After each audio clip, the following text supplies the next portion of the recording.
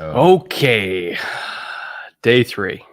We got the Irish coffee going. Coffee up. We have, 6-7 hours of nonstop day 3 picks to go over. So we got a lot to do today.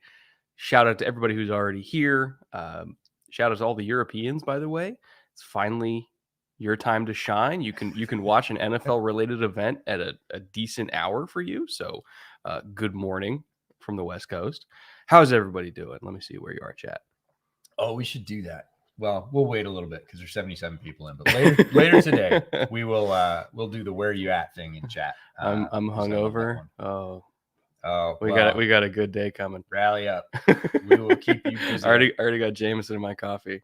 At some point, you will probably mute us if you're hungover because we're going to get real energetic real quick. Day 3 is awesome. We were talking about it this morning. A lot of streams drop off for day 3. It's hard to prepare for. Like, you have to do the work. Like, you have to dig in and watch players, a lot of players. Bengal. I bet. Did you, Bengal, if you could respond in chat, did you put out another like day 3 mock draft like you did for day 2 at like 11:30 at night for me? Because I admired your dedication. Yeah, yeoman's work there, Bengal. That was impressive. I put out a best available list last night, which is a whole lot easier than putting out a video. And I finished it at like 12:30 local West Coast time. And I was also tired AF. So I'm with you. We feel you. But thanks for stopping by. So we're kind of the day 3 source. If you want player analysis, many other streams have dropped off. People just don't go this deep. We talk about this all the time. The draft media really focuses on 50, 100, top 150. Some of them now are into the next 150, really. And we love this day. Tons of value. Again, 66% of the NFL comes from this day forward. Rounds 4 or lower or UDFA. 66%. So vast majority, well, not vast majority, but solid majority of the NFL comes from the lower rounds and undrafted free agent ranks. And those are the players we're talking about today. There's great values to be had. There's great stories. This draft is chock full of players because it's the biggest draft in years because of the COVID bump.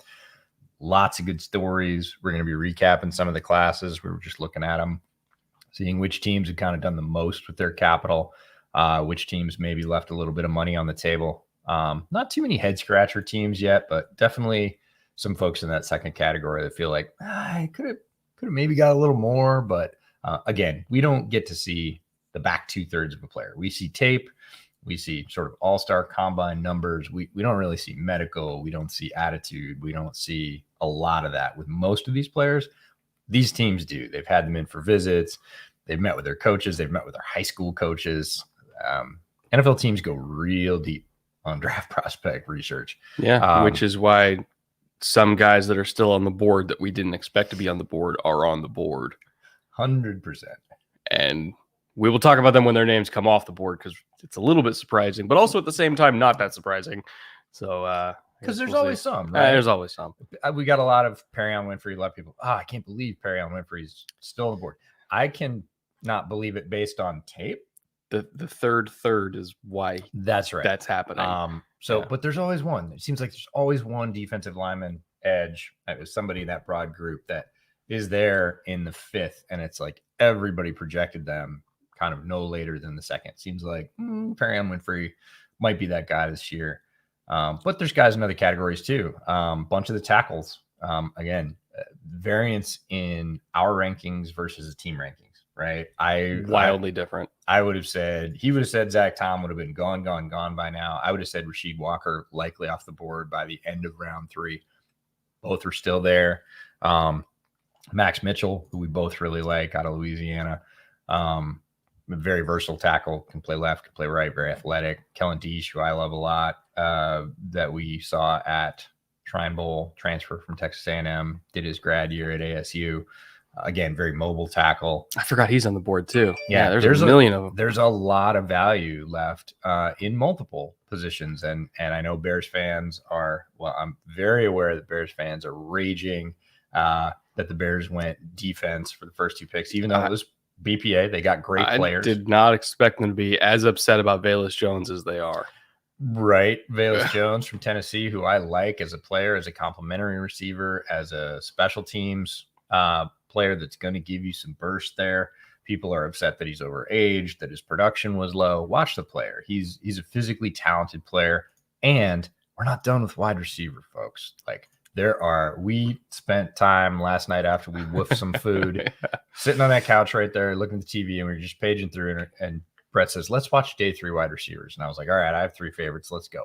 So we watched them, watched some of his, watched probably 6 guys last night, just highlights, just getting an idea of what's left on the board and sort of reminding each other of players that maybe you didn't get to who are in the deeper ranks. There's a lot of talent left on the board, and they're not all going to get drafted. So there's going to be UDFA receivers. Just hold your horses. My pet theory that I've launched about the Bears is that Ryan Poles is going to go on an offensive line run today and collect as many as he can. Ryan Poles is himself a former offensive lineman. He was in Kansas City last year where they collected picks like crazy to protect Patrick Mahomes. I think with the end of his picks, he probably goes on an offensive line run, and then he goes on a massive UDFA and remaining FA splurge to pick up the targets. Now, you can agree with that. You can disagree with that. You can think it's a good idea or bad idea. I think that's what might happen today. But then again, I wouldn't have told you that he would have gone defense with his first 2 picks. I like those picks a lot. But I understand people who are upset and saying nothing matters but weapons for Fields. So we're going to track all the stories throughout the league today. Picks are going to come fast and furious. Every 2 minutes or so. We'll try and get to every pick. We pride ourselves on that. We will try and get to every super chat as well, but that's probably not going to happen. Things are going to crank up pretty quickly here. I did put out 2 lists late last night, offense and defense, of best remaining available on the board. Certainly not every player, just some highlights of, hey, these guys are still available. If you need a safety, here's 5-7 guys. If you need a wide receiver, here's guys that are available. If you need offensive tackle, hey, there's 4 good ones left. So you can check that. It's on my Twitter feed. And a lot of players. And a lot of picks. There are certain teams that own certain rounds. Ravens own 4th round. They got 6 of them, I think. There's like 6 4th round picks. All you're going to hear today to start off is Baltimore. And I wouldn't doubt that they trade back for assets next year because probably all those guys aren't necessarily going to make the Ravens. They'll pick 3 or 4 of them. They don't need 6 of them. And that's not all their picks either. They have picks after that as well. So picks are super valuable because the class is so deep. There's so much talent left. Going to be a fun day. It's going to be a great day. Cal, first of all, thank you for making day 3 a tradition. I know that. Welcome back, Cal. I know that it's the day that a lot of people aren't familiar with, but we're happy that you're spending it with us. Mac Wake, thoughts on KC and what's target on day 3? I still think they're going to hit more receiver. They kind of got a lot of defensive value pieces day 1 and day 2. So we got Trent McDuffie in round 1, George Karlaftis in round 1 to address their DB and edge need. Came back with Sky Moore, who I thought they were going to take in the 1st round. That was a great receiver, but they still need another one. Brian Cook, yet another DB. So they can very easily put McDuffie at corner instead of safety and have Cook be their 3rd safety, which they love to run with 3 safety sets. You got Leo Chanel as another piece at linebacker. I would imagine Chanel and Willie Gay are going to be the starters. And Chanel, I think, brings a lot of pass rush versatility, or at least blitz threat versatility if you want to dictate protections and get more one-on-ones for Chris Jones and eventually George Karlaftis. So very, very solid class for KC so far. I have 0 complaints with any of their moves, to be quite honest. And I still think, as we mentioned, there's a lot of receivers left for them to fill out that room, which they still need to do. They can't just only get Sky Moore.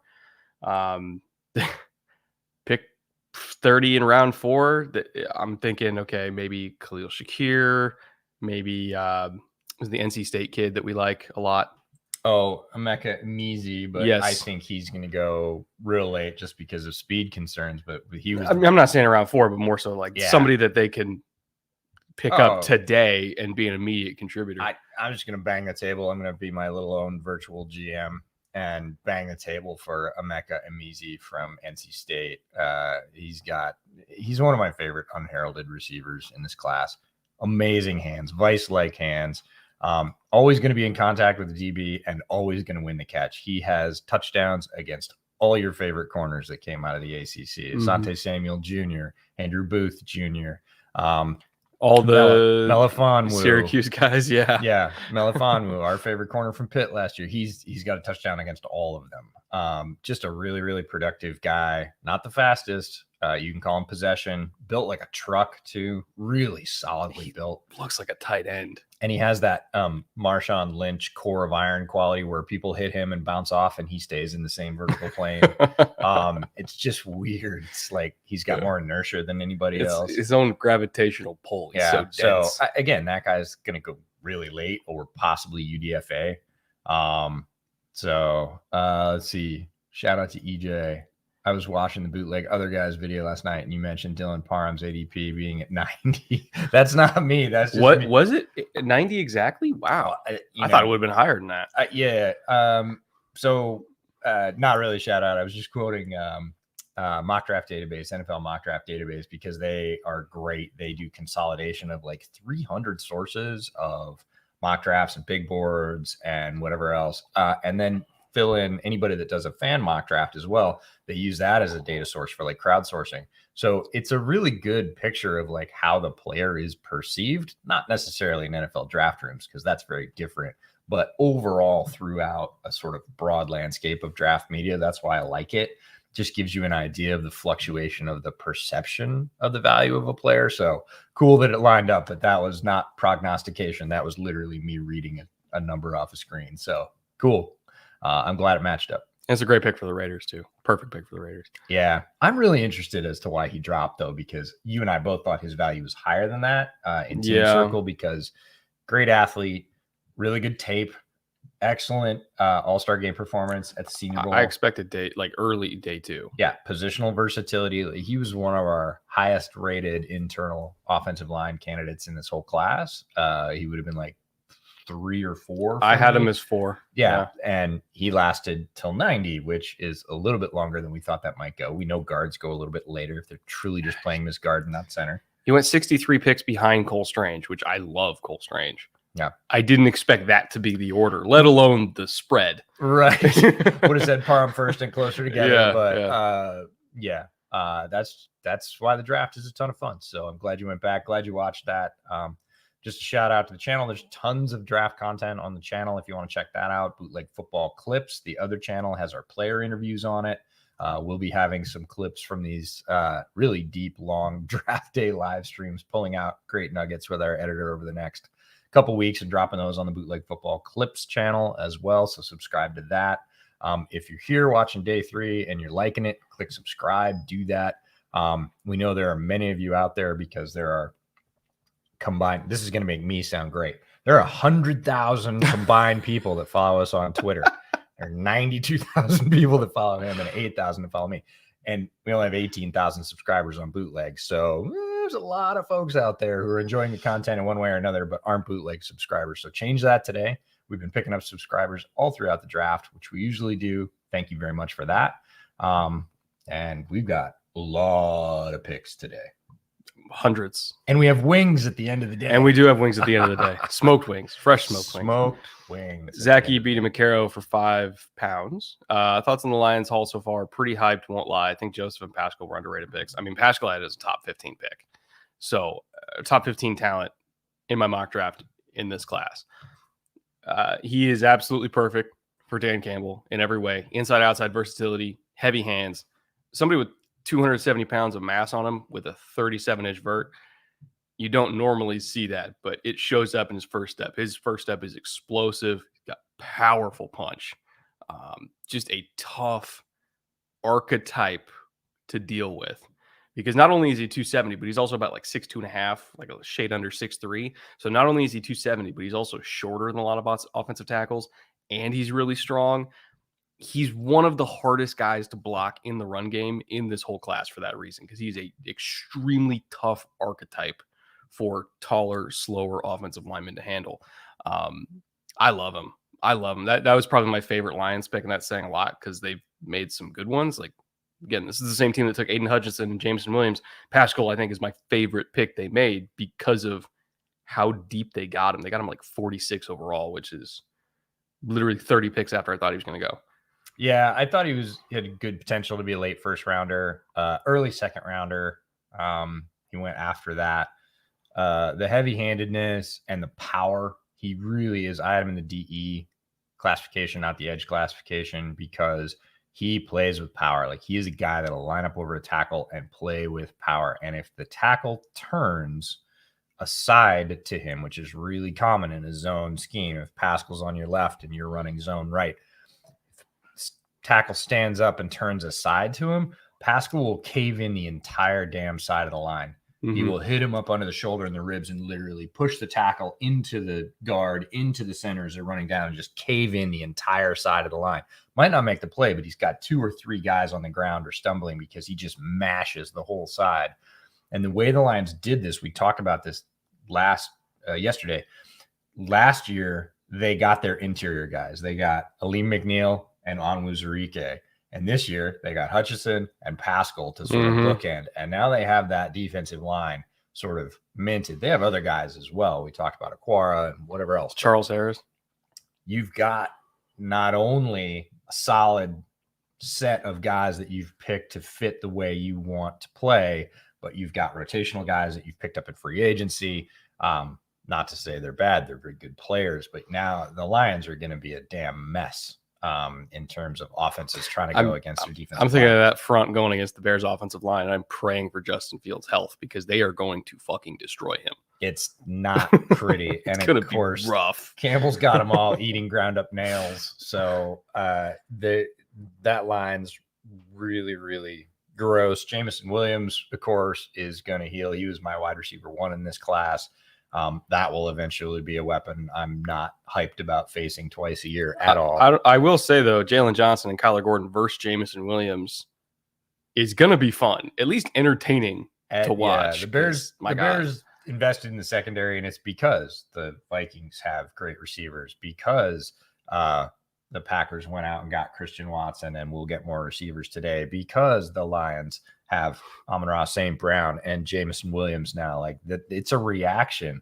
Speaking of Christian Watson, Tom Grassi in the chat, everybody. Tom Grassi, thanks for stopping by, man. My only favorite Packers fan. Yeah, and you have been crushing it, by the way. All praise and congratulations. Tom Grassi has been destroying it this year. If you're not following him, and this hurts me as a Bears fan, but no, it's in all fairness, great content creator. Happens to be a Packers fan. We won't hold it against him, but thanks for stopping by. Short of ESPN itself, had the largest draft stream on all of YouTube. Oh, yeah. Which is nuts. Yeah. Great work. Kirby Joseph was the only Lions kind of deviation from awesome for me. But again, Lions aren't done. They got a 5 and 2 6s today. And I was telling Brett before we went on air today that, like, I have full confidence in Holmes using those picks really, really well. That class is not done yet. It's going to look even better, and it already looks great. Just had a buddy compare Leo Chanel to Micah. Opinions, not the same guy. Not even close. Going forward, sure. Like, rushing, that's the closest you're going to get. Yeah. Micah does so many other things in other alignments in terms of, you see him running with receivers. You see him going really side to side in pass coverage, not tracking down ball carriers to tackle them. And he can actually rush off the edge and be more than just a decoy to draw a tackle. He can beat a tackle off the edge, which I don't think Leo Chanel can do or ever has done. Unless the tackle doesn't handle power well. Yes, and even then, like, Micah still has power, but he also has the speed and the bend. Like, it's not. I would not. We say, poor man's version or Kirkland brand version of, like, I think it's a bigger gap than that. Yeah. Yeah. It's a gas station version of Micah Parsons. Yeah. Oh, man. And we're off. Alex Smith for $5. Hope your leg is healing okay, Alex. Thoughts on our Bears day 2 after getting some sleep? I mean, I'm totally good with it. Kyler Gordon, great corner. He was like my 4th corner in this class. Jaquan Brisker, super talented, hashtag fun to watch safety. Was not one of my top seven safeties, but it doesn't mean he wasn't worth the pick. It just means that this safety class is really fucking good. And I had like 10 guys that you could qualify as top 5 safeties in this class. Yeah. But I'm totally good with the Jaquan Brisker pick. I think it was appropriate value. Now, Velus Jones, again, was it the receiver I personally would have taken? No, but I totally understand the pick because I think they are conceding. We just talked about the Lions defensive line. They're going to get pressure, a lot of pressure, and really quickly. We talk about the Packers defense, one of the most intimidating front sevens in the league, I would say. The Vikings have a great pass rush duo. You're only going to get 2.5 seconds to throw anyway. So if you're only going to get 2.5 seconds to throw, get it out to Velus Jones Jr., get it out to somebody who can do something with it after the catch, because you're not going to have time to sit there and pat the ball and wait for some backside dig to come open from some like traditional possession receiver very often. Most of the time in 3rd and 7, it is not even 3-step drop. It is catch the ball, plant, go. Get it to a guy who might be able to get the other 6 yards on 3rd and 7, which is Velus Jones. Yeah, I like the Bears draft. It is unexpected only because of positional significance. Secondary is absolutely a need. And I say secondary broadly because they didn't have a safety to put next to Eddie Jackson. They really needed another corner. I like Thomas Graham Jr. I think he played well at the end of last season. I do not want to roll into an NFL season with just Jalen Johnson and Graham Jr. as outside corners and really nothing else. You're leaving yourself susceptible to injury again in a division where there are great receivers. So going out, getting Kyler Gordon, who I loved his tape, having him be your outside. Thomas Graham's got flexibility. He can move to the slot now if he wants to. He played both at Oregon. Having one of the top safeties in this draft to pair with Eddie Jackson, the secondary looks a lot better, but it was the 3rd priority to me after offensive line, presumably left tackle, but they have a hole. They have an actual hole at right guard, really no players to put in it, and wide receiver. Those are the top 2. You can put them in any order you want, help the offense, help Justin stay upright. We just talked about it, give him targets. So those are my top 2 priorities. Secondary was my 3rd priority, and they prioritized it first because of who was on the board. Ryan Poles said, I didn't expect either of those players to be there. I understand that with Brisker. Gordon was borderline. There was he was sneaking into the end of first round. I didn't think Gordon, I thought Gordon would be like one of the first 3 picks on day 2. Right. So somewhere Ryan Poles was all of us. He got there and said, wait, I can get a quality starting outside corner right now. My team needs one of those. I'm going to do it. He did that over other players on the board. Obviously, that's the choice you always make. So I don't have a problem with the players he chose. I don't even really have a problem with the positional value. Again, the Bears are in the situation where they have a lot of holes. You pick the best players right now because you're not going probably to the playoffs this year anyways. It's early. You pick the best players you got at holes you have. They had a hole at outside corner. They got a great outside corner. They had a hole at safety. They got a great safety. They picked a receiver that is, going to help them. Again, they have a huge hole, multiple holes at receiver. They picked a good one that also gives them special teams versatility. People are talking about age. Just watch him play. His quarterback situation has not been great at any of his stops. It was not great at USC's 3rd wide receiver. We were talking about this. Both wide receivers in front of him at USC are pro guys that got drafted. And it wasn't even a great quarterback situation, and he was the number 3. So don't just look at production numbers and go, oh, he must suck. Tennessee, his quarterback was not great either. Look at the player. Look at the physical ability, his tenacious approach to getting yards after catch. I said he reminds me a little bit of Brandon Ayuk that way, and the way that they really compete with the ball in their hands after they've caught it. And they both have special teams versatility. So, not necessarily my favorite receiver, not a throwaway pick. Talking about gas station Micah Parsons, I think he's gas station Percy Harvin.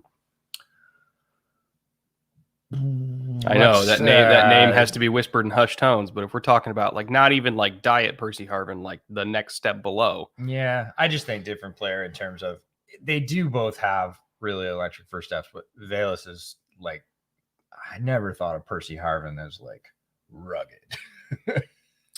It depends. Early Percy Harvin? Yeah, before the injuries for sure. Early Percy Harvin would fucking melt your face off. Yeah, and he was more electric. Yeah, sure. One of the most talented football players I have ever seen. Yeah, I just think there's such a gap between those that I don't want to put them together, because then people are like, you said Velus Jones was Percy Harvin, and we're like, no, that's not what we said. But Give me a couple more Irish copies, maybe I will. But yeah. And there's so many more receivers on the board. Bears aren't done yet. They're through the end of the rounds, UDFA, whatever. They're going to add some targets. Kevin Rung for $50. First of all, thank you, Kevin. You. Massively appreciate that. Wanted to send my thanks for the content. New listener, but I've got a strong feeling these streams are going to be my new yearly tradition. Strap in for day 3 and bear down. Oh, thank you for joining us. Welcome to the tradition. This is year 3 for us. We were talking about that when I got down here earlier in the week. It just kind of look at each other like, you believe this is the 3rd time we're doing this?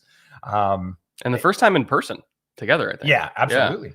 First time in the same place. So feel like they're getting better every year. Hope you get to witness some of that, Kevin. And thanks for being here. Thanks so much for the support of the channel. That's tremendous. Where was Brian Robinson ranked in your RB group? I can't remember my exact tier where I had him. Well, strangely enough, I can pull it up. Yeah, I didn't have him in my top 7 though. I wasn't even close to top 7. I think I had him like 13 or 14, somewhere around there, because I felt like there were some other guys in this class that were more dynamic with the ball in their hands. But I will say the thing that Brian Robinson has over virtually every running back ahead of him in my rankings, and the reason why he probably went as high as he did, is because he can pass protect extraordinarily well. He's the best pass protector in this class, which then also makes him a 3-down back. There are some guys that also went on day 2.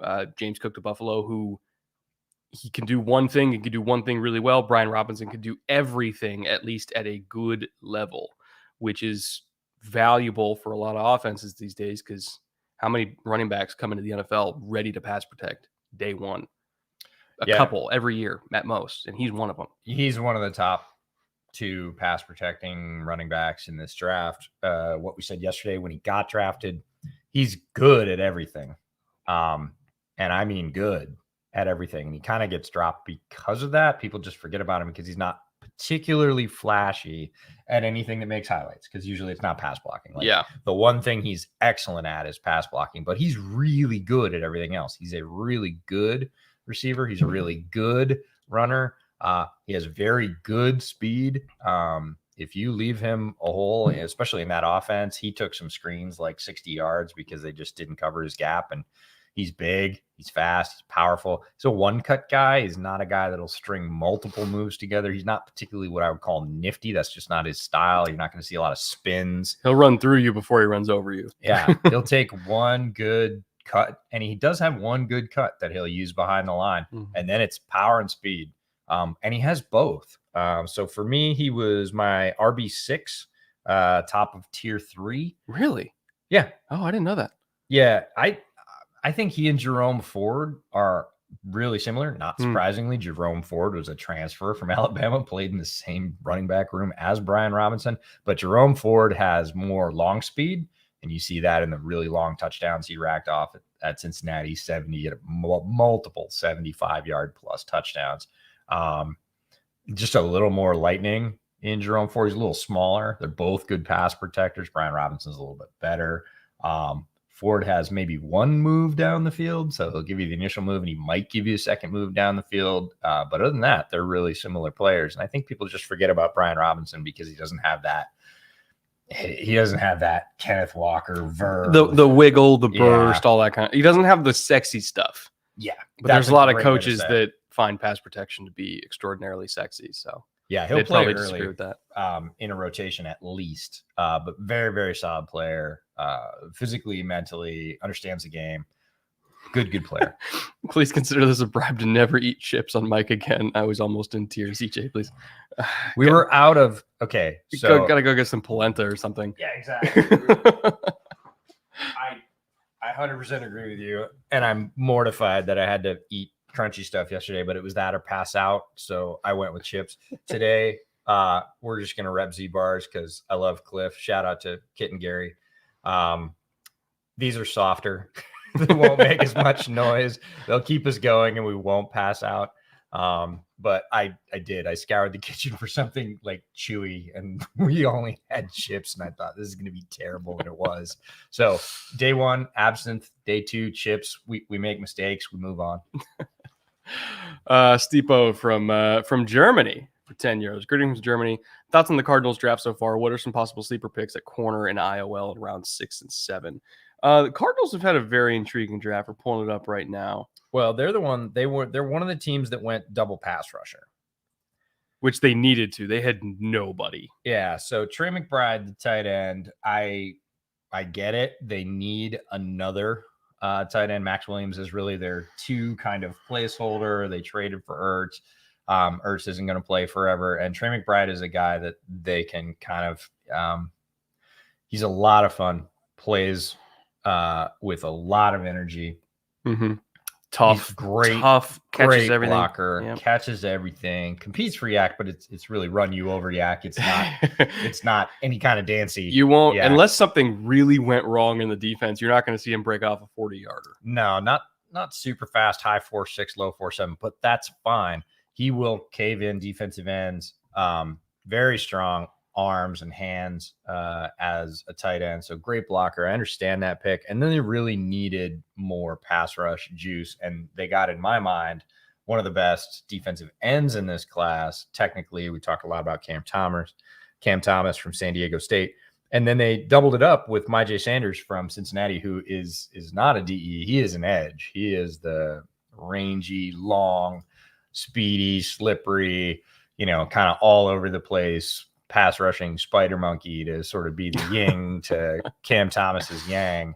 And that's great. That's what you want to do with any position room, is say, what do I have and how do I balance it? They did it, not only within the same draft, but within, the same round. Those are both 3rd round picks. So they went from having not very diverse pass rush to much more diverse pass rush. 2 players who really liked. Myjai Sanders is one of those for me that was just the hardest to get a handle on. Him and D'Angelo Malone were like kind of right together in my rankings, and I was always trying to figure out what he was, but man, he was effective. I think he when you watch the Alabama game, there were some reps that he had that were like, whoa, these are Alabama tackles now. And he's getting good push on them. Would kind of stall out late though. So I want to see him not just get that good initial pop. I want to see him be able to disengage and finish. Counter move. Yes. Needs a counter move bad. And that's why he went where he did, because in terms of just physical talent, ignore the testing numbers. Remember, he was deathly ill at the combine. I remember he had like a really shitty combine. He lost like 20 pounds. Yeah, he dropped almost 30 pounds, 28 pounds, I think. From illness in like a week. Yeah, he checked in so light, and we're like, is he trying to make a linebacker conversion? Like no, a running linebacker? No, it turns out like a couple days later came out, he was really sick, dropped almost 30 pounds. So throw out the combine testing numbers, his pro day, he was back to being healthy. He'd regained most of the good weight, and his numbers were really what I would think was in line with his tape once he hit the pro day. We both kind of just went, oh, okay, he's fine. That's the guy. Yeah. So in terms of possible sleeper picks at corner and IOL in round 6 and 7, Zion McCollum from Sam Houston State, ultra athletic kid, was a recruit to Utah, by the way, with his brother Tristan, who's a safety. Yeah, and Utah, he would have been so good there. Decided they wanted to stay closer to home, go to Sam Houston instead. If he put up the tape he did at Utah that he did at Sam Houston, which he very easily could have because he's more athletic than literally every receiver in the Pac-12, he already would have been gone. Yeah, round 2 pick. If he played in Utah's defense, which is where Jalen Johnson played, like super physical, Utah sometimes gets described as the SEC team and an SEC defense playing in the Pac-12. It's fitting. If Zion McCollum with his physical skills is out there anchoring one of the edges with on a team with Devin Lloyd and Nephi Sewell and Mike Tafua and all those guys, like he would have been, a lot more people would have seen him than at Sam Houston State. Some other corners they might get, Joshua Williams from Fayetteville State. Damari Mathis is still on the board from Pitt if they want nickel. Yeah. I like Darian Kendrick from Georgia, again, late. I think he's got a lot of physical skills and could be one of those corners we see develop in the pros that we really like. In terms of IOL, you asked about that as well. There's a lot left. If you're looking for guard, you can get Darian Kennard, who was a tackle at Kentucky, but a huge dude. Going to convert to guard, I think, in the league. Donovan West at center is one of my favorite picks. If he ends up as a Bear, I'd be really happy. Hope everybody heard that in Chicago.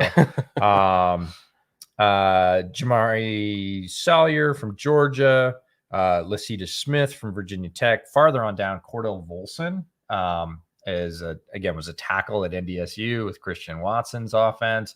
Going to slide inside, most likely to guard, but has some positional flexibility there. Going to be not a flashy pick on the line, but one of those guys that plays 6 or 7 years, gets a second contract, and everybody's like, where'd Coldell Volson play? Oh, North Dakota State. He's one of those trivia card guys. Yeah, for sure, but he's going to be really effective.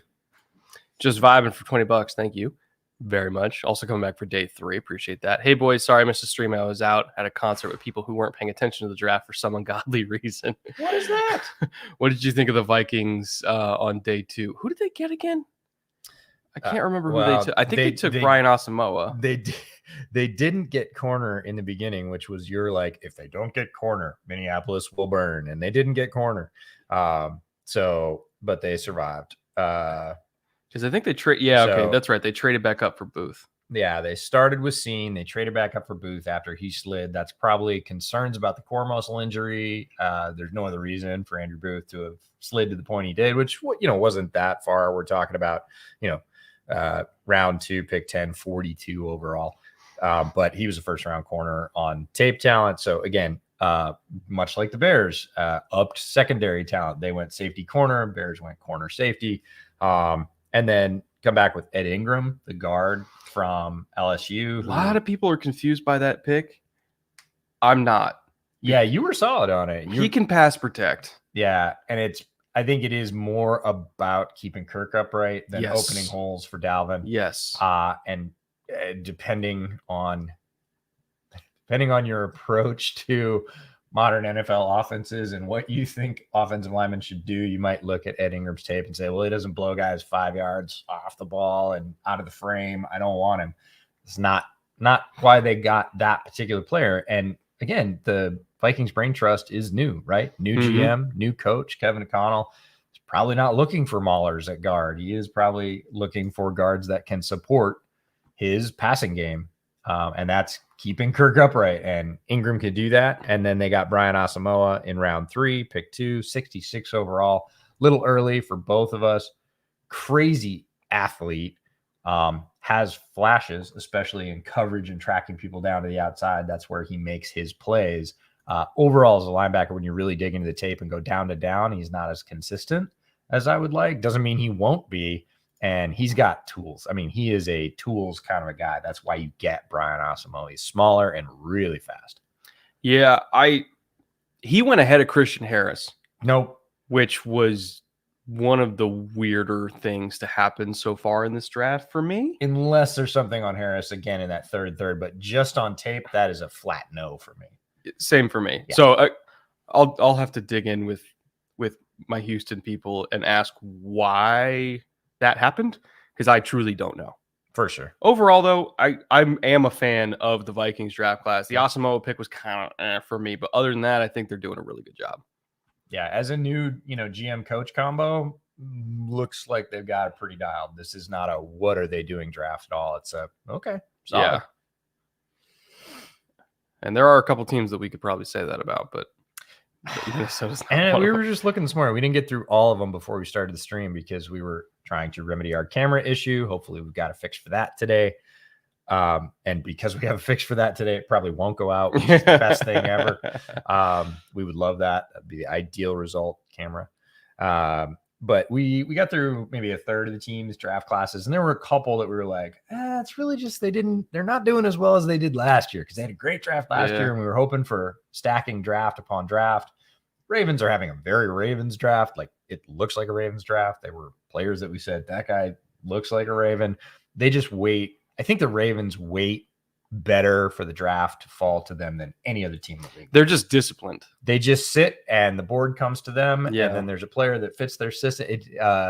Nate Tice said on Twitter 2 days ago, why does this keep happening? And it's a system. Like, it's the same system under Ozzie that went to Eric DeCosta. They do the same thing. They do the same diligence. They are very patient in the draft, and it almost always pays off for them. Did you see the story that Ozzie literally told Eric DeCosta, you are my successor. You will be GM after I retire, before Flacco was drafted? Yeah. It took another 9 years. Yeah, it was really well known, He though. waited 9 years. Because people went after DaCosta. DaCosta was the hot, young personnel guy in the league that if you were, saying, hey, we got an opening, and very few people sniffed because they were pretty sure that they weren't going to get him. And so they go, hey, we'll throw all the money at you, whatever else. Munich Stadium. Oh, Tampa's got to be playing in Germany. You know what? They are. They already announced one team. Oh, they did? Yeah, and it's Tampa. It's got to be Chiefs playing against him. The Chiefs also have the German market. It could be Chiefs. We'll see. We got to go, man. I know. We got to go. Current Bucks pick is coming from Munich Stadium, which is where we want to be next fall when the NFL is there. Gorgeous place. Yeah, I can't wait. Ooh. Okay. Zach, we're gonna get to your super chat in just a second. K-Dot into Tampa Bay. Did it show up? Yes. On here. Okay, I need to get to my K-Dot into Tampa Bay is love it. He's not Gronk, but in terms of Gronk prototype of a two-way tight end that can play in the Y, blocks his ass off. They used him as an insert a lot, as like a lead blocker because he was better at it than any fullback they were going to have on the roster. Way more athletic as a receiver than he gets given credit for. One of my favorite tight ends in this class. He wins with unreasonable quickness for his frame. He wins with his frame, period. Like if you throw with leverage on his body, there's no DB in the NFL that is going to be able to get through his frame to get to that ball. He's one of these box out targets, just like Gronk, in addition to having the ability to block his ass off. There were some games where he legitimately took over and everybody knew the ball was going to K-Dot and it didn't matter. He took over the game. Okay. Literally, Brett had K-Dot as TE2. Am I seeing that wrong? No, he was my TE2. It was Dulcich and then Otten. Okay. I loved Otten, and Otten was 5 for me. I had McBride, Jelani Woods, and Greg Dulcich, which matches with where they got picked. James Mitchell, who we'll talk about in a bit, and then Cade Otton. And Cade Otton was there above Jeremy Ruckert for me, above Chigakonkwo, because he's an excellent blocker. You look at his blocking reps against guys like Kayvon Thibodeau, and he's got more verve in the passing game, even though he wasn't necessarily used that way. They didn't throw to him a lot at Washington. He looks smoother in those pass reps. He really looks like he can be that pro receiver, not necessarily in the deep third, but all the short stuff out around the edges, actually getting some yak, avoiding defensive backs after he catches short throws and picking up another 5-6 yards. Really like Cade Otton, former high school quarterback, played his high school ball in the Northwest at Tumwater, right down the road for me in Olympia, Washington. Was recruited, went to the University of Washington, struggled with an injury through the pre-draft process. So his sort of star dropped a little bit. People just didn't see him as much. Underrated player, great pickup by Tampa Bay. Not surprised they jumped on him early. High for both of us in the tight end rankings, especially based on what's left. Great pick for Tampa Bay. We got a pick coming in for the Texans from Mexico. Who did they take? That's an adorable fucking baby. All right, let me go. Not the Texans selection. The Texans selection is not an adorable. Oh, they took Dameon Pierce, man. Oh, they just keep stacking players. Oh, Nick Caserio having an incredible draft so far. Mark this down. Dameon Pierce is going to be one of the top 10 running backs in the NFL within 2 years. Who else is going to take carries from him in that backfield? He's going to get fed. And he is going to use those. The thing about Dameon Pierce is he was used in a 50-50 split at Florida, and there was absolutely no fucking good reason for that. Look at that helmet popping off. Oh, when he had carries, he got 5, 6, 7 yards. When the other guy got carries, he got 2, 3, 4 yards. And it happened over and over again. And they would alternate. Mullen alternated. And Florida fans will tell you, they will tell you with anger in their voices, there was no reason that Pierce was not on the field more often. You watch his highlights. He is one of my favorite running backs in this class. Great draft. Great draft. Great player. He's so good. Zach Montgomery for $14. Thank you, Zach. Falcons fan here. Been watching the streams as VODs at work and have been loving the Falcons draft so far. Anyone you're looking at in day 3 for them? So they already got Ebiketie, they got London, they got Ritter. Who else did they take? Sorry, you're going Falcons? Yeah. I'll pull it up for the stream. They got Drake London, Ebiketie. They went Troy Anderson at linebacker out of Montana State, then picked up Desmond Ritter, and then D'Angelo Malone. So another team that got their bookend rushers. They're a little more similar than the Cardinals duo, which is really 2 different styles. This is more stacking on the same style. Ebiketie, a much better player. D'Angelo Malone, underrated though, out of Western Kentucky, really had great production. I think our buddy Mark Jarvis said it about a month ago. I'm surprised Malone's not getting more hype, more looks, more whatever in this class. He seems pretty quiet. And when you look at his tape, it's not quiet tape. He is productive. He doesn't disappear for long stretches. He has impact plays. Really, really good player. So I love the Falcons draft. I'm not a wild fan of the Anderson value, but the other players, I'm all of them. I'm looking for running back here in day 3 because it's a great running back class. Keontae Ingram or Pierre Strong are the 2 that make the most. I mean, maybe Ty Chandler as well. Jerome Ford is still there. Jerome Ford's still there. Ford and Ritter. Oh hell yeah! Actually, yeah. I wouldn't hate just be Cincinnati South.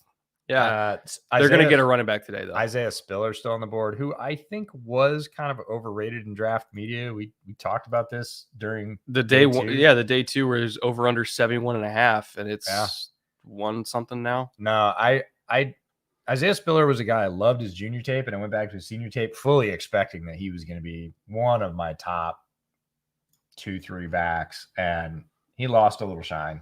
He gets what's there, and then some. He's a good athlete, but he had a great line in front of him. A lot of his highlights are running to the left, and you're like, man, that was a huge gap. Oh, it's Kenyon Green.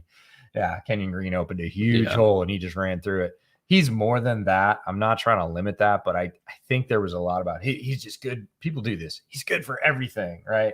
He's great for pass by. I think I had him as like RB16. Yeah, something like that. I had him. Spiller was not my top 7. He was right near the top of my just outside the top 7 rankings. But I had Dameon Pierce as my running back 4. There you go. Right in the middle of tier 2. Dameon Pierce, one of my favorite players in this draft. So Texans are killing it. Perry and Winfrey to the Browns, which is unsurprising.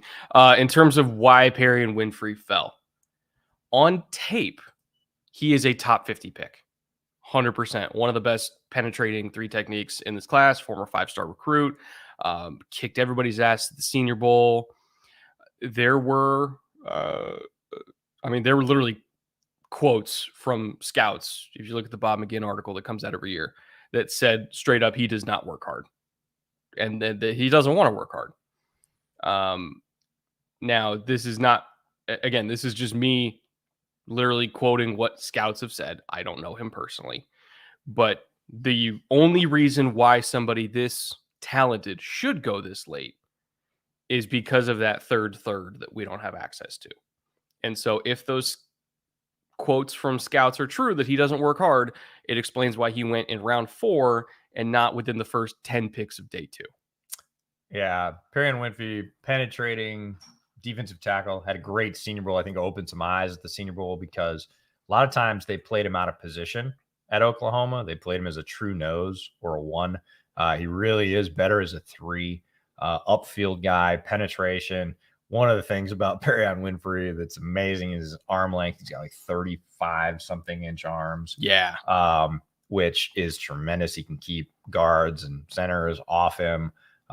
Good first step, more linear, has some lateral agility, not a ton. You will see those rushes where he goes barreling by the quarterback and needed to make a 90-degree turn, but doesn't get him. Slightly tight-hipped, yeah, but makes up for it just in that first step explosiveness and power. Yeah, and then arm length, he gets a lot of stuff out of because as he's running by, he sticks out that 35-inch arm and snags a dude or knocks him around a little bit, spins him, and somebody else cleans it up. You see a lot of that. Nick Bonito was the was the beneficiary of a lot of those because Nick Bonito's really fast and agile.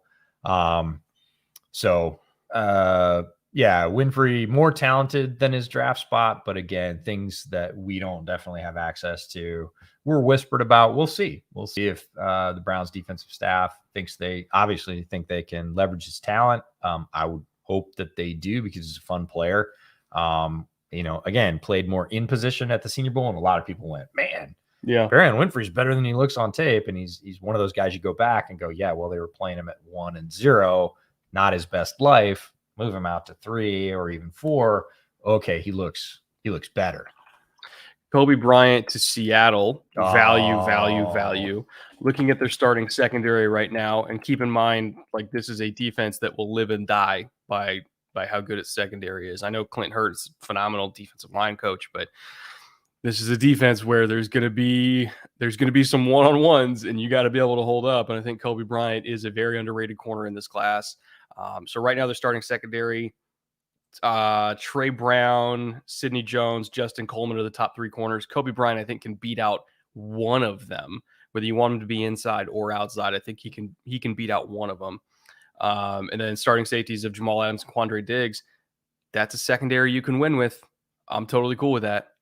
Yeah, Kobe Bryant, a really good pick. This is the corner that played across from Sauce Gardner at Cincy, and therefore got picked on a lot because nobody threw to Sauce's side. There's, again, quotes from opposing coaches. My favorite opposing coach quote about Sauce Gardner is, no, we just put some slapdick receiver over there and didn't throw to him because he wasn't going to get anything anyways, which means almost all the targets went to Kobe's side. So he did get exposed a little bit, but he's a really good athlete, better in sort of off than he is in sort of press man, like on the hip, but he's got great athletic testing. Sidney Jones had a sort of revelation season for the Seahawks last year, stayed healthy for the first time in his career, played more snaps than he had in his entire career. But again, you can't guarantee that's going to happen again. And if he doesn't, Kobe Bryant is a very nice consolation prize to have behind him, learning from him, can step in and give Seattle very little drop off. And he gets to work with Sean Desai. And that's one of the best things for his career. Sean Desai was a defensive back coach for a long time for the Bears, was the Bears defensive coordinator for 1 year before the recent coaching switch. And Seattle picked him up and gave him some other title because Clint Hurt's the DC, but it's like offensive assistant defensive. I think he's also assistant head coach too, right? Yeah. So he and Hurt are going to be doing this together. And Desai knows how to get the best out of defensive backs. So Kobe Bryant, great landing spot, great players in front of him, great coach. I think if I was going to bet on somebody to fix his flaws, it would be like Aaron Glenn or Sean Desai, or like, I want a coach like that for Kobe Bryant because there's a lot there to work with. Good pick for also, the Seahawks. Pete Carroll, notable DB coach and one of the better DB coaches out there too. We gotta look at the names for Seattle real quick. I mean, we got Charles Cross, Boye Mafe, Kenneth Walker, which there's a lot of hue and cry about picking a running back. They picked the best running back in the draft. Not going to go against it. Abraham Lucas, who, again, if he can fix his issue handling power, gives you literally a couple of bookends, a left and a right with Cross and Abraham Lucas, and then Kobe Bryant. They're building around Drew Lock, and they're taking that chance. This is the most like down the fairway value Seahawks draft in maybe ever since 2012. I mean, in terms of the John Schneider era. Since 2012. Well, actually, no, because at the time, remember, people considered the 2012 draft to be off the wall because everybody's like, that's a reach for Bobby Wagner, Russell Wilson's Who's this Bobby Wagner kid? So actually, I actually don't know if they've ever had a down the fairway. This is the most down the fairway in terms of outside public perception, draft media value that John Schneider has ever had. I'm not saying he's gone chalk. He's gone really close to chalk here. Yeah. In terms of where these guys were supposed to go. Mafe was considered by some a first rounder, goes in top 8 picks of the second. Kenneth Walker, again, second back off the board, but it was expected. Great player. Yeah. Second round is where we both predicted he would go. And this is about the latest I thought Kobe Bryant would go. So Lucas in the third. There you go. There a lot of people said Lucas in the second. This is, I got to say, being from the Pacific Northwest, this is odd. It's awesome, but it's odd. Now, EJ, do you know where I said Daniel Falele would have the most success in Ravens. my offensive? Yeah, there you go. Yeah, because we talked about him being Zeus. He can down block like a motherfucker. Yeah. And that's what they're going to ask him to do. We talked about Falele and the planet theory. So Daniel Falele, tackle, Minnesota. Massive human being. He's 6'8", 360. At one point was 413, I think was his max. So he's like 365, 6'8". That's slimmed down, by the way. Huge dude. Has way better feet than anybody 6'8", 350 plus deserves to have. Doesn't always use them the right way, but they're there in terms of raw athletic potential. And we said Ravens don't have any problem with huge tackles who have interesting measurables that don't necessarily say, people look at a 3-cone or the first 10-yard split and go, oh, it's not ideal. Ravens are like, that's okay. He's massive. We can use him. Good value. Good value. Consti, you son of a bitch. I love you, Consti. Good evening. €100 donation in the chat. Oh, Consti, that's amazing. You're too good to us, man. Danke. You're too good to us. Shane. First of all, good evening from Germany. Love the content. Call me crazy. My favorite picks would be Bootleg's favorite pick, Thomas Booker, Hunter Renfrow with 2 shots of espresso, of course, referring to Kyle Phillips. Yes. The quarterback with a rocket launcher, Carson Strong. Really love the draft we had. And Kobe Bryant. Kobe Bryant, great pick. Seahawks, again, that whole class, top to bottom, like there's nobody in that class I don't like. No. Like I was not anti-Abraham Lucas. I was anti-Abraham Lucas's ability to deal with power. And if he fixes that, or the Seahawks coaches can fix that, you've got literally bookend tackles. One of, if we both thought, the best running back in the class. One of the corners that was just outside our top 7, but was like, man, he's got a lot of tools and he doesn't have that many flaws. That's a great draft. And Boy Mafe, who's just a freak rusher who they're going to rotate in with Taylor and all the other guys they've got on the edge. And Clint Hurt knows how to coach up rushers. So that combination between Desai knowing how to coach the back half and Clint knowing how to coach the front half.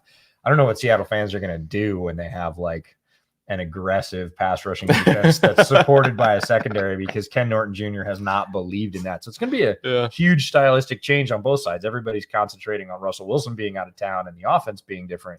The defense, I've been telling people, wait till you see the defense. It's going to be fun. Max Mitchell to the Jets. This is a great pick. Max Mitchell, I think we don't know what's going on with Mekhi Becton. We have no idea if all of this, they're trying to move Mekhi thing is real. I don't know. All right, I'm going to grab more coffee because the picture going to keep rolling. What I will say is, if beyond how they feel about Mekhi, if Mekhi gets hurt again, Max Mitchell can step in and start at left tackle and be stable and reliable. If Fant gets hurt at right tackle, Max Mitchell can step in and be stable and reliable. This is one of the only tackles that I can remember seeing in the last few years that not just in the same season, not just in the same game, but in the same drive against Texas was flipping back and forth between left tackle and right tackle and still not giving up any pressure, which is unbelievably difficult to do. Like, if you know anything about offensive line play, like very few humans are that kind of ambidextrous where they can do that. So I love the Max Mitchell pick. I think it's a way to secure themselves against injury at either left tackle or right tackle at the exact same time. And man, for an early 4th-round pick, that's tremendous value. I thought he was going to be gone. I thought he was going to be long gone by now, actually. Daniel Bellinger to the Giants. Fant is left tackle? Since when? I thought they wanted Fant at right and Mekhi at left. Hold on. When did they switch Fant over? Because I know they got Edoga, but I didn't. I'm trusting you guys, but I am gonna dig into that because I thought it was Fant at right, Mekhi at left.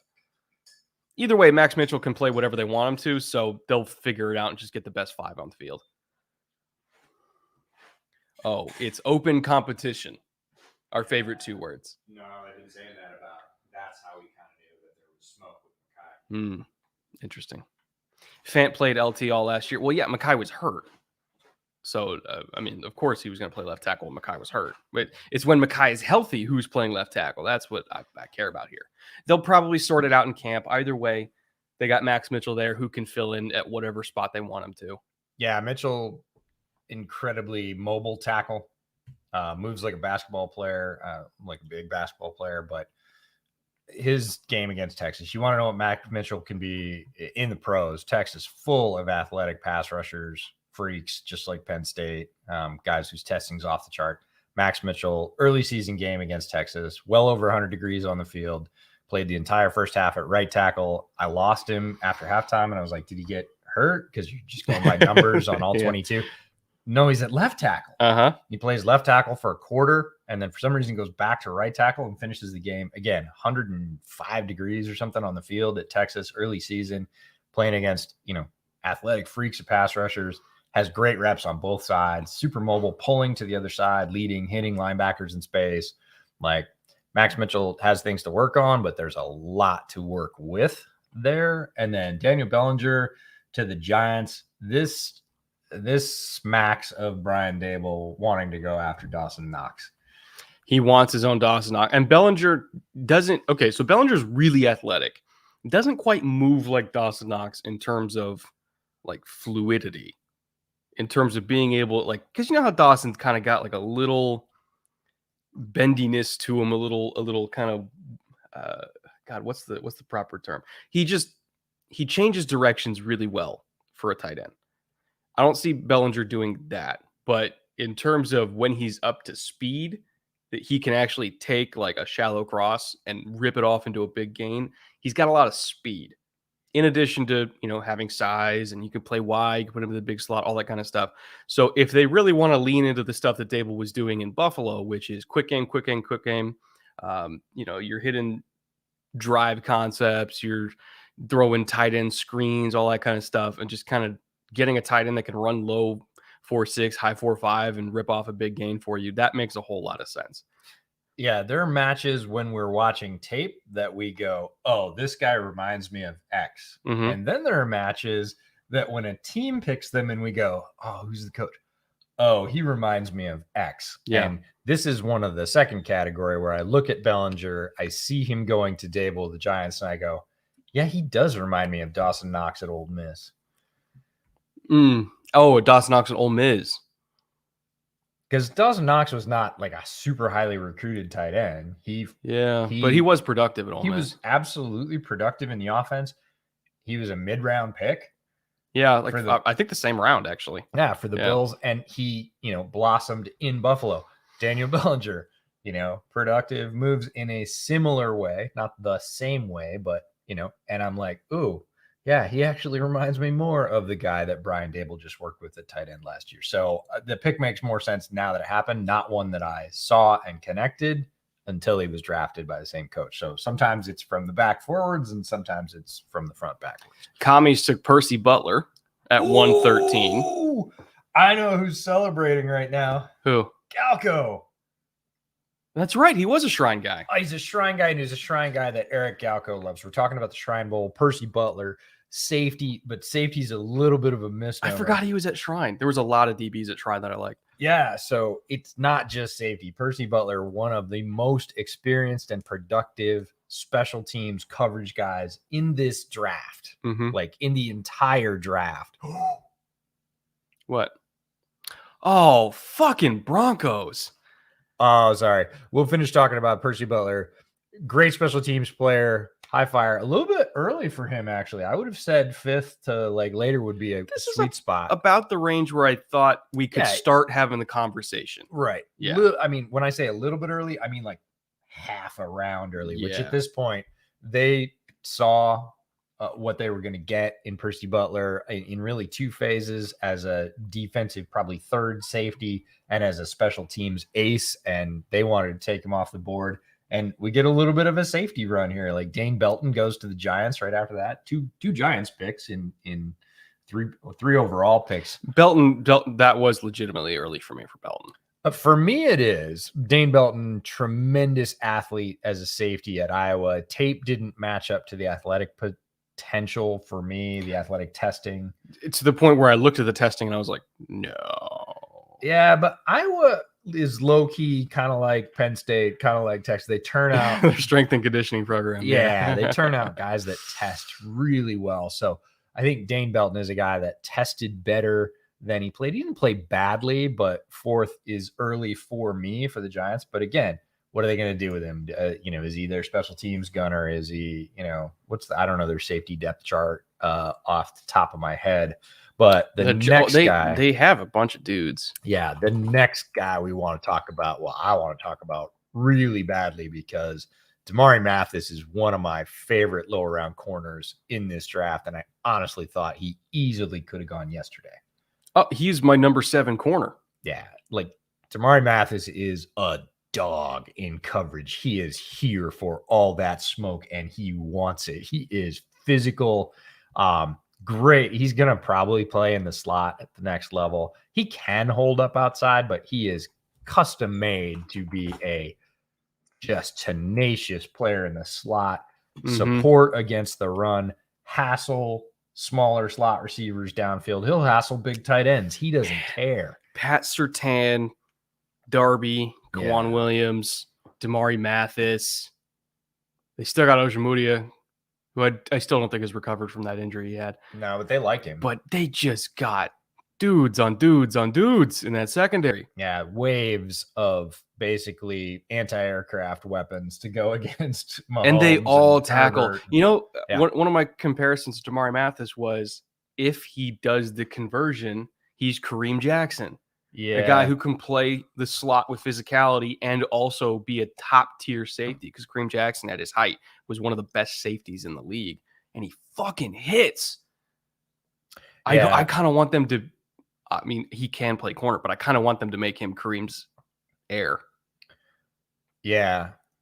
Early fans of Bootleg will remember my love for Dane Jackson, the Pitt nickel, who we saw in 2020 Mobile Senior Bowl.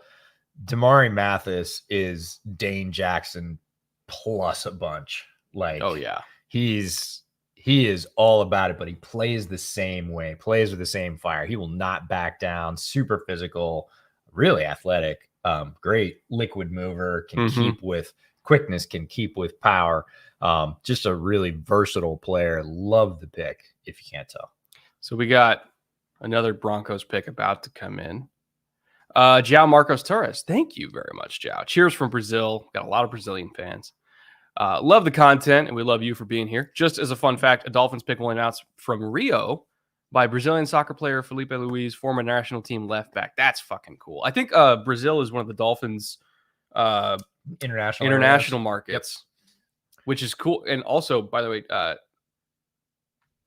Brazil to Miami, not that far of a flight. It's kind of far. I mean, you just got to go over the Caribbean, but there's a lot of Brazilian fans. There's a lot of Brazilian football fans, and Miami's the closest team to them. There's a ton of fans in Brazil. Brazil is one of the fastest growing international NFL markets, and rightfully so. Who was Enrique to the Broncos? There's my guy. Oh man, There's Draymond Jones. There's your Shelby Harris replacement. That's my guy. So the guy we're talking about is Yoma Uwazurike from Iowa State. One of my favorite under the radar players in this draft. 6'6", 315. Led all defensive tackles on our list. If you're a Bootleg patron, you got our positional rankings in the DT rankings. I'm going to pull it up because I'm going to read off some other names and their overall pressure stats. And then Uwazurike's.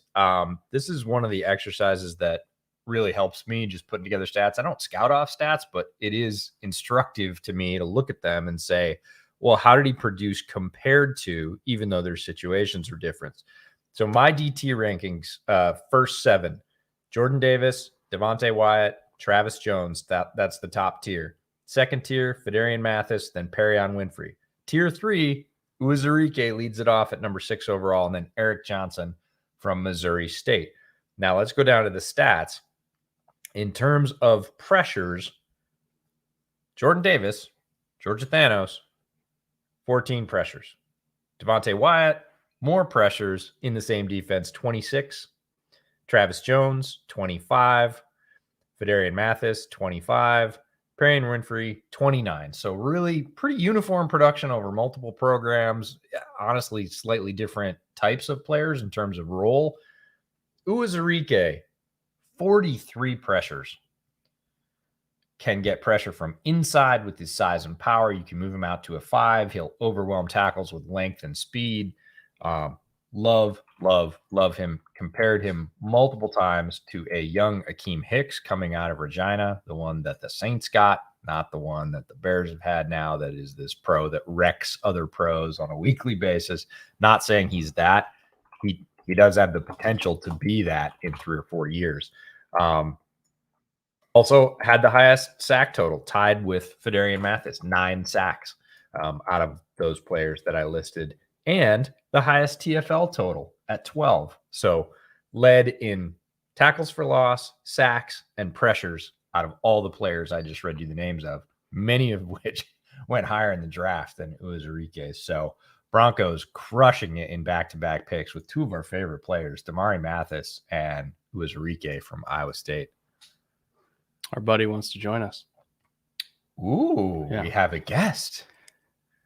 So I think I'm just going to play the sound through this. We should be able to hear him. I think we'll be able to hear him. This will be fun. Yeah. This is our first guest of the live stream this year. Well, he's expected to clean up today. He is already cleaning up. He's already had one go. We expect multiple more to be going pretty shortly. Real quick on Uwazurike.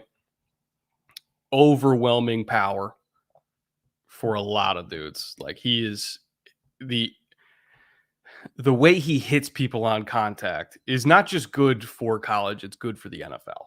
Like, it is upper tier power.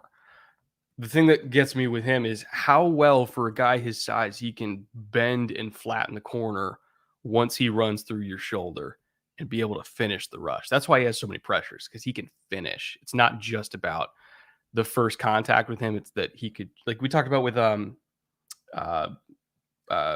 Myjai Sanders. Yes. Ability to finish. He can finish. Yeah. So fantastic pick, getting him in the 4th round.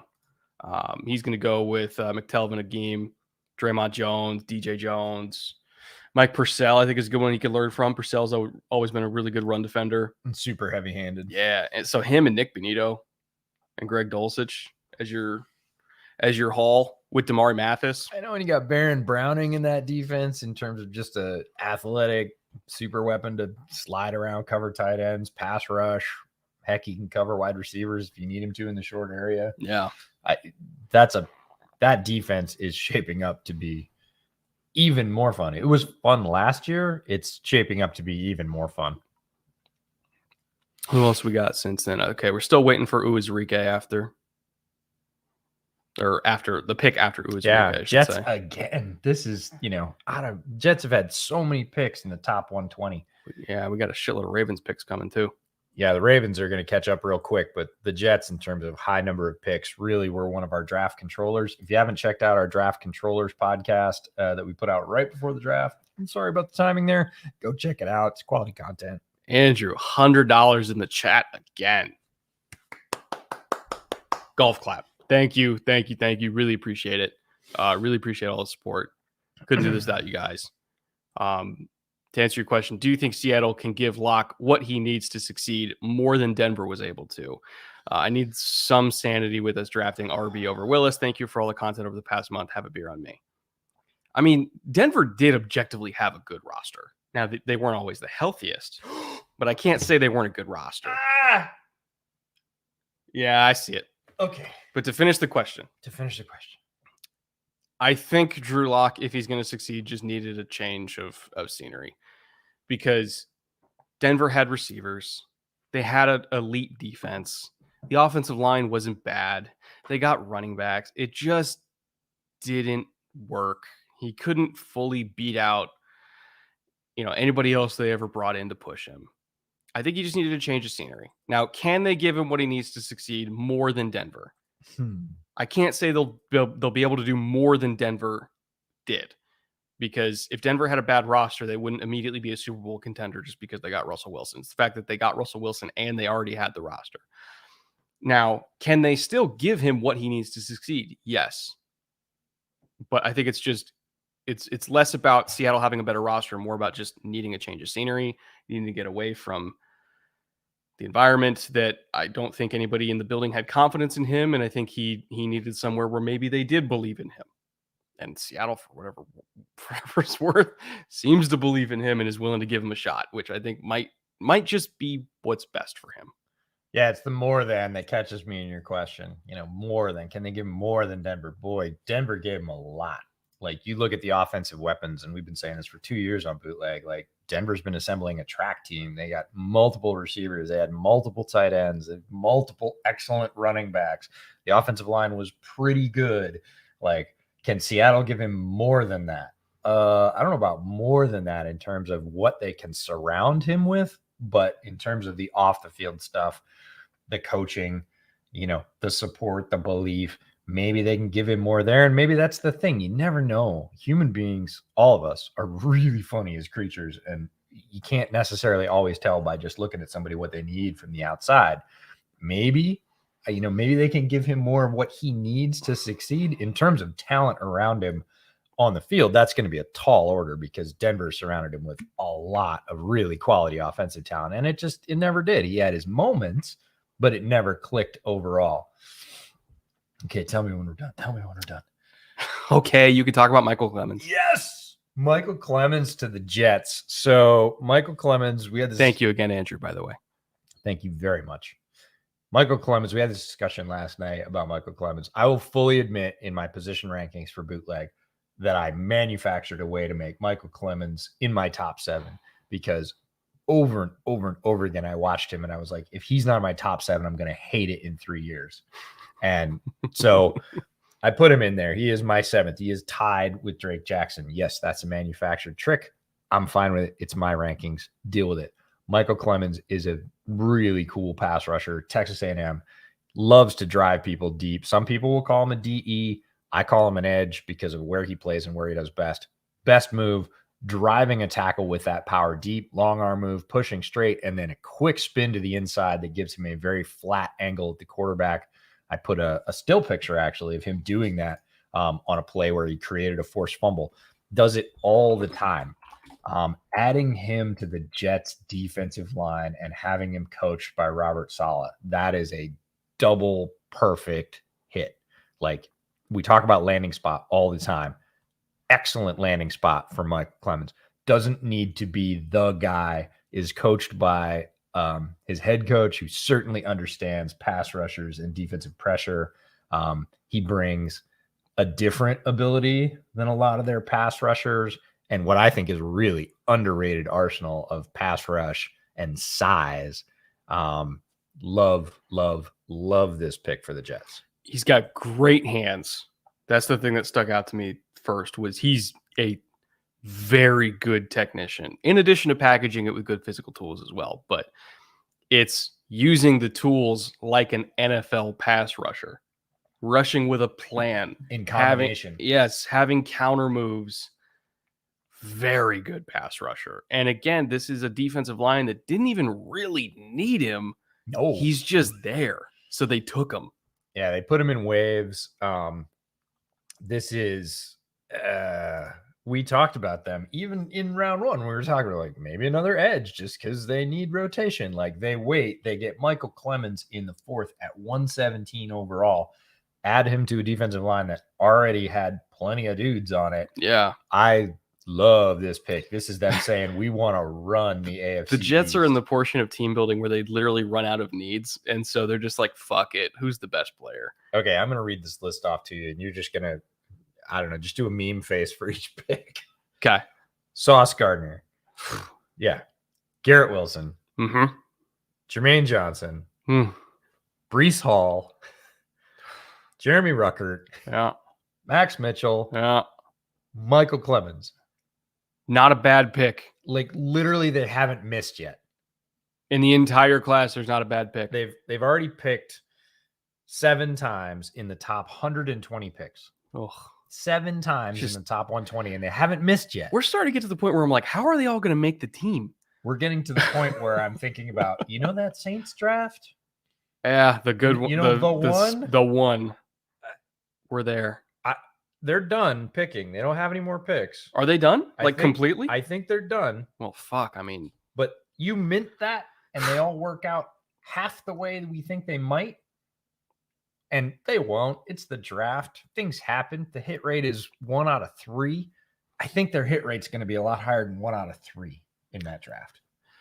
Caleb Evans and Jalen Armour Davis go back to back. Jalen Armour Davis for sure is Ravens style. Like in terms of if you just want a pure cover corner, he's not the best guy. If you want a corner that'll just beat the shit out of people, it's Jalen Armour Davis. And so we're apparently at the portion of the draft where big physical corners are going to go. They happen to go back to back. We talked about the fact that both Caleb Evans and Jalen Armour Davis are over 6 foot when we were making that point a couple of days ago. Caleb Evans, he's not crazy fluid.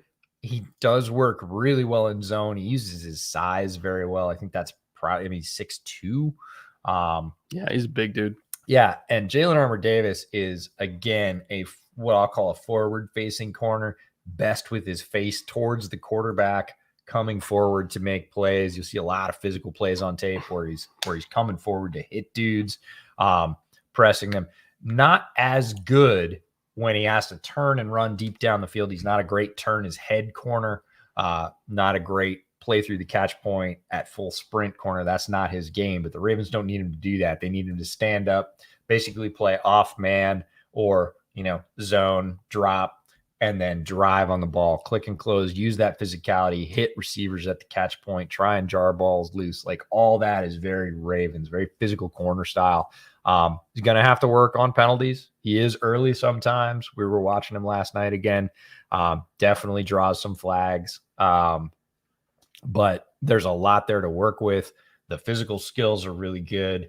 I don't think he's at his ceiling either. I think with some polishing that he can still improve. I want him to learn to turn his head, which I know he was coached to do at Bama because Nick doesn't let you not turn your head, but at the same time, he just didn't turn his head. So if he can learn to do that. Yeah, you can tell because guys, this is how Alabama works, stacking 5 stars, right? You sit, and then you get a year and a half. Typically, you don't see 4-year starters at Alabama because there's so much talent stacked in the program ahead of him. So when he came in, if as his last year in the program, he's still not turning his head when he's on the field, I think the coaches went, you know what? You're really good at this. So we're just going to let you do this, and we're going to bring guys over the top to sort of occupy that head turning just area. let you go tackle and go get guys, right? Yeah. This is what you're really good at. So Alabama good at maximizing that talent as well. It'll be interesting. Cheers from Italy. Love your work. Thank you for being here, by the way. Who do you prefer for the Packers at wide receiver? Well, they got Christian Watson be the new number 1. I kind of want a complimentary piece that can Khalil. Yeah, exactly where I'm going. Khalil Shakir from Boise State. Great intermediate threat, phenomenal yak ability, tough as shit. You can give him some carries in the run game, which they've always kind of wanted to have a receiver that could do that. So I think Khalil Shakir's a natural fit there, and he's still on the board. I'm loving the fact that the Vikings kind of listened to you, but we're like, yeah, Brett, we'll get to it in a couple of rounds. It's not that if we get out of the first round without a corner, DB, we'll get a DB. Just hold on. We're going to pick some other guys up. I don't think they're done either. I don't think so either. Because I think they're just going to get guys and just see who works. But, they're like, nope, we're going to get Booth when he slips, right? And then, hold on, we're not done. Oh, Christian, one of us. I requested this day off work months ago just for this stream. The yearly tradition will never die. Who's stealing Khalil Shakir today? I do think it's the Packers. DeMarco Jackson Love. He'll go somewhere probably round 6 or 7, I would imagine. I could see him starting in 5. Ben Fennell, who does the tape packages for NFL Film. So when you're watching all those highlights behind DJ, that's Ben Fennell's work. Shout out to Ben, one of the guys whose eyes I respect the most in this business. I had him turn me around on DeMarco because the first time I watched DeMarco, I was like, nah, he's just like Akeem Davis Gaither. He's very mobile. And Ben Fennell put out a tweet like a week after that, said, I love DeMarco Jackson. I said, all right, sell me on DeMarco Jackson. Pretend I'm a GM and we're in the 4th or 5th round and you're pounding the table. Tell me what you like about DeMarco Jackson. He gave me some tips, some games to look at. I went back. I softened my opinion, which is why I can say now 5 before he was sort of late round for me. Again, just as an athletic prospect. So is some DeMarco Jackson he's a little stiff, but I will say he brings the size and the vertical explosion that you want from just a downhill thumping middle linebacker. When he gets up to speed, I think he does have range. It's not as good as the range of, a lot of linebackers that went ahead of him. I don't know, any of the Georgia guys, Christian Harris. No. He doesn't have that kind of range, but if we're just talking about a numbers to numbers box of somebody who can go stop the run and also somebody who will contribute on special teams, he's a really hard worker. That's the kind of linebacker that will go somewhere in the middle of day 3. Somewhere in the middle of day 3. I don't know exactly where, but somewhere. Jack Jones to the Patriots. Oh, you're skipping one. Who did I skip? Whoa. Brandon Smith to the Panthers. Hello. Yeah, Brandon Smith, linebacker, and I'm using air quotes because Brandon Smith is 250 pounds. And you don't move like it. He is from the freak factory of Penn State of creating athletes that move at light speed at that size. He was also in a 3 linebacker rotation with Lucetta, Brandon Smith, and Ellis Brooks. Yep. All of them have different strengths. Brandon Smith is the big, huge guy that goes forward. You can think of him as Leo Chanel light, right? More. Yeah, I mean, not lighter. Yeah. He's actually, I think, heavier. But he runs that style, right? He is the crashing. Some people use him as an edge because of that. He is going to fit into that very aggressive, fast Panthers defense as just another guy, much like the role you said for Chanel with the Chiefs. Yes. And here's the thing with Brandon Smith. He's way more fluid than Chanel. And he's faster than Chanel. 100%. He's a better athlete than Leo Chanel. And Leo Chanel tested as a freaky athlete. Brandon Smith plays to that time. The problem is, unlike Chanel, he has no goddamn idea what he's doing. No, he is a missile. He is raw as hell. He's got a great motor, and I heard this one earlier, so I'm stealing it. He's a great motor, and his GPS still needs to be programmed. I like the mistake or the quote you had, I think, last year, where it's like he's a great athlete, but for him specifically, it just means he makes mistakes faster. Yeah. That speed, that range can take him out of range just as quickly as it can put him in range. Yes. When it lines up, when the GPS and the motor come together and he goes to the right place, he destroys guys. It looks different. Yeah. Them. He has the highest ceiling of any linebacker in this class. I wouldn't agree with that, but he is nowhere near his ceiling as a player. I'll say that. He's nowhere near his midpoint as a player. Yeah, I would also agree with that he is maybe the farthest point from a very high ceiling. Yes. I would not say he has the highest ceiling. But if this is him at his floor, yeah, it's a 4th round pick. Who cares? Easily. And then we need to talk about the next pick because we're pretty familiar with him. Jack Jones. Interviewed him at Shrine Bowl. Very talented corner. And I think, going to New England is going to be a great environment for him. And, he even said getting out of California and going to ASU was the best thing that ever happened to him. Getting into a new environment was the best thing that ever happened to him as a former 5-star to USC. I think going into that building will drastically change his life and put a very talented guy on the trajectory to potentially be another one of these New England corners that comes out of nowhere and all of a sudden, starts locking dudes down the league because he has that kind of talent. Yeah, that's my feeling about this pick is really thinking about environment. And again, the types of DBs they've selected and the piece you hit on that really stirs me is that, yep, the Patriots get folks that not everybody knows, and a couple of years later, everybody knows them. Yeah. And I hope that happens for Jack. Very nice guy. Needs to bulk up some. He is light. He is extremely light. Like most of the soon-to-be NFL players that I get a chance to meet or stand next to dwarf me. They're hands are as big as my head. They're, 250, 300 pounds. Jack Jones, I didn't dwarf, but I was clearly bigger than in every way. And I'm only 6'1", 215. He was, very fast, very slight build, lots of talent, like technically on the field. Great feet. Extremely talented. Definitely had some ups and downs in his career. I'm fascinated to see if he thrives in the environment in New England, because if he does, this is going to look like a steal. Well, speaking of Jack Jones, we have our buddy Eric on, who knows more about Jack Jones than almost everybody, because he recruited him to the Shrine Bowl. How you doing, bud? I'm doing great, guys. How are you guys doing this beautiful, beautiful day 3 of the NFL draft? It is a beautiful day. It is one of our favorite days of the entire year, and we are extremely happy that you could join us today, because you're going to see who you wearing? Who you wearing, Brett? What's that? Who you wearing, Brett? What jersey's that? Aaron Foster. Aaron Foster. Nice. Yeah. Going, well, I guess you can consider old school Texans now, which makes me feel fucking old. But why don't you give a little rundown for the folks watching of Jack Jones, since you know him extremely well? Yeah, Jack was a 5-star recruit at USC and one of the best corners in college football coming into college football, and honestly one of the best man cover corners in the entire draft class. I think you saw Sauce Gardner, obviously 4th overall pick. Obviously, Jack Jones doesn't have the size, the length that Ahmad does. That's why he wasn't, the 4th overall pick. And obviously, Jack only having one breakout year. But truly, like the stickiness and coverage, ability to get vertical, he is a plug-and-play nickel corner who can play outside. He had a real chance to go yesterday if the Patriots had a late second-round pick. The Patriots love Jack the whole process, and I think they have big designs for him to come in right away and be their nickel and maybe be their starter in a year or two. So they did a lot of homework on Jack. I'm so thankful for Jack because he handled the draft process so well, had his background issues at USC. Shrine Bowl answered a ton of those questions, and he's a pros pro. I'm so happy for him. Did you see him coming to New England? Yes.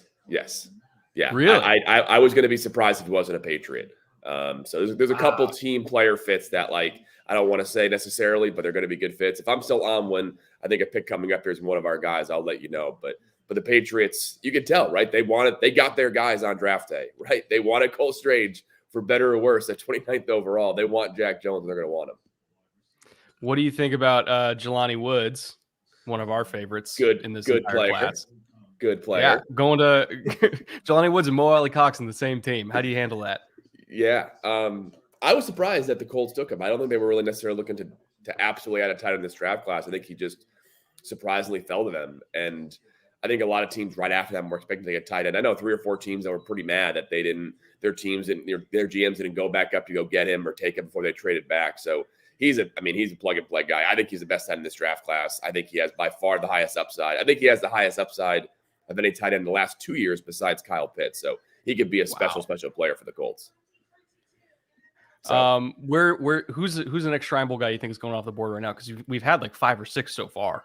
Yeah, I think Chase Lucas of Arizona State, Jack's teammate, could come up here pretty soon. Thomas Booker, I know one of your favorites, Brett. I think he'll come off the board here in the next 10, 15 picks. Zach Tom of Wake Forest, and then Kalen Barnes. Some teams love the speed and love the development. Some teams don't feel him as a scheme fit. So Kalen can come off either early today or maybe in a round or two. But those are the guys I'm looking for to be some of our next guys open. But we're open to have 40 guys drafted today. So 40 plus, if not 50 plus. So we'll see. 40. Yeah, he said 40, not 14. Yeah, we're aiming high, Brett. We're aiming 60% of the roster. That's insane. I love 40, it. When we hit 40, I may have to come back on with a glass of bourbon in my hand and really start celebrating here. So nice. No, it's even if you don't hit 40, a lot of these players are players that we've talked about that you gave us an incredible opportunity to sit down with, to talk, to record these interviews, to get to know them as people and players, and therefore our viewers and our listeners know them as well, and have been filling up their mock drafts with them for months. So they're just as excited for them as we are. Really cool to see them start coming off the board. It's funny that you mentioned Chase Lucas, because when I looked up, the screen's a little bit farther away, and I looked up, and the first thing I saw was Arizona State, and I said, "That's Chase," and it was Jack.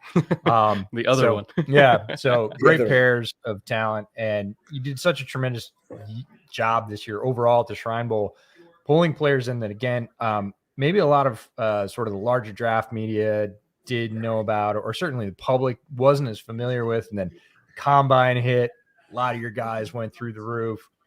And now the draft's here, day 3. If you get anywhere near 40, how do you feel going into next year? I feel great by next year. We had an awesome time in Vegas. By the way, first specialist off the board, not Matt Ariza. Shocker. Cade York. Who went? Cade York. Oh, LSU. the kicker. Oh, yeah. There was some buzz that he could go. He was going to be a early Browns forward. pick today. He was going to be the Browns pick today. So they had penciled him in to be their 4th round pick. But wow, DJ mentioned him this morning, so he got Yeah. that. He got that tip too. He definitely did. Well, I got to Yeah, ask. Matt So Ariza. this is like, I don't say this often, legendary punter class. legendary. I told you, Who's- Brett, who's that this is the first draft class in NFL history. I have not fact checked this, but I'm pretty confident in it, that had more punters declare for the draft than quarterbacks. Really? Yeah. How Holy crazy shit. is that? Oh, man. Sorry, one of my guys just went. The Eric. Dolphins just took Eric Ezukama. Are you familiar with Ezukama? Yeah. What do you feel about him? What do you like? I mean, he's one of your guys. Why don't you go first? Really good ball skills. I was actually kind of surprised with. He's more of like a glider than a bursty guy, but Yeah. just saw like I think my comp for him was Jacoby Myers. Yeah. Just super solid. Catches a lot of things. The thing I think that surprises some people that they probably saw when they watched the game against Houston, his ability to just have that little bit of wiggle when he catches something short, tunnel screen, and step back from one defensive back, and suddenly it's a 15-yard gain where it would have been a 3-yard gain. Yeah, really, I think an underrated guy a couple of months ago is, his ADP was down in the 250s, and I was looking at that going, what are you all missing? And then here he goes, we're talking about pick 125. Yeah. Man, Miami's got a lot of receivers, huh? They're just stockpiling now, I guess. I'm still waiting for a lot of these running backs to go off the board because Yeah. we're still looking for Pierre Strong. We're still looking for Ty Chandler. We're still looking for Keontae Ingram. These were all guys that were in my top 7 to 8 running backs. And I thought Ty was a pick last night for the 49ers. He was such a 49ers pick. And they did a oh, lot he's of so homework up on him their as well. alley. Although, Yeah. Are the 49ers ever going to be done taking running backs in the 3rd? Are they just going to do that every year? I guess. Until Kyle finds one that he can I don't even finally think be that. satisfied with? No, I think he'll take, and then we'll just trade it like his dad did with Clinton Portis, right? So I don't think I didn't expect it to be Ty Davis Price, though. Neither did I. So Yeah, stylistically, that was one of the biggest curveballs yesterday. Was not that they picked a running back, but that they picked that running back. Because I thought they would more kind of go towards the faster slasher, you know, outside zone guy. Yeah. That's they love that, and he's not that.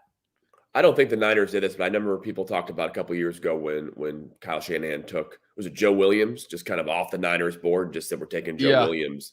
I'm not saying the Niners did that, but a team didn't necessarily do that last night from what I had heard, but a team had kind of their plans to take a player like around in advance. And then their coach was like, nah, I'll take that guy. And he was like 3 players down in their position. And you just hear that kind of stuff. And let's just say it's a team that's not drafted great the last couple of years. And like just, geez, it's just bad teams just not doing the right process. Imagine spending your whole year for the draft. And then like morning of the draft, you're like, you know what? Actually, our 4th this position. You Nah, know fourth who hates that? who?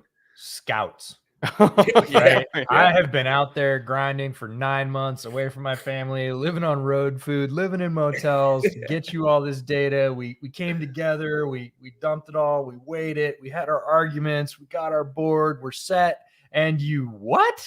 Yeah. It's the argument stuff too, right? Like it's the argument, like we hashed this out, didn't we? And he takes somebody else too. But sometimes teams are really good at this, and sometimes teams are shockingly concerning. But we'll see.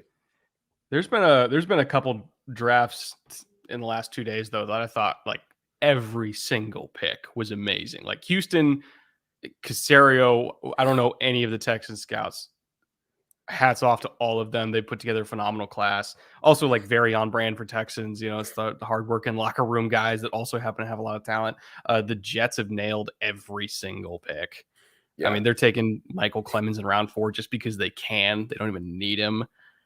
And then there's some other drafts, like you said, where I'm kind of like, we'll see.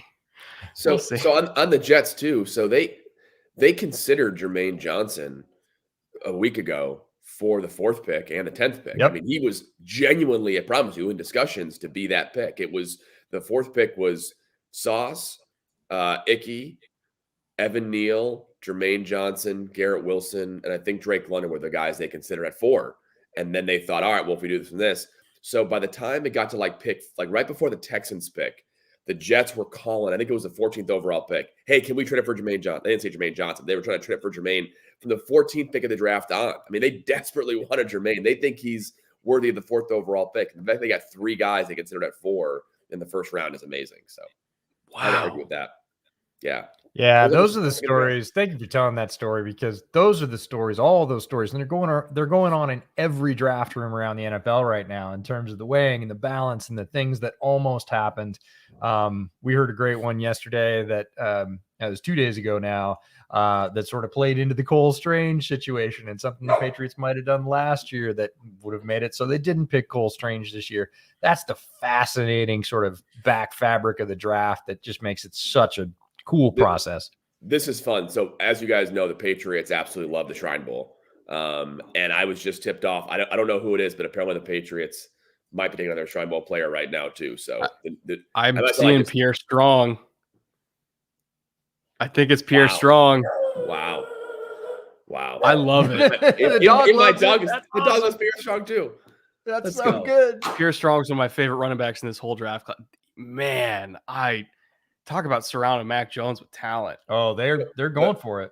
Before the picks in, are you guys watching the NFL Network broadcast at all or no? We are. So is it too much Vegas? You guys are Vegas. Is it too much Vegas? I'm just happy that they're not having monkeys make picks at the zoo like they did a couple of years ago, because that was too much, just too much. Yeah. It's a lot of Vegas. They're definitely, where they are. Let's put it that way. There's a lot of flavor. You wouldn't mistake it for, say, I don't know, Cleveland. I was talking to people at the NFL League office, and I asked them, how's the Vegas draft compared to past drafts? Let's go, Pierre.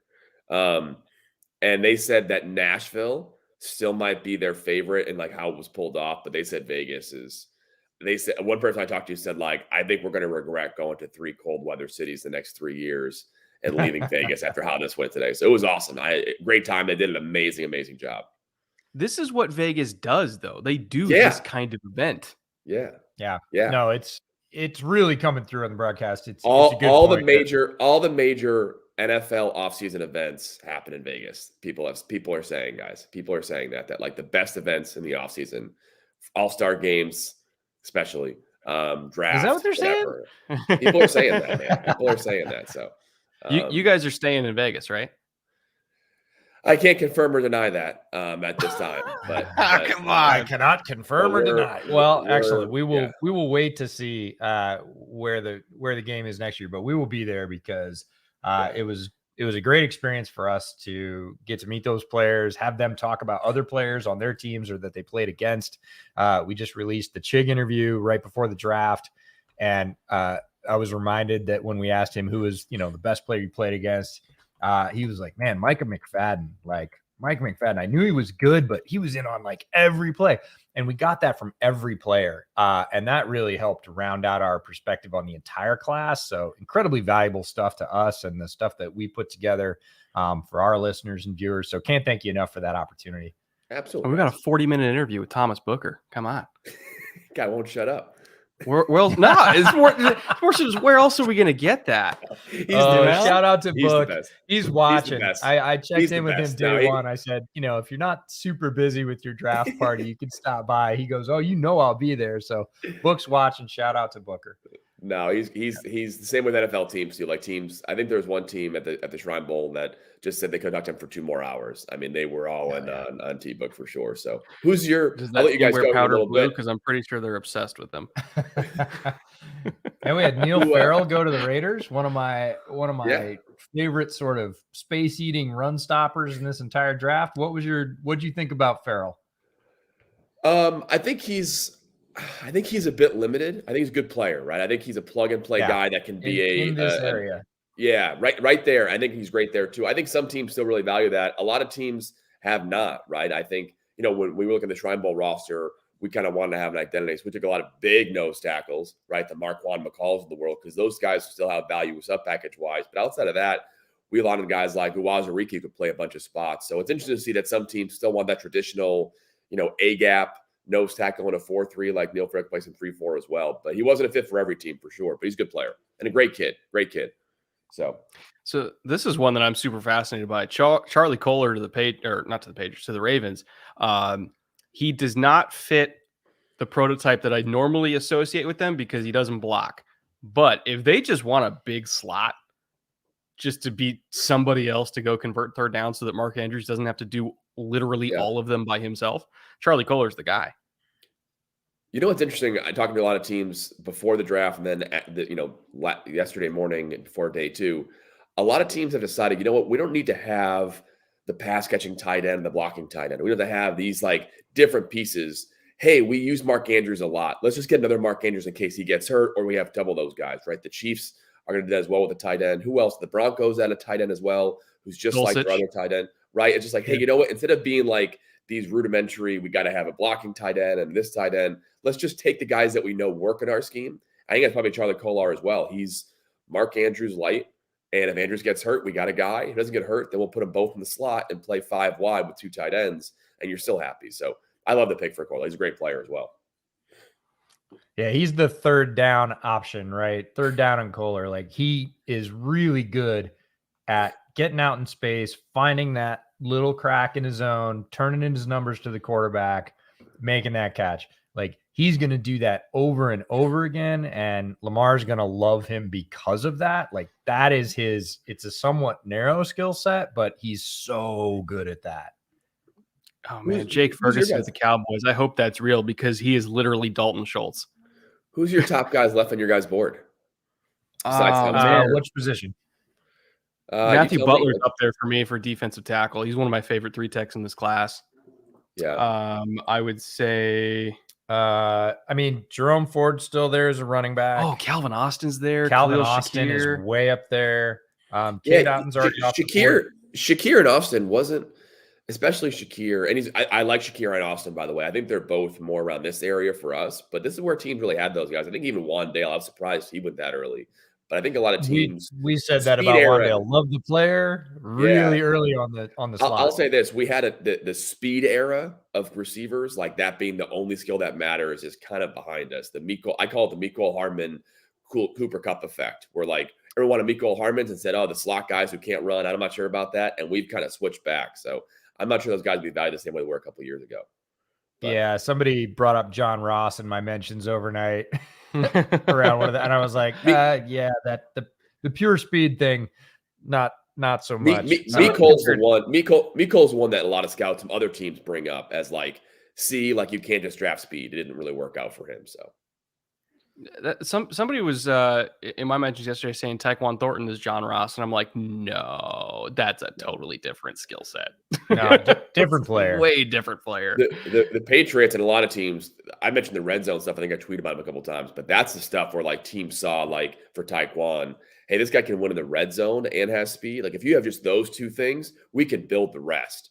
But no, Tyquan is much more than just a speed guy. He actually doesn't always utilize his speed as a route runner quite yet. I mean, he's got untapped potential there. John Ross was an awesome Deshaun Jackson type that can get vertical. But yeah, you bring up a good point about receivers having sort of 2 go-tos, right? If a receiver has 2 go-tos, we talked about this even with Alec Pierce, that like right now he's got 2 go-tos. They're good, right? And he's a tremendous athlete, and you can build off of that. But so often when receivers are coming in, they really have 2, maybe 2.5 if you're good go-tos, and teams go, that's great. That fits. Again, that rounds out our wide receiver room, and we can build the rest. Jordan Stout, first punter. Wow. That was good odds on DraftKings. That's your win. Jordan Stout was my guy in the great punter war of 2022. So the fact that he went before punt god, I'm gonna put a mark on the wall. That had good odds, I think, on DraftKings, right? Jordan Stout first punter was like plus 400 or something like that. Am I the only guy that has Stonehouse as punter 1? Yes. No. Shane Coughlin, also the Shrine Bowl, has Stonehouse punter 1. No. Yeah, no, Stonehouse was great in person. Both punters at Shrine Bowl were eye-opening for us. You know, could be a punter run here. Could be a run on punters here. Huh? Could be a run on punters here. Could be a Riza, Stonehouse, Stout. Sure. Why well, not? We had a mini tight end run there with Kohler and Ferguson. We had a mini wide receiver run above that. We had a mini running back run with Zamir White and Isaiah Spiller back to back. So we're just sort of getting binary pairs of players here at positions. Can I ask you something? Yes. Did Zach Tom kill somebody? You know, it's so funny you say that because I felt pretty good. I was kind of preparing people at the Shriners organization people at the Shriners Hospital rooting us on for draft picks as well. And he was one of the guys I kind of gave him a little cheat sheet saying, hey, he could go second round and it could be later. I think the weird part about Zach Tom, and I was frustrated with teams if you can't tell, is they were like, we don't know if he's a tackle or a center. And the answer is just yes. Like he can do both. And he can play he played left tackle against some of the best edge rushers in this draft class and did well. And he's incredibly smart. He can handle multiple positions. I think teams said he can't play guard. I'm like, he just hasn't yet. Probably could do that too. Probably can play tight end if you want him to with the kind of athlete that he is. So I'm surprised as well, Brett. I think he'll go in this round. I'll be surprised if not the next. About 4 or 5 teams coming up here who like Zach a lot too. But it's surprising. I mean, I know PFF, you guys liked him. Mike Renner at PFF and Austin Gale liked him a lot too. He's I had a higher grade on him than I had for Penning. Yeah, I mean, I think Trevor Penning has a lot of talent. I was not as high on Penning as some teams were. So I don't. People trust Duke. Yeah, the fact that Penning went 19 means that the Saints solely trust Duke Manuel. Had him as the second best offensive tackle in the draft class. The Saints, Trevor Penning. They had Cross one, Penning two. Yeah. You and I, Eric, were the same on Penning. I really felt like he was a tremendous guard if they moved him inside and until he could handle outside speed. And what we came to probably believe is that Duke has fixed his ability to handle outside speed, because without that, he was going to get crushed. But I don't think there's any way the Saints take him as high as they do if they didn't feel really confident that either Duke could fix that or that they could, because that would be a higher risk. But boy, second best tackle, that's something else. You asked who we had left. Our tackle roster is looking pretty good for day 3. We got Rasheed Walker, Kellen Deach, of course, was a Shrine Bowl guy. Max Mitchell, Zach's on there. Mitchell went. Oh yeah, but at the start of the day. Sorry, this was our list. Sorry. I haven't been crossing them off, but the day 3 tackle roster was pretty solid to start off the day. It's like, hey, if you need a tackle, we're not done yet. Yeah.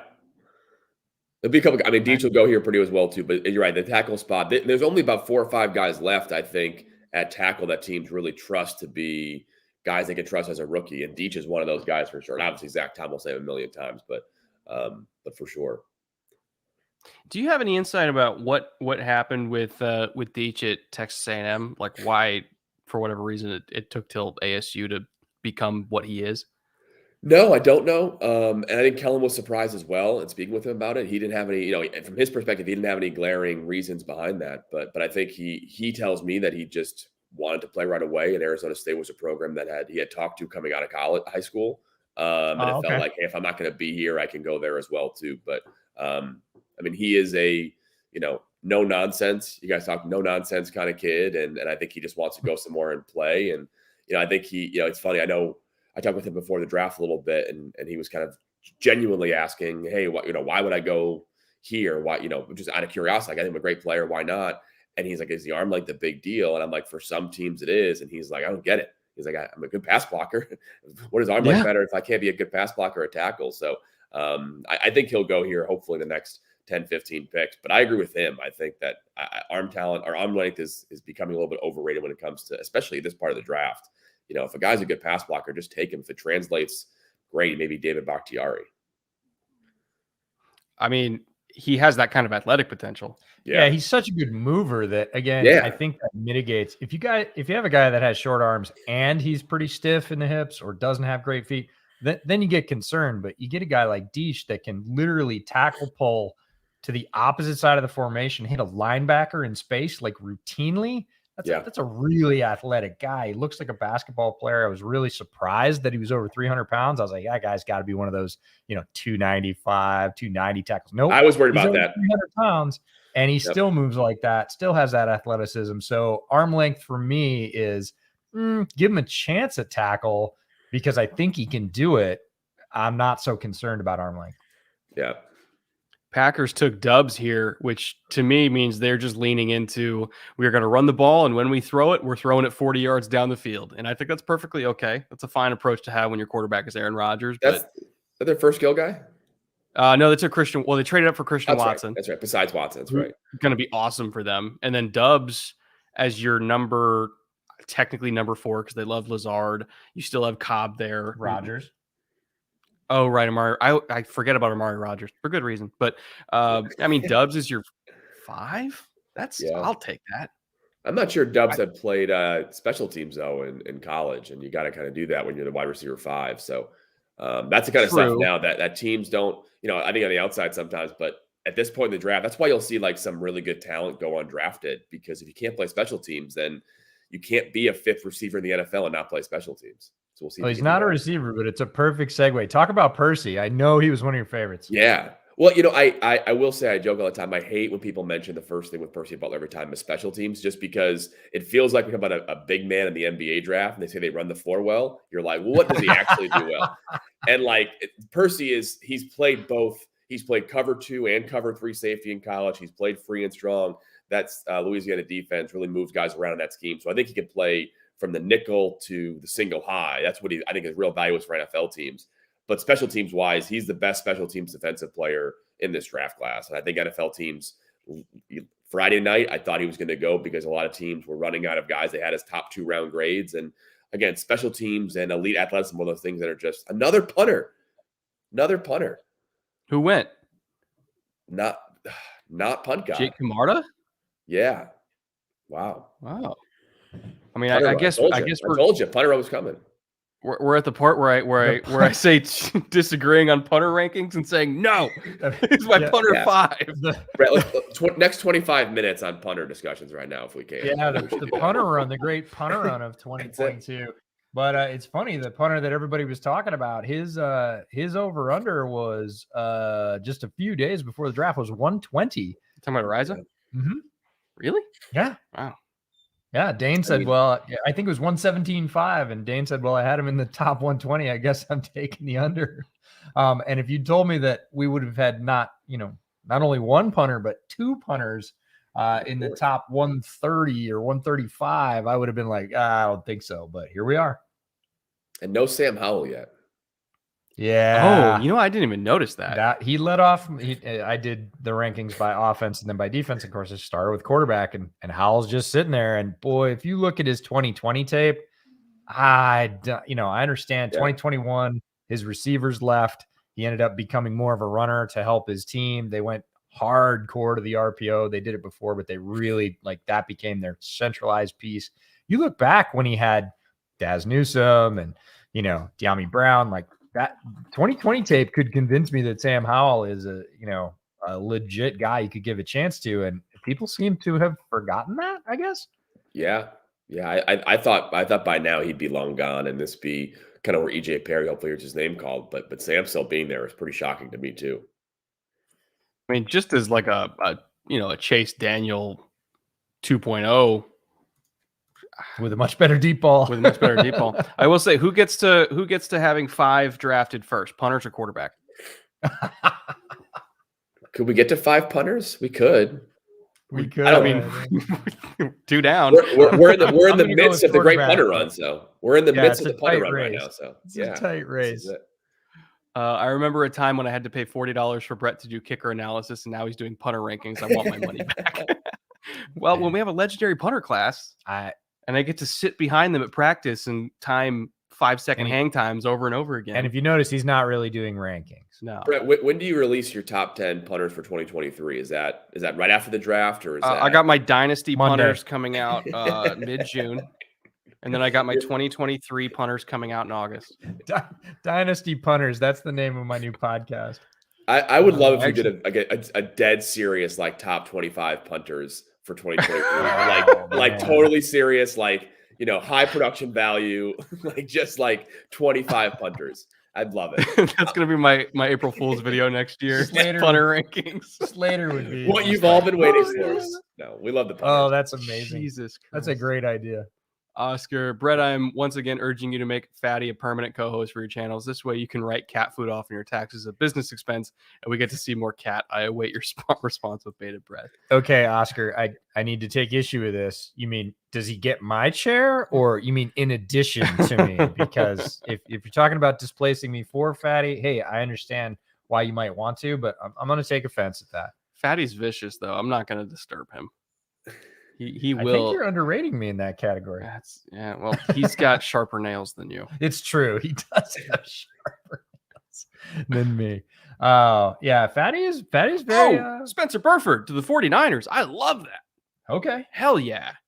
Super athletic tackle. Went to UTSA as a 4-star. I'm not really sure why. I never heard why. But really, really athletic kid. Didn't test as well as I thought he would, but just looking at it on tape, I was like, I don't even care what the numbers are. He's He's another a one of those tackle? guys. We talked about those guys where you don't know who he is until you watch the tape. You're like, which one is? Oh, he's that one. 5 plays into it, and you're like, oh, the dude who's like actually murdering Mercer or whatever the hell he was playing against. They drafted him at tackle. You guys think he's a tackle or a guard? I think he could do either one. He started at both. They're listing him as a guard. On the NFL Network, they said tackle. Maybe on the draft app, they're doing guard. Okay. I think it's if Lance puts him as a guard on the NFL website, I think they classify him as a guard. Okay. All right. So it's kind of a, but I mean, 2-year starter at guard, 2-year starter at tackle. You could argue either way. Yeah, he's another guy with his athleticism. I would give him a chance at tackle. And if he doesn't work, I think he does have the traits to translate to guard pretty easily. I know that's not a guarantee. But with those traits, I would want to see if he could play tackle just because it's a higher priced position, quite frankly, in terms of building rosters. And if he doesn't work, you get a good guard. So there's a lot of safety built into that pick. This is, I think, 4 years in a row of the Niners taking a day 3 tackle. So they've been trying to invest but all the guys they took the last 4 years are all guys that also could play guard. So they've been trying to really build depth at offensive line for a long time. I don't think they've extended McGlinchey yet either. So they might be trying to insulate themselves a little bit just in case that contract negotiation doesn't go the way they want it to. Because I don't think they want to invest $18+ million in 2 tackles at the same time. It's not that they don't love McGlinchey, but that's tough to afford. Yeah. Well, Trent had the highest deal ever. So small school player, HBCU guy here. HBCU guy here for the Kansas City Chiefs. Good to see you. Joshua Williams. I liked him a lot. Yeah. He's a great player, great kid.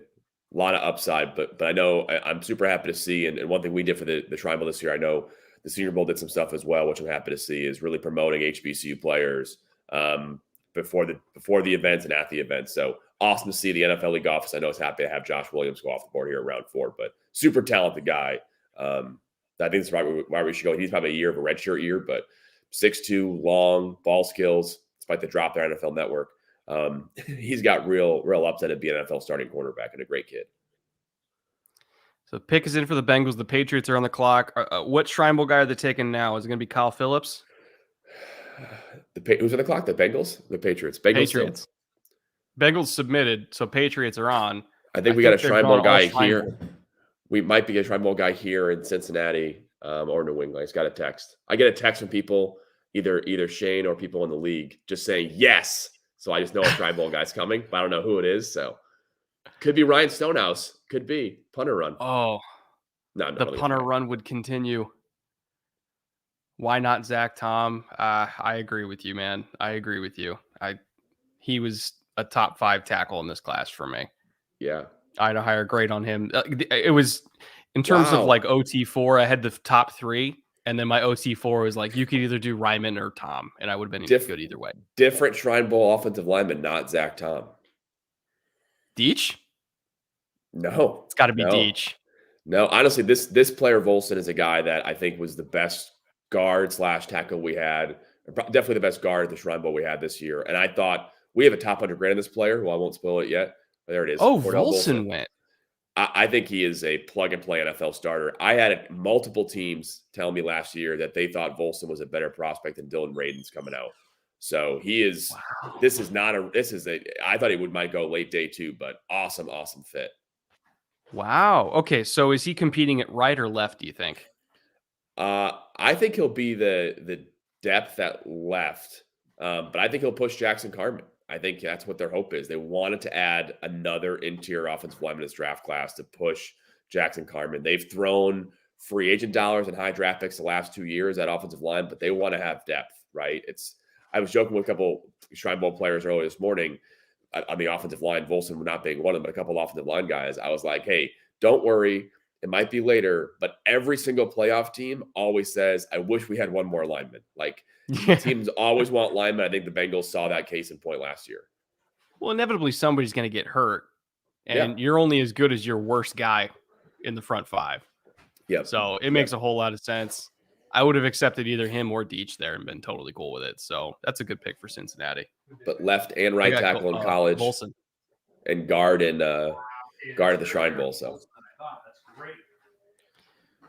let's see. All right, Patriots wrong, still on the EJ. clock. I don't think they've picked yet. Earlier than Volson you thought. What do you mean? It's a steal, EJ. What are you talking about? Later than you thought. Earlier than you thought. Come on, the reach talks. Oh God. So wait. So how many Bison do we have going in this class? Probably just the 2, right? There's a chance they have a tight end who's a good player. John Babbitt. He might go later in the draft. And they've got a DN, Braden Thomas, who might go late. And I feel like I'm forgetting somebody else they have that could be a draft pick. But they've got 3 more guys for next year too. They're going to pump them out for a couple years now, North Dakota State. Well, I mean, they are the Alabama of FCS, so people are saying that. An interesting note: Christian Watson, high school teammates with Ty Freifogel.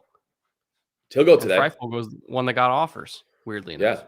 Yeah, they are good friends, and Ty's going to get drafted today as well too. But I think Watson's ascendance. I joke all the time. I watched probably before we invited him to the Shrine Bowl and he accepted. I may have watched 6 snaps this year.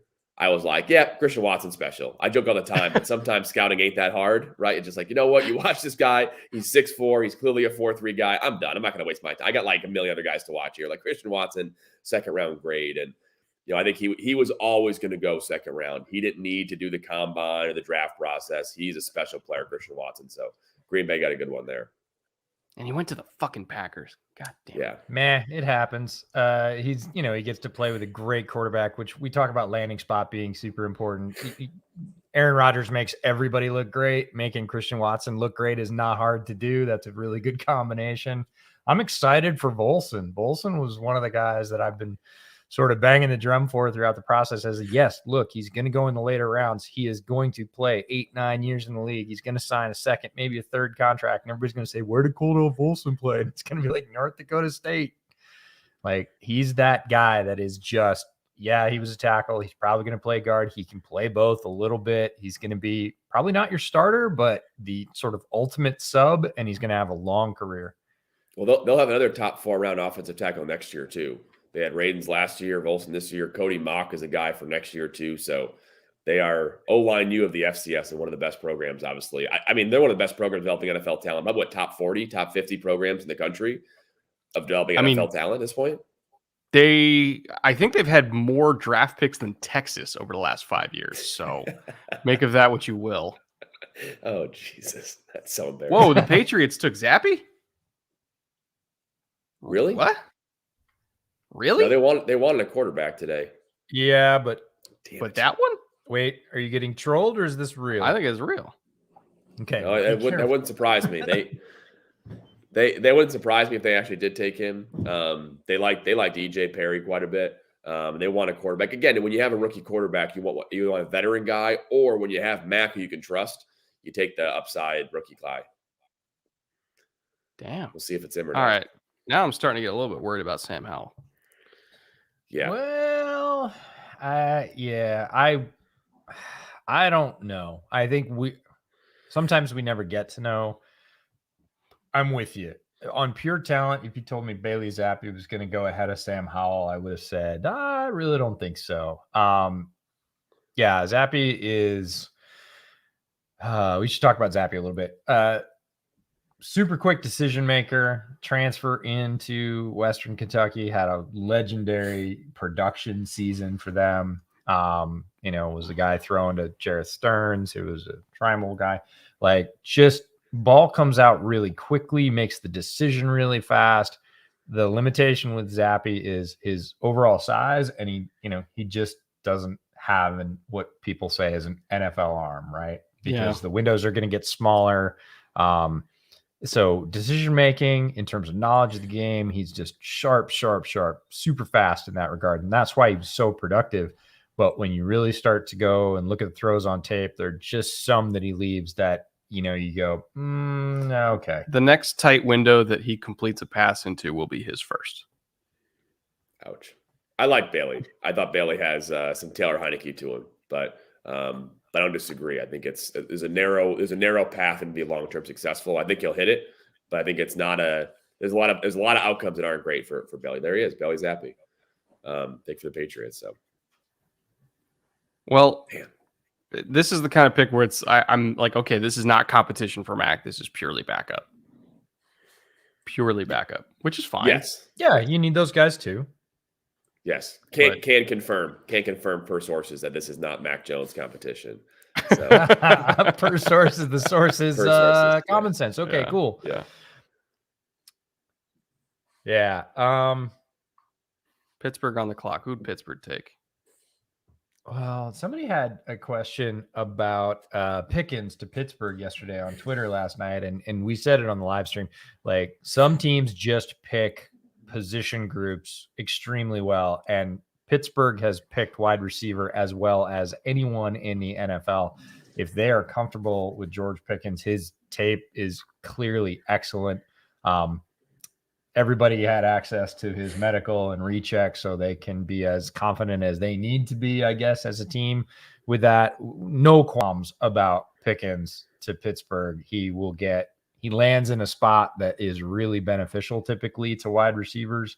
The quarterback situation is going to be an interesting competition to watch, but yeah, no issues with Pickens to Pittsburgh. I think regardless of whether it's Pickens or Trubisky, he'll be fine. You mean Pickett? God, I keep doing that. Pickett to Pickens. That's going to mess me up for years. I'll say if they had taken Malik, and I had heard the week of the draft that they were going to go Pickett if he was there. I didn't want to believe it. That's why I put Malik in my mock draft at 20th overall, because I just, I think Pickett's a fine player. I think Malik's special, but George Pickens and Marvin Leal, who they also took, were two of our highest graded players in the whole draft. I think if Leal and Pickens hit, and Kenny Pickett is a starter or not, I don't think the fact that Pickens and Leal could have been the pick at 20 in a different universe, if Leal kind of reaches potential at Texas A&M or Pickens doesn't have the injury and the off-field stuff, I think both those guys could have been at 20. That's why the Pickett pick, it's almost gravy, because if you took Pickens in the first, Leal in the second, Pickett in the third, it'd still be a great draft class for Pittsburgh. That's the arrangement I do sometimes too, where it's like, I'm just going to pretend that Christian Watson was picked 22 and Quay Walker was picked 34 and everything's fine. Yeah, that's it. Your brain doesn't melt anymore. Yeah, already. We're going to get to see some Bailey Zappi highlights here. Just over 6 foot, just over 200 pounds, 215. Average tools is the bullet that they put up. And I think that's where you get to with Bailey Zappi is the ball location's good. The decisions are good. Footwork's pretty good. His mechanics in terms of throwing, he's really consistent with. He's not one of the guys that typically throws off platform because he really has to throw sort of in platform to get velocity. But it's all about quick decisions, quick throws, and where you start to see the limitations is deeper outs down the field, longer developing stuff. That's not his strength. I think Calvin Austin to the Steelers here, just another weapon. Why not? It'd be fascinating. It's another receiver room is Deontay Johnson, Claypool, Pickens, Calvin Austin. I don't remember. I don't even know who their 5 is. I don't even think it matters. No, they're kind of doing. I think they've looked at their brethren in the AFC West. Yeah, and they're like, we're gonna need some more firepower to keep up with that. Like, we have good receivers. We need better than good. So let's go get Pickens. If it is Austin here, looks like Calvin Austin confirmed the Steelers. Yeah, let's go get just a really dynamic. You said can't just pick speed, but boy, might be a one-trick pony. But sometimes we say if the trick is good. At this point, you can. I mean, they put these NFL Network use Jakeem Grant as the comp. I think Jakeem Grant is a great comp for him. And Jakeem, you can't use him on a lot of plays, but if Jakeem Grant catches the ball 3 times in a game, he probably had 100 yards, right? Like he's just so explosive that like if you get him involved enough in a good way, you're going to have a good day. And I think that's a Calvin Austin too. Like you get one pass to Calvin Austin in a screen game and a go route, 2 catches for 120 yards is what Calvin Austin can do for you. Yeah, and he does give them. We talked about rounding out rooms, right? He does give them something that they didn't have. Deontay Johnson, yes, smaller and fast, but much more complete overall. Calvin Johnson just gives them one more thing to throw deep to. It's interesting they've got a couple of really good deep ball receivers and Kenny Pickett. So we'll see how that goes. They put the 3 up there right now. Claypool and Pickens on the outside, Johnson and Austin on the inside. That 4 wide set's pretty deadly. So. Yeah. Isaiah Likely to the Ravens is also not what I expected.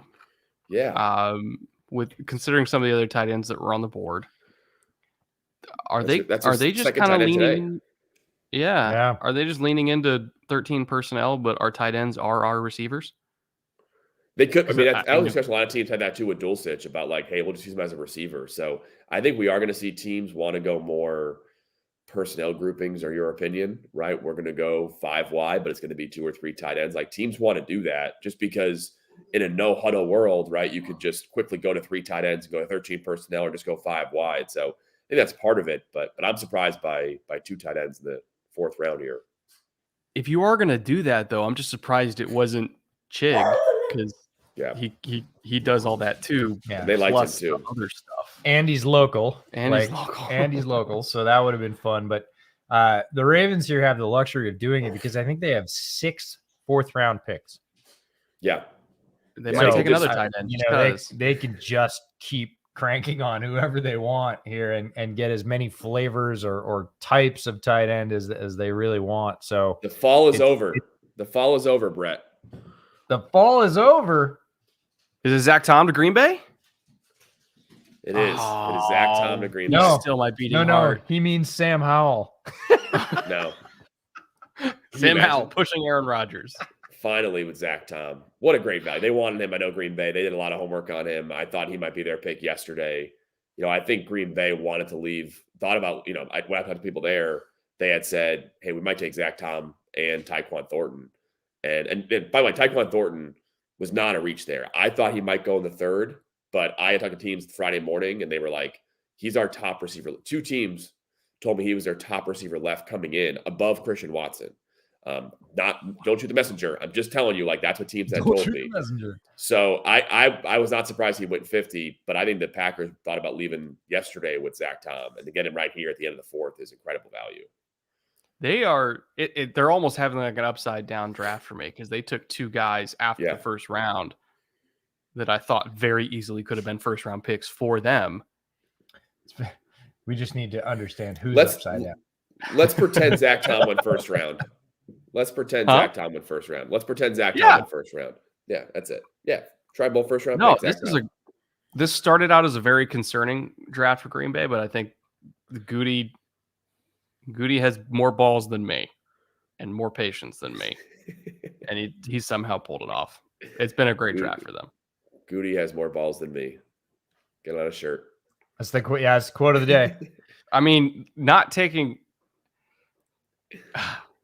going receiver in the 1st round, I was full on panic mode about it because I didn't think Watson was going to be there. Yeah, I think I'd tried, Eric. I tried to prepare him. I was like, no, Packers just don't. They just don't go 1st-round wide receiver. It's not that they're not going to go receiver and, come back and did that. But, it's just not. And I know a lot of fans in Green Bay were very upset about that. They've been upset about it previously. It's the thing they like to get upset about, but it's like, it's just not the way they do it. Like, it's not what they prioritize. No tight end for Green Bay yet. Is that right? I believe that's correct. None, which I know they want one. They do. It's just a matter of which one. I mean, God, Chig fits them really well too. And there's so many. Yeah. Like there's still so many tight ends. This is a very sort of wide tight end class in terms of different flavors, but many players that can contribute. Again, as you're talking about, they don't need to be all three. Teams are looking for one thing, and there are many tight ends in this class that do one thing well. They were very high on Jelani. I thought coming into the day he'd be a big Green Bay Packer. I think they might have wanted to, maybe just thought they'd get him in round 3. But again, I think that if they had left yesterday with Jelani, if they couldn't trade up for Christian Watson, Jelani, Tyquan Thornton, Zach, that's what they wanted to leave yesterday with. And they got Zach, but no tight end yet. So yeah, they got Quay Walker, Devontae Wyatt, Christian Watson, Sean Ryan, Romeo Doubs, and Zach Tom. Hard to go wrong with that. We got one more Shrine Bowl guy. I'll leave you after this pick. I don't know who it is yet, but one more Shrine Bowl guy on here. Then I'll let you guys have the 5th round to yourselves. But last Shrine Bowl guy, big Shrine Bowl 4th round here. It's been a tremendous ad. We really appreciate your time, your knowledge, coming by, sharing stories with us and all the viewers and listeners. Incredibly valuable. Well, I appreciate the time. Let's see who it is. Come on, be someone good. 4th round here for Baltimore. They like a lot of guys that we had at the Shrine Bowl. Baltimore's picking again? Jesus Christ. Okay. Yeah, we told you. All you're going to hear all around is Baltimore. So selfish at Baltimore. So selfish. Oh, man. DaCosta and his staff, every year, we say it every year. How does this keep happening? But we know exactly how it keeps happening. It's them. This is their MO. They're patient. It's also like with Kyle, it's funny, Kyle Hamilton, people, kind of fell off on Kyle Hamilton, but the second he was the Ravens pick, it was great pick. Just like, well, I think he's a supercharged Deshaun Elliott. And Deshaun Elliott was a good player for them. It's just a better, bigger, faster Deshaun Elliott. I can tell you, I mentioned about the Jets and their guys they considered about a month ago when they kind of finish up the combine, Kyle Hamilton's in the mix for both Detroit at 2 and Houston at 3. Now, he didn't end up being picked there, but he was in those. Demarion Williams, let's go. Another Shrine Bowl guy off the board for Baltimore. But he was in contention for those guys. But again, Baltimore, Tyler Linderbaum won't be a 1st-round pick. They take him, great pick. Kyle Hamilton, great pick. And then they have 6 4th-round picks too. So just they're the best, I think, team and not even close. Tell us a little bit about Demarion Williams. He was the guy in Houston this year. Marcus Jones, the receiver turned corner, injured this year towards the end of the year, unfortunately. But I asked Demarion, he was working out with all the best corners in this draft class. Sauce Gardner, Derek Stingley, he was working out with all of them. And he was like, I think I'm better than all of them, right? I mean, he's got that kind of confidence. Spoken like a true corner. Yeah, but he has it. And it wasn't like a joking thing. He was like, the fuck you talking about? Yeah, I'm the best corner that I'm working out with. I see it every day. So I think that confidence was there. I think he's been great now for 3 years at Houston, right? Consistent outside corner. And again, a guy that had a chance to go top 100, but really, really well-liked guy who I think can play, especially as a rookie, is what you need out of your 4th-round picks. But don't be surprised if he's one of those guys that starts pushing for a starter job in a year or two. The Ravens want these day 3 picks because if even 1 or 2 of these guys become starters, amazing value. And Demarion's been one of those guys for them, I think. Love it. I love Demarion. It was watching Marcus Jones tape, and one of the things I do before I watch any game is who else is on the team with the player I'm watching, and of course who's playing across from them. And Demarion Williams, I was like, okay, he's in this draft, great, sweet. And I was watching tape, and I was, he made more than a few plays, especially down the boundary. Very physical, knows how to use the sideline. Really great outside corner, and I think appropriate value in terms of where he was picked. Yeah. And, if I had to list my confidence in teams for being able to develop him, Ravens, yeah, okay, fine. Sure. Yeah, no, that's great. Like you mentioned, it's the only team that I'm kind of like, all right, fine, you can have Kyle Hamilton in the 1st round. Because I trust him. Yeah, great pick, Kyle Hamilton. It's I think he's J-Ron Curse, but if J-Ron Curse is going to work anywhere, it's going to be supercharged J-Ron Curse. Kyle Linderbaum, yeah, so. All right, guys. I appreciate it, guys. Thanks for having me on so much, and appreciate all you guys do. So enjoy it, and have a great day today, guys. Thanks, Eric. Have a good one. Love that guy. Yeah, thanks so much to Eric. He's awesome. Director of the Shrine Bowl, for stopping by, director from scouting as well. So just so knowledgeable, much more tied in, obviously, with teams and agents than we are. So lots of great backstories to the draft that just really add sort of depth and fabric to the whole process, background. Can't thank him enough for spending so much time with us today. Rams pick is in. Who are we thinking? Somebody asked if they should take Howell, and again, they really like Bryce Perkins, so value wise, it's probably not what they're gonna do. They have a backup quarterback that they really like. Jacoby Durant. Is that what we're seeing? Oh man, Eric's gonna be all over the moon. Another Shrine Bowl guy. This has been the round of Shrine Bowl. Yeah, we hit the 4th round, and we had a couple of Shrine Bowl guys before the 4th round, but boy, we hit the 4th round and Shrine Bowl guys going crazy. Love Jacoby Durant. We're talking about South Carolina State, Nickelback. All the things that we said about Damari Mathis from Pitt a little bit earlier. Very, very similar. Less explosive, but in terms of role, and mentality, dog. Right? He will come up. He will fight you for every reception. Very sticky, tenacious. Had a great career, but then a really good all-star game circuit. Tested pretty well. Jacoby Durant. Some people might not know his name. Rams fans might not yet know his name.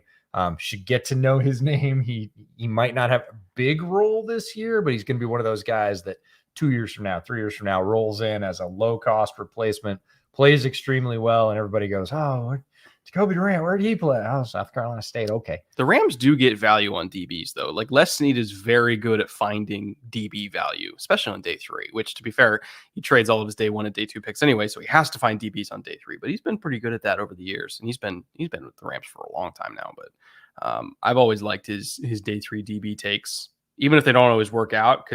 But I've always respected the process that he goes with. Oh, I missed it. What? The pick right after Burford. We were so busy talking about Burford. Joshua Williams. I think you're in the bathroom. Oh, Josh Williams. We need to go back. We need to rewind. Josh Williams. A guy was on really early. I think he likes Joshua, actually listed as the full name. Joshua Williams, cornerback, Fayetteville State. Somebody in about mid-November had them on a list. It's not even somebody that reached out to me, and they were like, and I was like, I haven't seen that name. Was it Jordan? I don't think it was Jordan. And I just put him on my list and said, all right, well, when I start digging down into corners, like he's not going to be in my top corners. One of the guys I watched a little bit later in the process compared to a lot of the other top name corners who I went, oh man, it's just that he played at Fayetteville State. Yeah. Like when you watch Joshua Williams on tape, you think, and he probably did. I'm not familiar with it, but he probably did get a lot of offers. Ended up at Fayetteville State for some reason that was family or we don't even know. But like from a pure size, talent perspective at outside corner, absolutely fits, belongs. Probably could have been drafted earlier, in my opinion. Great size, not huge measurables. I mean, he's in the 4.5, like low 4.5s, which is fine for a corner. Really, in terms of short area explosiveness, though, like change of direction skills, very, very good. Physical, like a complete outside corner. The only reason you may not have heard his name is that he did play at Fayetteville State and not at LSU or Ohio Well, that's the thing State. is, like, he could have played there. That's when you start watching his tape, that is the immediate reaction. What is this guy doing at Fayetteville State? Clearly best player on the field, polished technician, like is not a project in any way. So love that pick. Love the player. Thank you, Christian. Appreciate the $5, by the way. So who's last in this round? Tennessee Titans.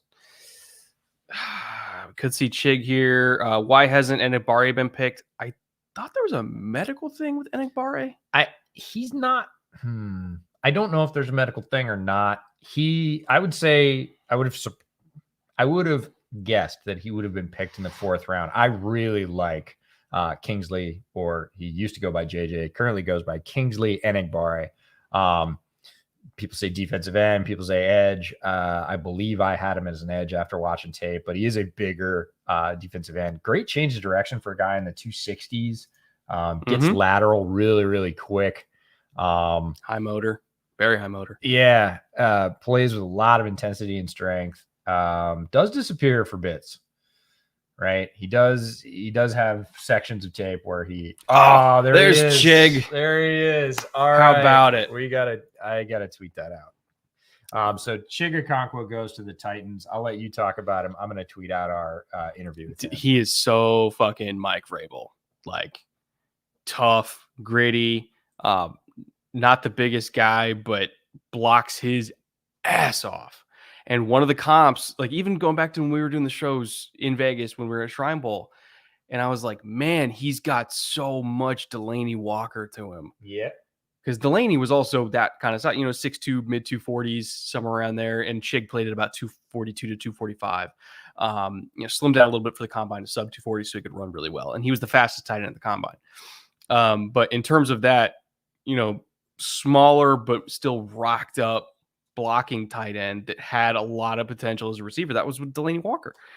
And Delaney played with the Titans. So I think, Vrabel, if there was ever a guy that was going to give, somebody a chance to be a 6'2", 240-pound Y tight end, it's going to be him because he's seen it before. I love this pick for the Titans so much. One of my favorite players in this draft at any position.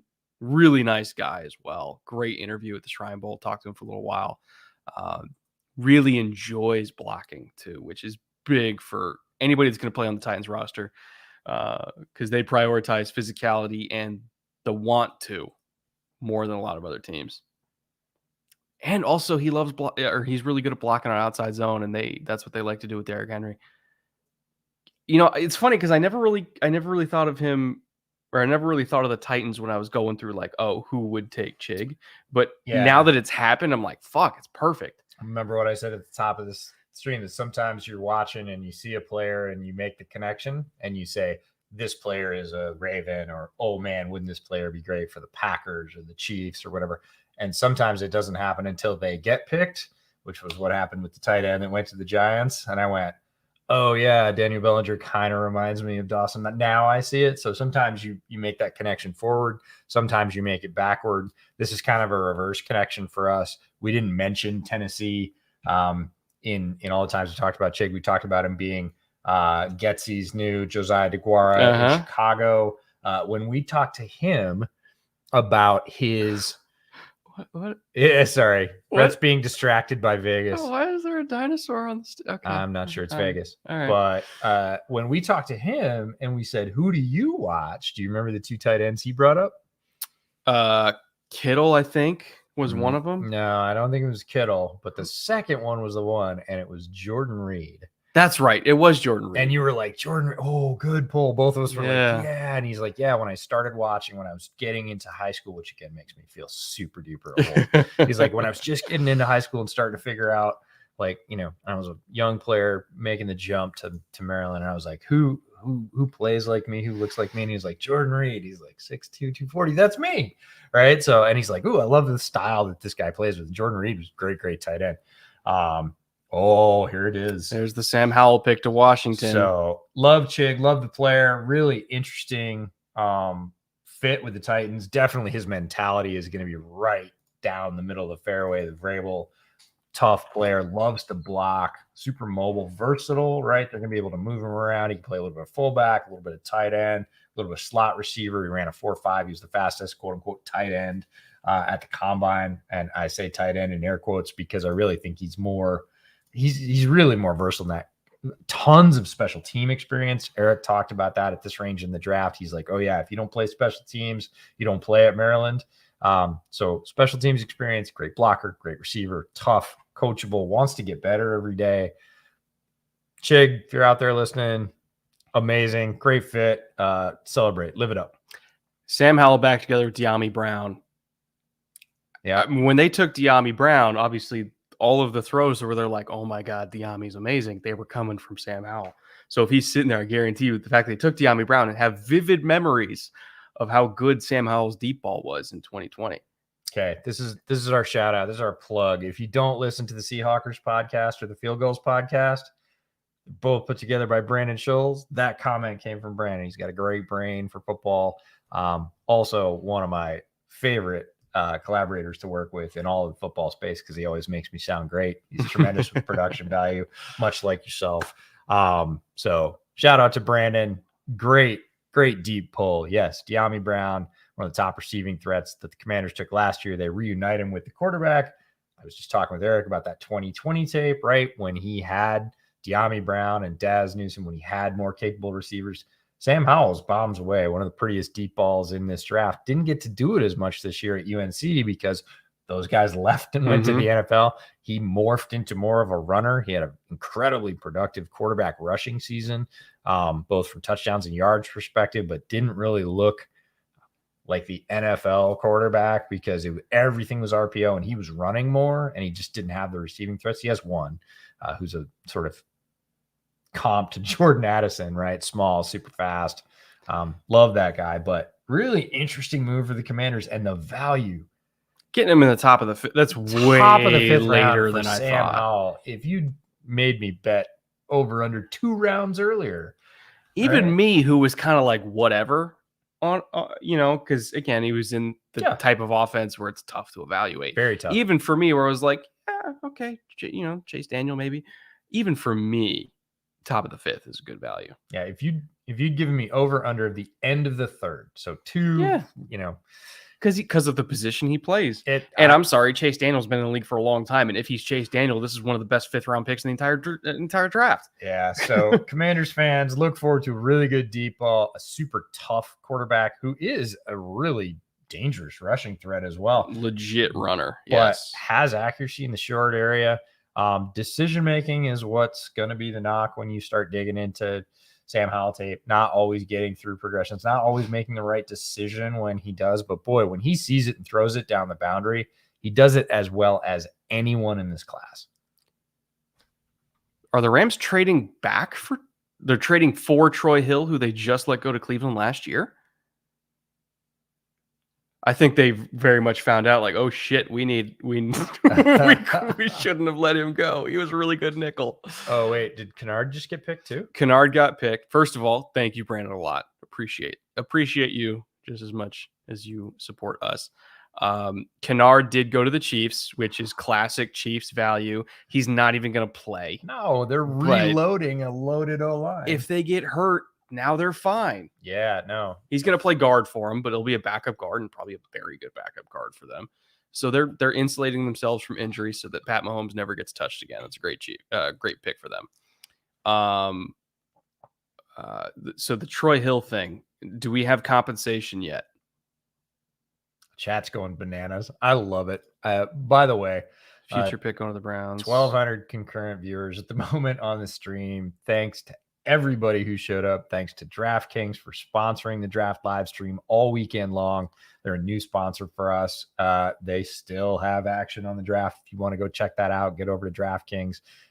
If your state doesn't allow outright sports gambling, you can do pools, all kinds of interest. So if you have been cribbing on the Bootleg Football podcast for 2 months and you want to put all that knowledge to good use, go make yourself some money, do it on DraftKings.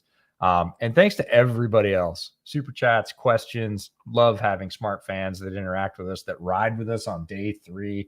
This is when most people turn off the draft and go, barbecue or mow the lawn. You're here with us all day long. Into it, enthusiastic about 5th and 6th and 7th round picks, just like we are. So good on all of you for being here. Believe it or not, we get more money from DraftKings for every single deposit at that link in the description than we do from the super chats. I worked out the math for that. Really? Yeah, by like a lot. So I'm making a best available list for day 3, doing the math on DraftKings. That's why we work well together.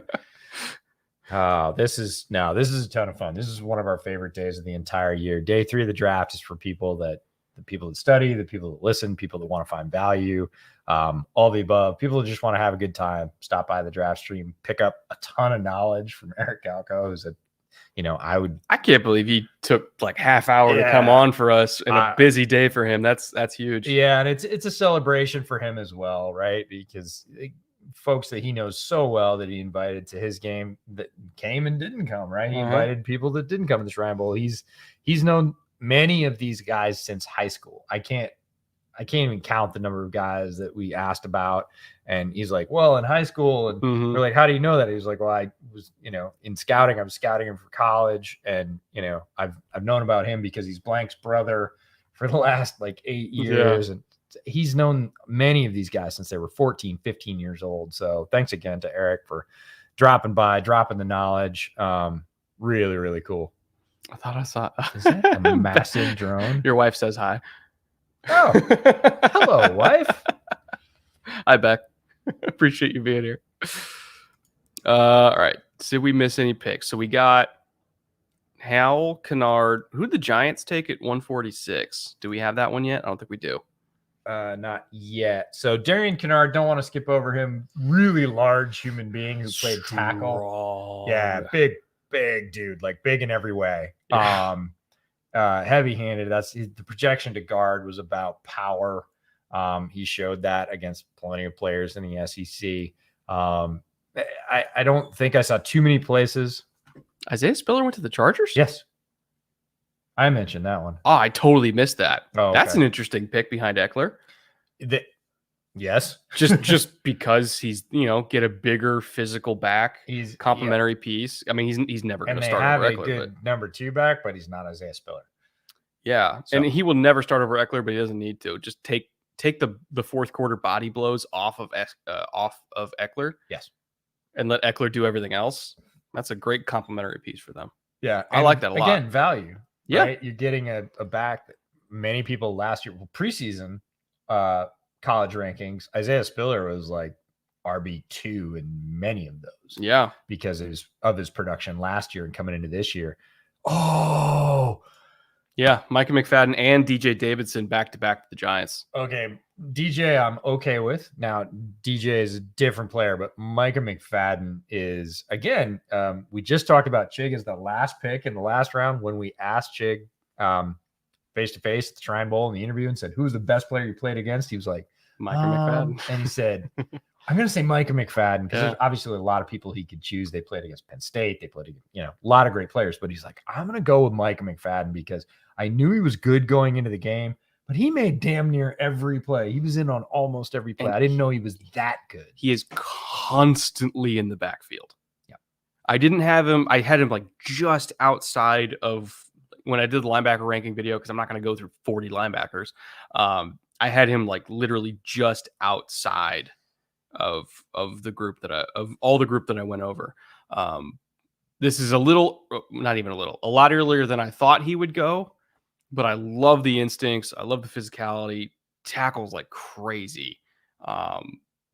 He's like the Energizer Bunny of linebackers in this class to me. 9.47 RAS. Where he gets knocked is he's short. That's his only red slot on his entire RAS because he's 6'1", and for an inside linebacker, that's not considered great height. 240 is tremendous. And keep in mind, all these athletic scores are at 240, which is positively huge for an inside linebacker these days. Ran a 4.63, had a 1.54 10-yard split. And see, this is one of the things where it's like I lean on RS a lot. I did not see any of these times on tape. Yeah. 6.88 3-cone. So tremendous athlete, doesn't always translate to his tape. Yeah. But also is not a bad football player. Doesn't play to those athletic scores. Every note was instincts. Never misses tackles. Yeah. Like it was very much like, damn, he's in on every play. Everywhere. And that's what Chig said as well. So if he can find a way to bring more of this crazy athleticism at 240 pounds to every play, it's a steal. Yeah. And he went to the Giants. And they have Martinez still? Or did Blake move on? He's still there, I'm pretty sure. Yeah, I think they're paying him like $10 million a year. Yeah, I think he's there. And I'm like, Micah McFadden learning from Blake Martinez. I'm okay with that. Like, I'm really okay. I mean, with it's like that. not even that bad of a comp. No, they play pretty no, it's just similarly. a more athletic Blake Martinez. Yeah. Because Blake, again, well, the thing with Blake is he was in on a lot of tackles. Earlier in his career, he was in on every tackle, but every tackle was 10 yards down the field. Yeah. It wasn't until like last year where it kind of started being around the line of scrimmage. Mike McFadden right now makes every tackle, but it's at the line of scrimmage. Oh, I'm going to do something here. So I like that pick. Again, earlier than I thought he would go because I did not think he played to his times. But for everything else, the instincts, the physicality, everything that you love for a linebacker, he's got it. Now, DJ Davidson, penetrating 3 technique. I personally did not have him rated nearly as high among 3 techniques as Thomas Booker or Matthew Butler, who are both still on the board. Doesn't mean it's a bad pick. It's just not the one I would have made. We'll see. Yeah, that one everybody's board's different at this point in the draft. That one's a little bit more than the Micah McFadden pick. That one's a little bit more kind of early for me. With the 3 techniques that are still on the board being on the board. It could still probably work out, but we'll see. Yeah, Micah McFadden comps very favorably to Matt Milano, which is where Dable came from. Totally different body types, though. I mean, in terms of like Matt Milano, like instincts, every tackle, all that kind of stuff. No, not really, though. Matt Milano is a bit shorter. He's about half an inch shorter. And he was much lighter when he tested, but he plays heavier than that now. He's 223, and Micah McFadden's 240. But in terms of 40-yard dash, 4.63, 4.67, 20-yard split, 2.62, 2.72, 10-yard split, 1.54, 1.65 for Milano, who I think of as really quick. And again, mentally quicker, which makes you look faster on the football field. Yeah. But, you know, in terms of the way they perform, they're a little bit different size. Like McFadden is bigger, which not bad as a linebacker. But the trigger is similar, though. Yeah. Yeah. In terms of hair trigger. Yeah. And you'll get there quick. And I don't think Micah McFadden is the player Matt Milano is right now, but very few people are Matt Milano. Right. Yeah. So if he can develop into 60% of Matt Milano, 65, worth a and fifth you got round him in pick. the 5th round pick, yeah. Go for it. Couldn't imagine a better COVID quarantine than this. Well, I hope you're feeling better, Luca. I really am. I'm sorry, Luca. That's a bummer. Be well. We did get a wild Khalil Shakir pick to Buffalo. This is what we were talking about. Khalil Shakir, I think, was the top wide receiver on my list that I put out last night. No, Calvin Austin, who already went before him. Yep. And Khalil Shakir was next. And we had said Green Bay was a destination. This just gives, in my opinion, Buffalo another type of target for Josh Allen. I don't really think anybody in Buffalo's receiving core is Khalil Shakir. Like skill set wise, no. Yeah, we were talking about like who did he sit behind with a lot of these other draft picks. Now we're getting into the 4th and 5th. Like, oh, he can sit behind blank and learn. Or we talked about Cam Thomas sitting behind JJ Watt. Like that is a really good thing. Khalil Shakir isn't really going to sit behind anybody. He's another skill set to add to round out their wide receiver room. You got Stephon Diggs, who's your everything one. Yes. Gabriel Davis, love him as a boundary threat. Yep, as your vertical Z. Jamison Crowder, more of a traditional, quicker than fast slot receiver.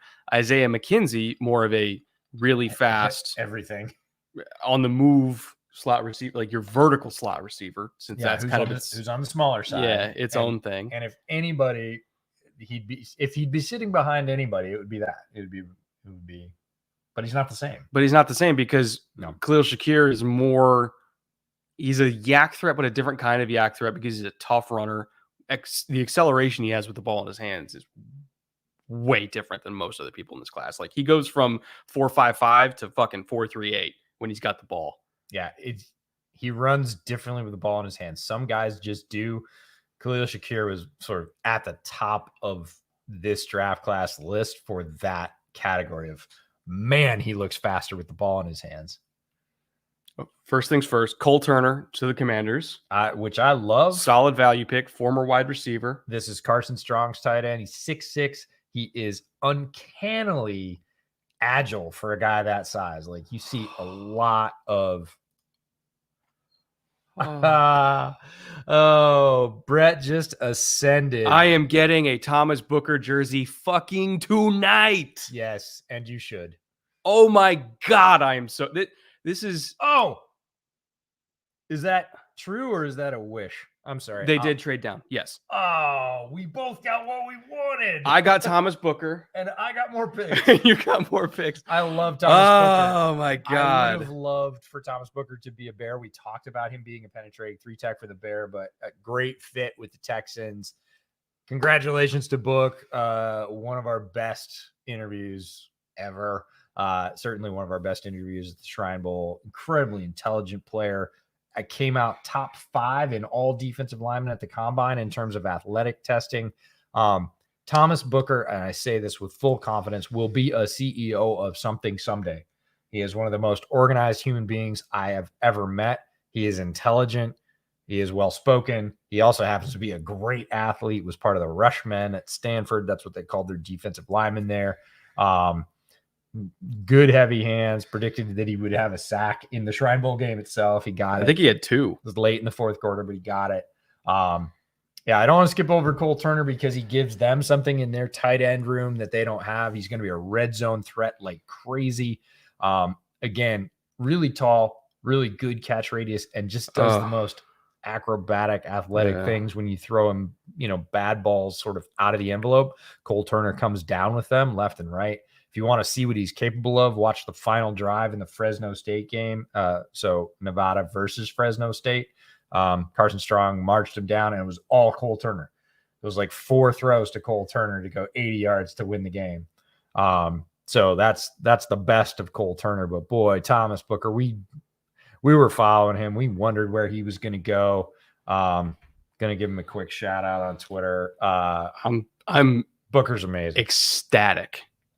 I am ecstatic. They did it just for you, Brett. They're trying to win you back. They did it. They did it. They did it. I'm back, baby. I'm back. I'm just going to forget Jack Easterby exists. I'm back. And he's so Texans, like incredible leader, incredible off the field. Like he's everything they want in terms of that because they absolutely prioritize that above all else. In addition to being ultra talented, he's one of the most smart. No, it's not even that. He's one of the most athletic defensive linemen in this class, in addition to being genius. Yes, smart as a football player, not just the CEO thing, not just his academic achievements. Like as a football player, one of the smartest football players I've ever had the privilege to talk to about playing football, and that's college or pro. Like Thomas Booker's on a different level there than most players. I'm fucking back, and I'm wearing a Texans jersey while it happened. Let's go. Every time I wear the Arian Foster jersey, something good's happening. There you go. I wore this jersey when Andre Johnson got his first playoff win.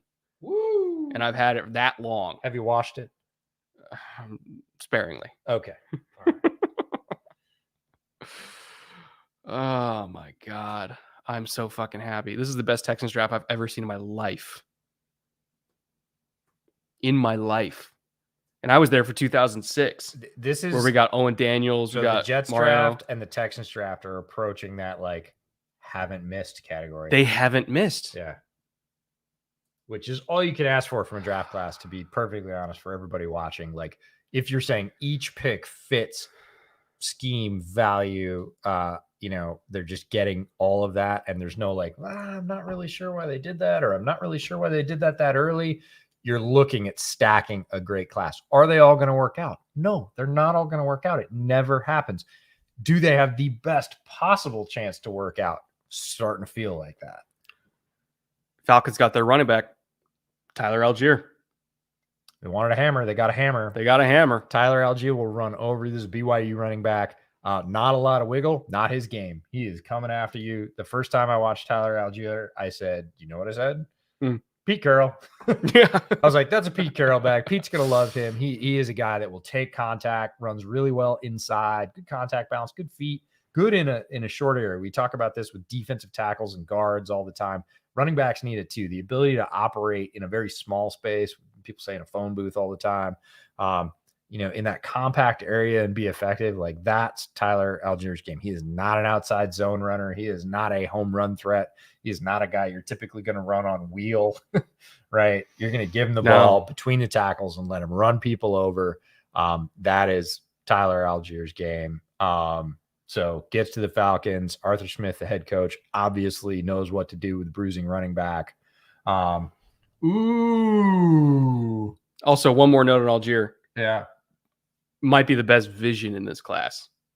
I thought his vision was phenomenal. I thought it was good. I wouldn't put it at the top. His patience, where he's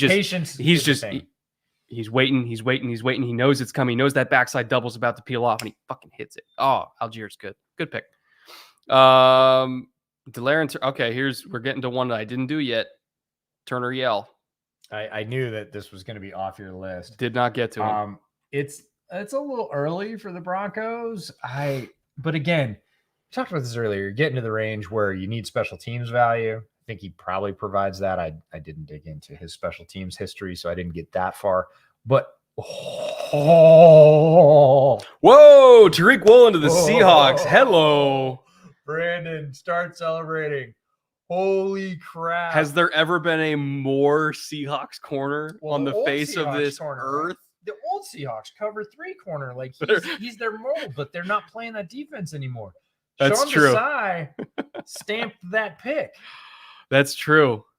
Whoa. And I mean, they're just seeing. And he doesn't have to play right away. What can we do with him? Right. And he doesn't have to play right away. Like, wow. So Tariq Woolen, one of my defensive gems at Bootleg this year, cornerback, UTSA, Texas San Antonio. Brandon Browner with a jetpack. That's not a bad way to put it. Not at all. Like Brandon Browner with a DeLorean time machine. I mean, in terms of athleticism, everybody got exposed to that at the combine. So he's almost 6'4", fully 6'4", over 200 pounds, sprinter speed, length, converted to the position recently. So still learning a lot about technique.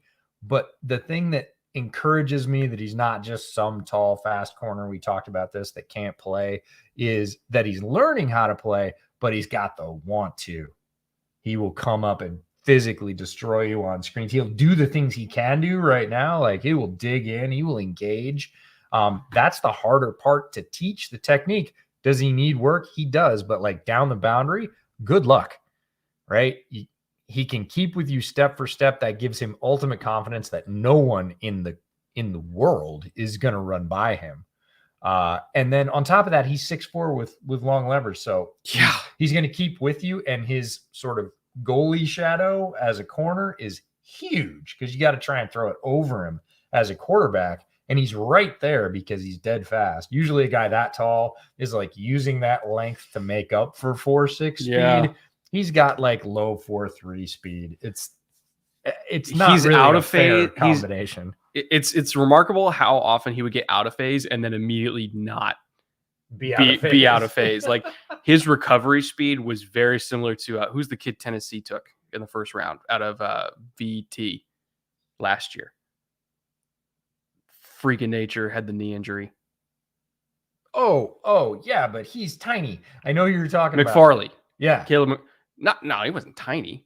Well, compared to Tariq Woolen, everybody, he's not big. Like he's not a Caleb Farley. Yeah, not McFarley. Caleb Farley. But you know, Farley was like the recovery speed magician, where it's like he's out and then he's back in. And Williams the same thing, where it's like, man, he would lose on the release and he'd be 2 steps behind, and all of a sudden he's just and he's right back in there using that long arm. It's like it's not clean. Like Tariq Woolen is not clean at all, but he's so gifted that he still makes plays. And I think it was the what was the game where he gave up like 3 touchdowns, but every single one of them was on stuff that's very easily correctable. You know, it's like, oh, he slipped underneath the undercut too early and the ball went over his ear. There was another one where he just straight up missed a tackle. Like he gave up 3 touchdowns, but none of it was like, oh, he's bad. It was just, man, if he just did one thing different. And the other thing is, from the physical perspective, it gives him such a large makeup envelope. It's not just makeup speed, it's makeup size and reach and length. So if he's over aggressive or doesn't understand the technique, which you can see on film, people talked about him and Zion kind of together because Zion's really tall and Zion is a whole different deal. Like Zion is a much better corner technically right now than Woolen. Woolen, a slightly better athlete, but just has this huge envelope for mistake because he's got makeup speed, he's got size, he's got aggression. So if he doesn't understand something and he gets it wrong, that's fine. It's correctable. It's much different than a corner who is too small or too slow, played the technique perfectly, but just got outrun. You can't do anything about that. And the good thing is, so we mentioned this earlier, they got Trey Brown, Sidney Jones, Justin Coleman, and Kobe Bryant. He doesn't have to play. He can sit and learn. And Sean Desai can use him as his project for That's an my entire year. Favorite thing is because he climbed rapidly after the combine. This will happen. People were like, oh, potential. And he was up in like the 50 range. And I was like, man, he's going to get picked. Somebody at that range, you basically have to jack him into your offensive line or your starting lineup right away. That's a lot of pressure for a guy that has only been in the position about a year and a half. He's brand new to it. Yeah, he's fresh as a corner. Like, that's a ton of pressure. I'm really glad that A, he didn't go until the 5th. B, that he went to Sean Desai. That he went there. Who understands how to use secondary players. That he's got 3 other really good corners around him who will understand a lot more about the position. He's going to be soaking up tons of corner knowledge from all those guys every day in the room. Like, good fit. And like, you don't draft Tariq Woolen for now or even the end of the season. You draft him for 2 to 3 years from now when he comes out and he's shutting down whoever. You go, yeah. Snoop Connor? Now? They must like him. And again, there's a saying, day 3 is for scouts, right? So some scout in Jacksonville loved Snoop Connor, is pounding the table for him right now. Apparently. And they went, okay, so this is where you get value from people saying he's perfect, right? He's exactly what you said we wanted in whatever piece was missing in our running back room or our overall offensive attack. So Snoop Connor, running back, Ole Miss, is a guy that split time with Jerry and Ely. Well, that's what I'm saying is he went ahead of Ely. Well, right, but Ely's more limited in terms of if you want certain things, he can't do them for you because Ely is smaller. I think he's much more dynamic. I compared Ely to Tariq Cohen because he has return value. He will give you the wow plays. I really think Jerry and Ely is an underrated back, but he is a third back, whereas Snoop Connor in Ole Miss and I think Jacksonville is really going to be the second back, or he's going to be because they got James Robinson coming off Achilles, which who knows when he's going to be fully ready. Robinson is their hammer. We know what he's capable of, and of course, the top of last year's draft, they got A-Chain. So, yeah, I guess from that perspective, he's their third back, and many teams you might say, oh, it's undervaluable. A, it's the 5th round. B, many teams are using 3 backs now, not just a 2-back rotation, but actually using all 3 of their backs to try and spread the load. Again, like Eric said about tight ends, do different things. I think he's the third back in their room. I never would have guessed. We're just talking about specifically for that role. I never would have guessed him going before Keontae Ingram. I would say probably comes down to familiarity because coaches. Like we know the coach or, you know, Lane said this about him or whatever. The other thing is blocking. Like Keontae Ingram is not a good blocker right now, and that's going to keep him off the field. True. Because if you get Trevor crushed, it doesn't matter how good. You just lose your job. Yeah, it doesn't matter how awesome you are with the ball in your hands. That's true. Now, thinking back, I can't remember a lot of great blocking reps I can't remember a whole lot of blocking reps, period, in that offense for Snoop Connor protecting Matt Corral. So I don't know if he's a great blocker or not. I'm not going to say anything about his blocking because I don't have a firm grasp on Snoop Connor's blocking. I'm not saying that's it. Could be that. Matt Willetsko to Dallas with the Amari Cooper pick. If Matt Willetsko reaches his potential. He was on our ceiling list for sure. If he reaches his potential, and that's a big if, that is the Tyron Smith replacement. It is a big if. But athletically, he's there. Like athletically, he's got literally every tool in the toolbox. Oops. And it's not just like he tested well, so he's got good RIS. Like he plays to his toolbox. Technically, and when I say technically, I mean like technique-wise, still far away. But he's a project. He's a super athletic project. And if he gets to that ceiling, there is your Tyron Smith replacement. This is why I shouldn't do 2 things at once because I attached the Chig interview to my Thomas Booker tweet. So, well, there you go. Deleting that real quick. Now, Tyler Smith is also there, and I'm sure they will see if he's a tackle first before they kick him in the guard. But we're talking about a potential. If Willetsko is good at tackle, you leave him at tackle. You have Tyler Smith murder people at guard, and your offensive line of the future, because Tyron Smith's still there, Your offensive line of the future is already taken care of, and you don't have to worry about it. If the if the contract with Tyron is not long for this world. So I love that pick. It's a good value. It's a shot in the dark, but it's a good shot to take. Clark had an injury, if I recall. Which Clark? Oh, Damone Clark. Yeah, he had Achilles. No, he had a herniated disc in his neck. He got spinal cord fusion. Right. He had the fusion surgery. Yeah. Different guy. Ojabo got the Achilles. Yeah, We Damone just Clark. talked about Robinson's Achilles. And I was Oh, yeah. Damone Clark might legitimately go undrafted because spinal fusion is something that teams... At his position, it's a serious concern. It's a serious concern. So it's one thing if it's a quarterback like Peyton, but when your literal job is to throw your helmet at dudes running full speed at you, he might go undrafted because of it, but he's a really good player. Jerome Ford to the Browns. Oh, that's dirty. What are they going to do? He would be their RB4. They're not going to carry carry their RB4. Who are they getting rid of? They're not going to carry 4, are they? Dearness is still there. Yeah. And Demetric Felton's still there.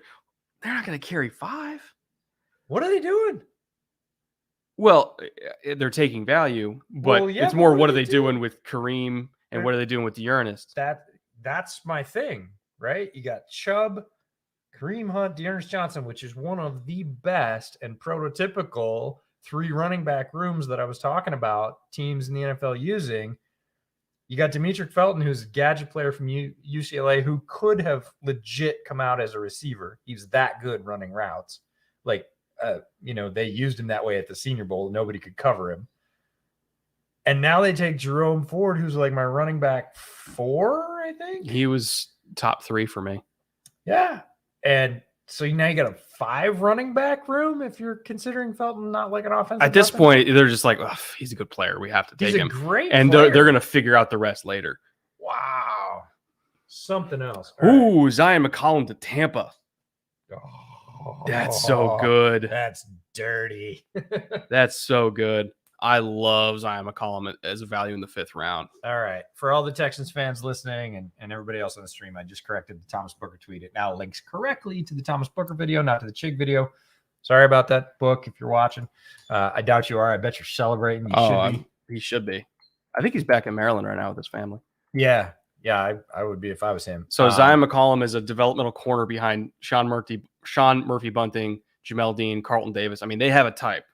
Big, physical, rangy. But he's better than all of them physically. Physically, yes. Physically, he is superior to any corner they have in their room right now. Zion is, we talked about, it's funny that he and Tariq Woolen go within like 5 picks. They've always been linked this whole draft process. Yeah. And Woolen goes first to Seattle and Zion right off the board after that to Tampa Bay, but gets to go play in a very good secondary. I know they lost Jordan Whitehead, but got good safeties, got a great corner class or great corner room in front of him to learn from. It's like they didn't even really need him. They just took him they took him. Could. Speaking of great value, that's, I think, what you do with great value, whereas stacking Jerome Ford as your RB 5, it's gotta be 4 at least. Seems a little bit overkill unless you have a plan or you know something. Here's your guy, Tyreek Smith, Seahawks. Oh, the freaking Hawks are crushing it. Yep, they're doing great. Smith is an edge rusher from Ohio State. One of those guys that I watched and said, "What in the world is this guy not doing on top 20 lists?" Right? He's about my 15th edge rusher in this class because this edge rush class is really deep. We've been talking about those guys for 2 days. He wouldn't be 15 in most years. Nope. Yeah. And you would never get a quality edge rusher in the 5th. And he is a quality edge rusher. He has good measurables. He's an athlete. He's productive. He played in a major program. Like, there's no reason not to like Tyreek Smith. He just kind of got lost in the wash. Oh, man, Tariq Woolen and Tyreek Smith, like, Okay, so you're listening, in John. addition to Kobe Bryant. Yeah, you're listening, Yeah. John. It's cool. Like, I appreciate it. I'll take my scouting fee in the mail. And they did Boye Mafe too, I think, right? Yeah, Boye Yeah. Mafe pie, which is a whole different thing. Question for EJ: thoughts on Eric Barrier, if you know him? I don't personally know him. The name sounds familiar, but I'm not attaching it to a position right now. So remind me, and maybe I heard about him. I didn't watch him recently, that's for sure. I might have, I feel like I had him on a list, but I might just be like conflating his name with a great hockey player. So. Yeah, this is a great draft for the Seahawks. And I know they didn't address quarterback, and maybe they'll still trade for Baker. In terms of just injecting the roster with talent, which is the entire reason Russ wanted out in the first place, is he felt like the roster wasn't in a place where he could compete with it. Just injecting the roster with talent. They're doing a great job. Isn't it ironic that him leaving is what enabled them to do that? I mean, that's what happens. Same thing happened with the Patriots. Tom wanted out because he felt like the roster wasn't there. And so then they spent a fucking bazillion dollars in free agency. They started drafting, all these offensive pieces to help with Mac Jones. Like, I gotta say, the Seahawks draft is right up there with the Texans draft and the Jets draft, because I'm gonna read it off again, because sometimes we lose track of the total as we do pick by pick. Round 1, Charles Cross, future left tackle, potential long-term bookend. mm-hmm. Right? Boye Mafe, wildly athletic edge, one of the most athletic edges in this class, one of the better edges at dropping in short zone. Kenneth Walker, best running back in the class, according to both of us. Abraham Lucas, right tackle, potential long-term right tackle, very athletic. Could be a bookend if he can deal with his problem with stopping power. If he's already solved that, you get 2 potential bookend tackles, same draft. Very rare. Kobe Bryant, excellent third corner for them right now outside. Yeah. The guy that played on the other side from Sauce Gardner at Cincinnati. Tariq Woolen, developmental uber athlete in the secondary, tight end eraser if you want, because he's got the size, can run with anybody on the planet. And then Tyreek Smith, underrated edge rusher from Ohio State. Again, they haven't missed. No. Not once. And we're, 7 picks in. We're in the middle of the first round or middle of the 5th round. That is, I don't think it's as good as New York's picks, or probably the Texans picks, but it's right there. Like that sandwich of 3 drafts, bunch of picks, no misses. There's some other drafts where they only have like 2 players in the door right now. And look, they're great drafts, but they have 2 players. This is stacking talent that's going to sustain your team for the next 2 to 3 years. Well, I put some beers in the fridge. I want you to talk about Eric Johnson, who just went to the Colts. One of your favorite 3 techniques in this class. God damn it! I know you wanted him bad for the Bears. Okay, so I'm going to be a little bit upset here. Not upset for the player. Great player. Oh, he missed. Do you remember what our estimate was for Johnson? What? That I told you like a week ago. I said we heard Eric Johnson in the top blank. 150. It was 125, and he went at 159. So he missed that 125 range, which would have shocked a lot of people. This would have been a like Cole Strange level. Who is that if he'd gone 25 picks earlier? But Eric Johnson, 3 technique from Missouri State, late Senior Bowl ad. As a penetrating 3 tech, purely in that role, one of the best players in this class at that narrow role. The whole reason I wanted him to go to Chicago in that penetrating 3 tech role, which they tried to fill in free agency with Larry Ogunjobi, missed because Ogunjobi had a foot issue, hadn't healed, was because they're importing that Indianapolis defense into Chicago and they don't have that role. Ogunjobi was going to be their guy. They tried early in free agency, big money. Didn't get it. Signed another player, yes, but that's more of a placeholder player. This is a player that I really think could drive that role and would have been a huge value. And sure enough, he goes to the team that they are pulling the defense from as a fit. So that's sort of a validation from a my scout's eye perspective that, yep, he's good in that role. The team that minted that defense picked him to play that role. I'm going to pull up the write-up about DTs because, again, the stats were surprising on him. Yeah, level of competition is a thing. But in terms of the players in this table, Jordan Davis, Devontae Wyatt, Travis Jones, Mathis, Winfrey, Uwazurike, and then Johnson. He had the second most pressures of any player in that table, and I named all the top defensive tackles. He also had 6.5 sacks. He only had, 1.5 sacks, 6.5 tackles for loss. Again, penetrating, getting in, sometimes hitting the running back at the handoff point, like just kind of tackling them both. That classic. Tied for second with a forced fumble. He didn't have a lot of QB hits, but that pressure number is a number. A lot of pressures where he almost got there. Right. Yeah. And that's a number that NFL teams look at. Might not be a number that casual fans look at. They really gravitate towards sacks, which are very cyclical. You can almost get a lot of sacks, and then the next year you complete those and you double your sack total. And everybody goes, oh, you improved so much. But your pressure total is going to be more representative of the type of rushes you're putting together down after down. Eric Johnson, one of the best in this draft class, goes off the board before the Bears can get him and goes to the Colts. And another defensive tackle who I really like but plays a completely different style goes to the Chargers. Kevin Austin Jr., not somebody that I got to personally yet. Did you get to him? I did. And is he the pick for the Saints?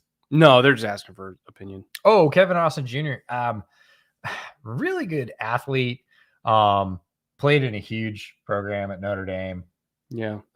Didn't have it on tape. Yeah. And his quarterbacking situation was not awesome. Wasn't terrible. I saw worse. He's one of the guys where it's like when I say I didn't get to him, he showed up. It's like, oh, when I'm watching other defensive players against Notre Dame, I never I got to take notes on it. We should clarify that. When we say we haven't seen a player, it doesn't mean we have no idea who they are and we've never seen them on tape. It means that we haven't sat down for about 20 minutes with one to two of their films, focused and taken notes on one player and one player only.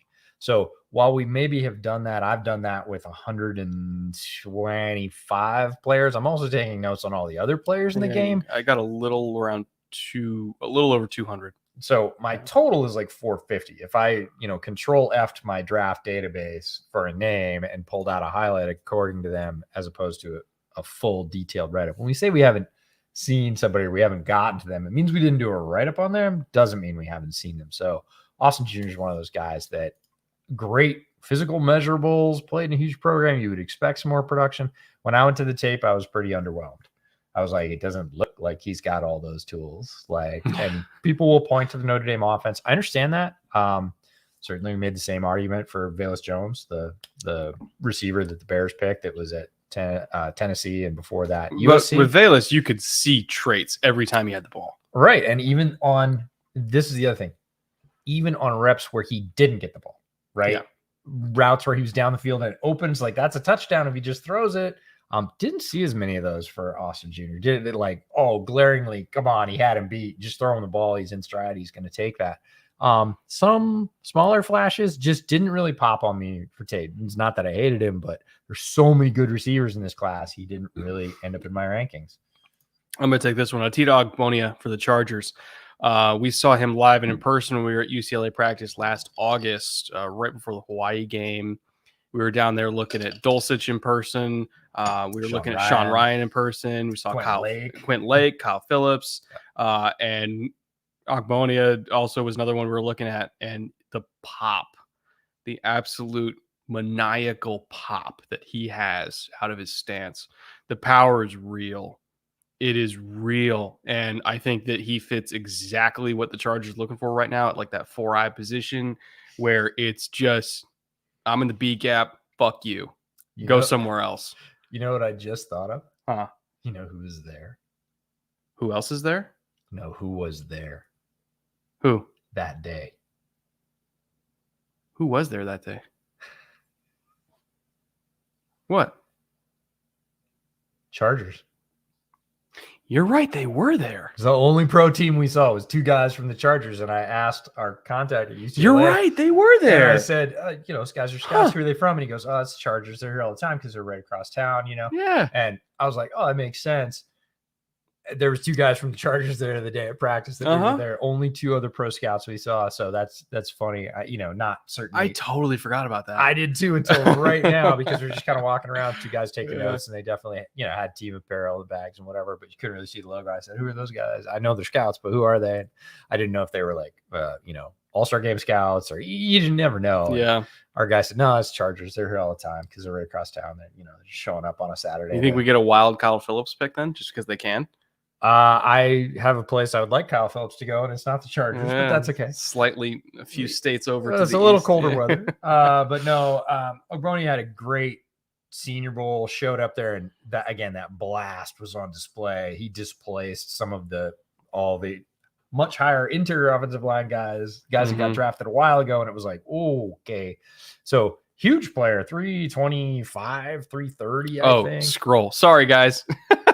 Yeah. It's like, scroll what? I'm at the top of chat. We got 4 screens up. Sometimes we miss things. Thanks for reminding us. My bad. I got you. That's why we love you, chat. I'm going to pull up Ogboni because he's a big dude. Like, he's a big framed dude. Ogboni is 6'4", 326. Yeah, and he looks all of 326. Yeah, and moves really well in the extremely short area. Yeah. That pop, that explosion, it goes about 3 steps. He is not a guy that's chasing you to the edge. High effort, he will endeavor to do that, but if you have any speed, you're running around this guy. But in that short area, he is deceptively quick in the first 2 or 3 steps. Yeah. And that translates to that pop and closing and explosion. Early comp for Jalen Carter and Will Anderson. Will Anderson comp. Oh God. Jalen Carter is like, I don't know. I don't even know who. That's the thing is they are so. But faster? Well, Hulk's fast. I don't know. They are so different. Yeah, it's superheroes for both of them. Yeah. Like the best. Will Anderson should have won the Heisman. And I don't even say that ironically. He is unbelievable. If the Heisman is the award for the best player in college football, Will Anderson should have won it going away. Yeah. Like walking away. It should have been Will Anderson. One guy to the ceremony. You just invite Will Anderson. Everybody knows he's going to win. They didn't because he's a defensive player. He should have won the Heisman. So that's Will Anderson. Jalen Carter on that incredibly loaded defense. We've seen many of them get drafted. We're going to see the rest of them get drafted. Best one. He was the best one. He was the one that your eye went to and went, oh God, who's 88? Like, and everybody went, not even in the draft. His name's Jalen Carter. You should look at him.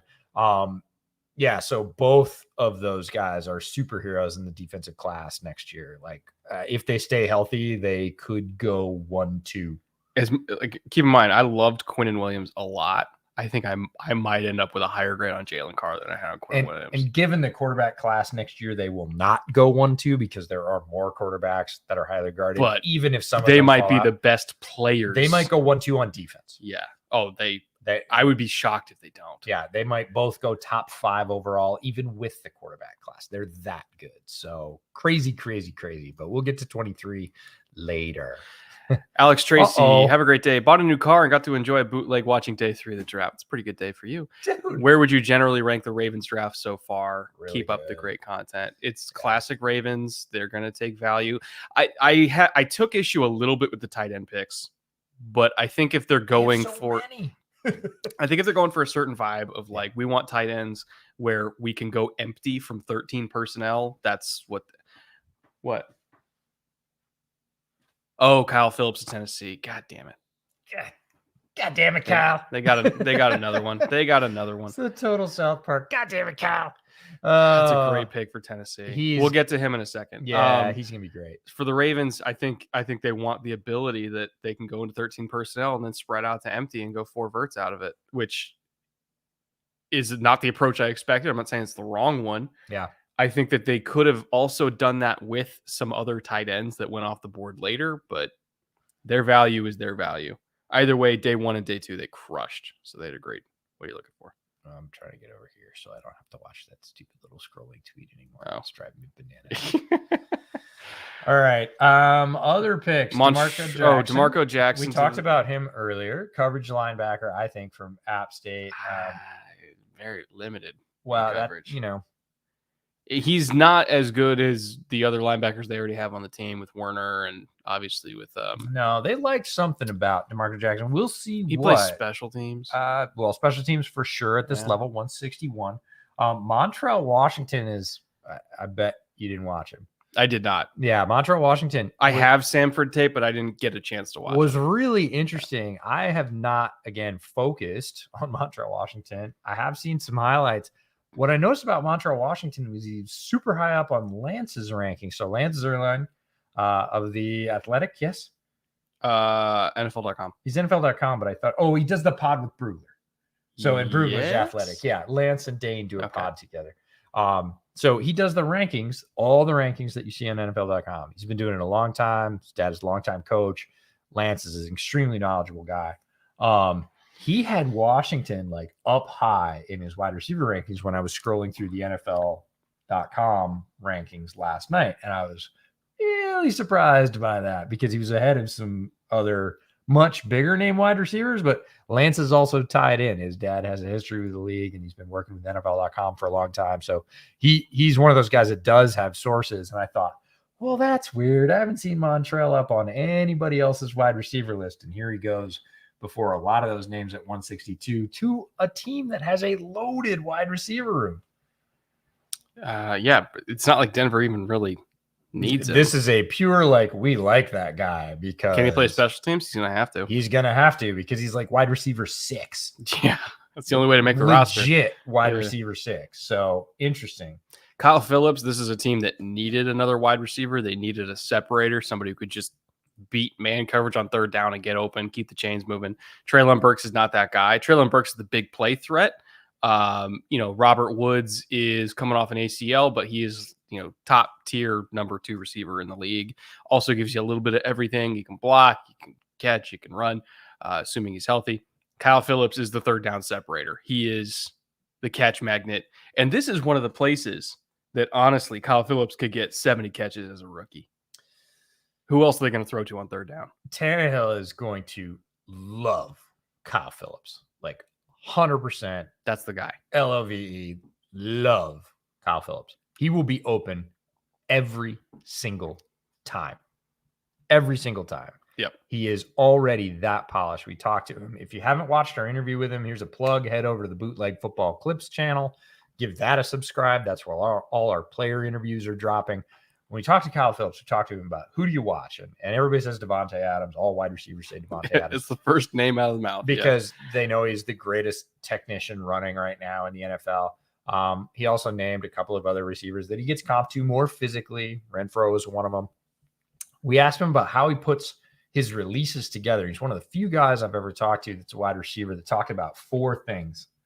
Talked about his head and his eyes together, shoulders, hips, feet, right? So 1, 2, 3, 4, and how he links all 4 of those things on each release and different releases, kind of like a Rubik's Cube, uses them in different combinations depending on what he's seen and what the defensive back has shown him throughout the rep. Like, that's even before he's catching the ball. Like, but that's the reason that nobody could cover him all week at Shrine. Nobody. And there were some great defensive He didn't lose a rep. No, he in just a week. Every day went out and was open every day. Got open deep down the field occasionally, which we didn't get to see a lot because of UCLA's offense. They didn't use him that way. But the first couple days in practice outside at UNLV, I said to him when we interviewed him, I think we interviewed him day 2 after the second outdoor practice. I said, Kyle, like, I'm really used to you getting open underneath and on the sidelines, making those technical catches. But man, you were getting down the field today. You're getting separation at the line with all those great releases, and then you were keeping it down the field. He said, yeah, I want people to understand that I've got a fully rounded game, show them that I've got that too, although we didn't use it a lot at UCLA.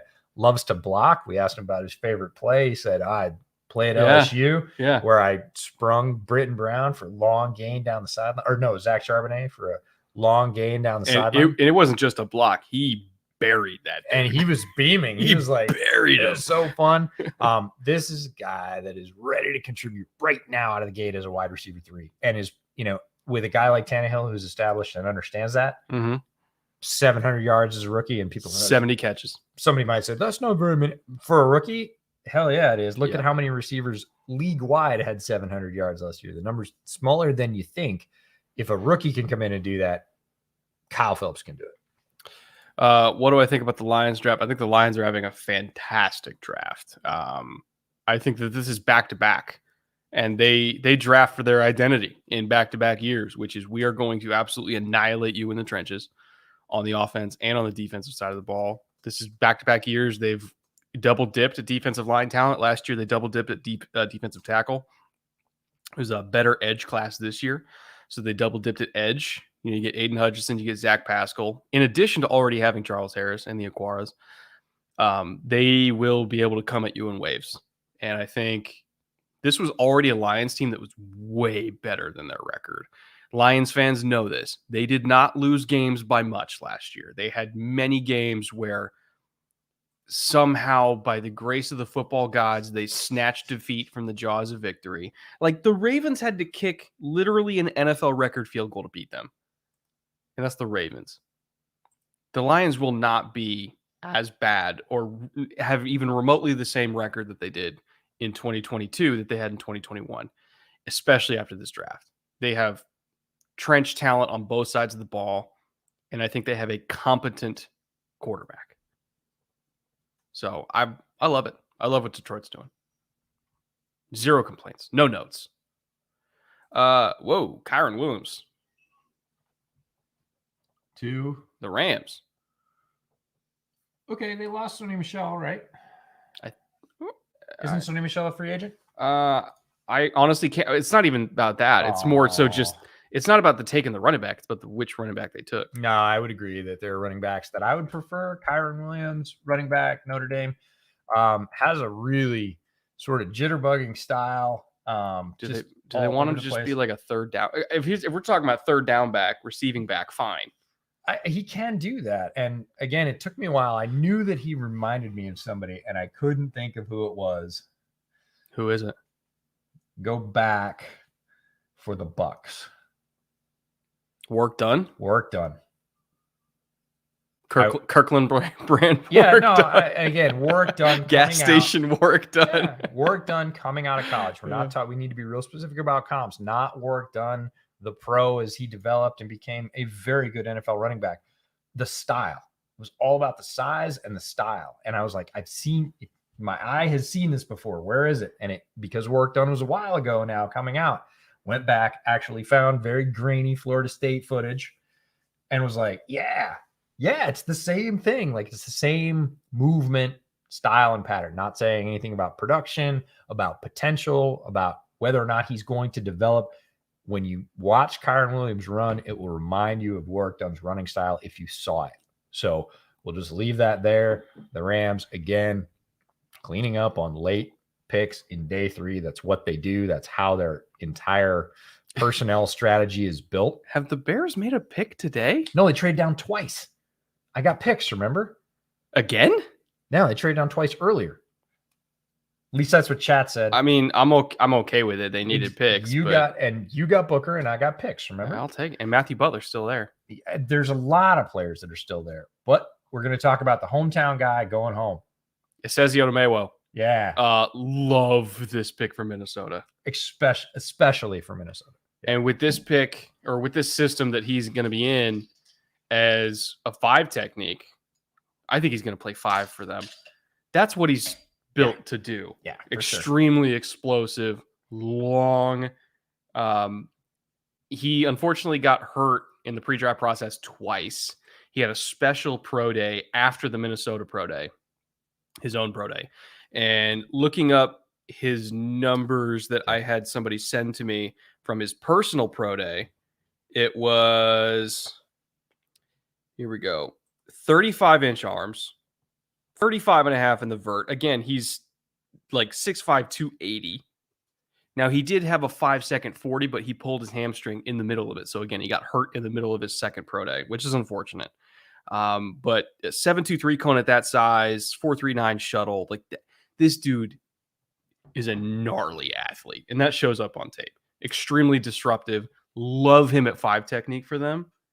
Couldn't imagine a better 5th-round value. As a 5th-round value, this is a steal. The fact that he's just basically going, well, not even going across town. He's staying in town. Staying in town, yeah. he's a guy that is, you're watching Boye Mafe on tape. It shows up. You're like, man, Boye Mafe is such a crazy athlete. That's not Boye Mafe's number because Minnesota, like many programs, will swap their ends to try and get better matchups versus tackles, and they do it with Odomewo. I had Odomewo as a defensive end and Mafe as an edge, but they both show crazy athletic flashes on tape, so much so that sometimes you confuse them, although Odomewo is the larger, heavier handed, way bigger, more straightforward. I'm coming at you, push you over. Yeah. But still shows quickness. Like it's not just a plotter that's a big beast of a dude. Like he athletically can freaking run at his size. So, and Minnesota, I know their coaching staff is different and changed, but has a long history of developing developmental athletic defensive prospects along the line, and he fits that mold to a T. See, here's the thing. So on Bootleg, we have a general philosophy of we want players to go where they're going to be successful because we want all these guys to be good players because that makes a more entertaining game. We want them to make a fuckload of money and just be good football players. This is one of the destinations for Sezi Odomewo that I think he can maximize his potential and be that kind of player where we get to sit back in 5 years and watch him on Monday Night Football and say, damn, he's good. So I love it. I love everything about it. Are the Colts quietly having a top 5 class? I don't think it's quietly. Alec Pierce, Bernard Ryman, Jelani Woods, Nick Cross. There's nothing quiet about that. That is a good class. Top 5, I'd have to look at all of them and rank them, to be honest. But at minimum, it's really good.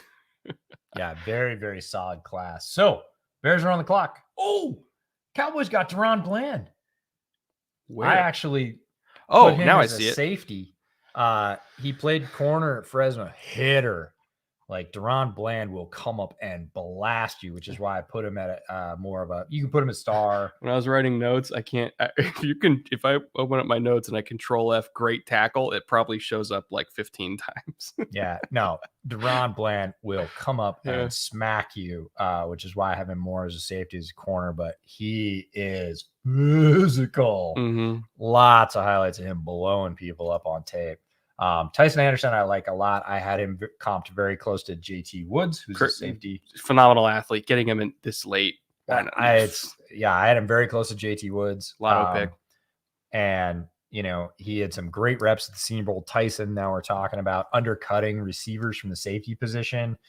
Great speed, really good athlete. I love that pick for them. I think he's going to be good on special teams for them too.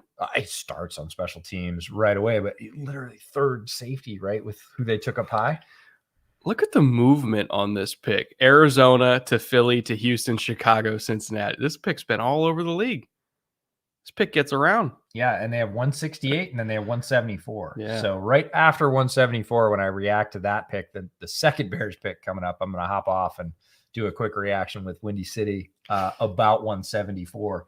But I'm really interested in 168 because Ryan Poles has a lot of work to do. He traded down. He finally traded down. I've been begging, and many Bears fans have been begging for months. Trade down, get picks, get assets. He did it. He did it later.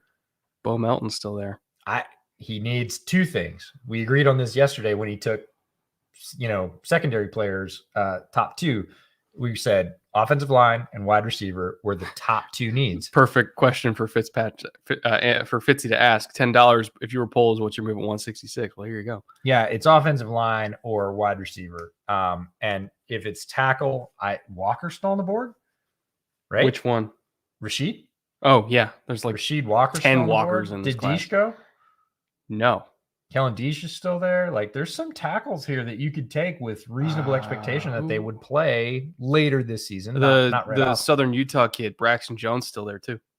But I would take either of. I would certainly take Walker. I would too. I'm just saying, if we just want an athlete because we really believe in Larry Borum. But that's the thing is, I did not expect in the middle of the 5th you'd be looking at Rashid Walker or Kellen Deesh. Hell no. And they're both there. So when we talk about depth and people tell you over and over, that guy won't be there. That guy won't be there. I would have told you, I don't think he'll be there. They're both there. So there's that. And then if you go to wide receiver, we are talking about Bo Melton. Kyle Phillips is already gone. Dubs is already gone. Then you get into Mekhi Polk. Oh, Ezra Common is already gone. So it's like, do you want big outside guy? NC State kid. I'm right about now is when I'm starting to look. Emezi. Yeah. Yeah. He's probably going to go later because he's just not that fast. He didn't test great. I know, but the thing is, Justin could maximize that jump ball ability. Yeah. I sold him to you last night. You did. You sold the shit out of him to me. And now you're selling him back to me. So don't need to. Love him, but lots of receiving options. We're getting into the range where Isaiah Weston from Northern Illinois is, or Northern Iowa. 7th round, I'm looking at Tanner Connor. There's a lot left. So Bakaria Rambo. Fitzy, to answer your question, we could go many ways, and so could polls here. It'll be fascinating from he's a new GM. Which way does he go? Which way does he prioritize? At the beginning of the day, my guess was he's going to go on an O-line run. He's got the ammo to do it now. He's got the players still on the board to do it. As a former O-lineman himself, guy from Kansas City, on a team that needs offensive line help, I think he could stack a couple of picks here. Grade the Packers draft. I'm pretending Watson was 22 and Quay was 34. Trade down again? They did. No, they took Braxton Jones. I just mentioned Braxton Jones. Oh, okay. Yeah. So they picked the big developmental tackle from Southern guys, Utah. I just said it. If they believe in Larry Borum, it's Braxton Jones. And you had him on the all-ceiling team, I believe. I think I did. I think Braxton Jones was your ceiling tackle. Because he's hyper athletic. Yeah. He's not ready to play, but he is so athletic. Tested really well. So both of us are right. You get Braxton Jones as the tackle. I'm on he's going to get picks and go on an O-line run. Yeah. And this is the start of that. So Braxton Jones, very large tackle from 6'7", Southern Utah State. I think 315, 320. Yeah. Somewhere around there. This is where super long, super athletic. Upside is through the roof. And theoretically, he doesn't have to play because I truly do think they believe in Borum. Well, honestly, if you're taking Braxton Jones over Deach and Walker, yeah, you do, because he's farther away. Oh, for sure. If they took Kellen Deach, now all of a sudden I'm thinking, it's competition. Yeah, right. Yeah. So Braxton Jones, 6'5", 310, benched 26. Who am I even with of those, it was 6'7". Well, let's go. Maybe. Yeah. So get this: 310 pounds, 6'5", ran a 4.9740.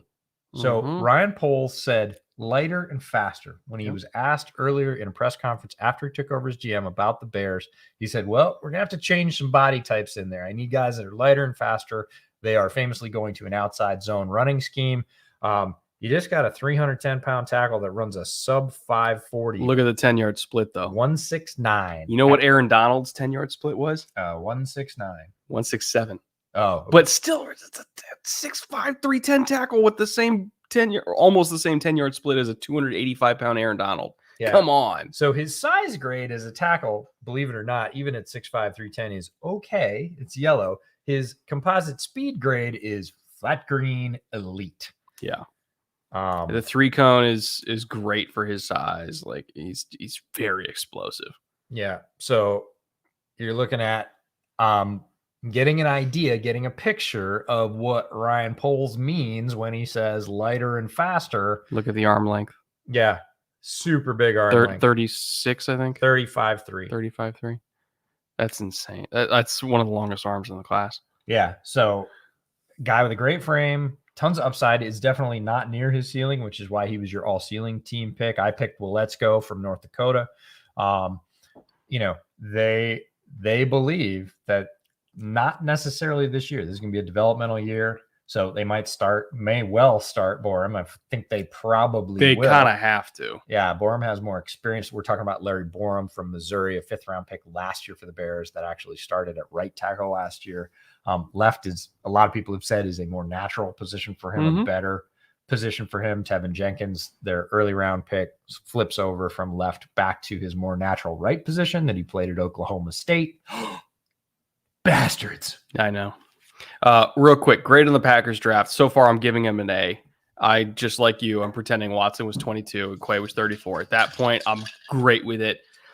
As far as I'm concerned, they had a need at receiver. They filled the need at receiver. They needed another high upside offensive lineman, which they somehow got in Zach Tom in the 4th round. They got also Sean Ryan, an ass kicker at guard. in the 3rd. They got Romeo Doubs, yet another deep threat in the 4th round. They got Devonta Wyatt, who's one of the best defensive tackles in this class.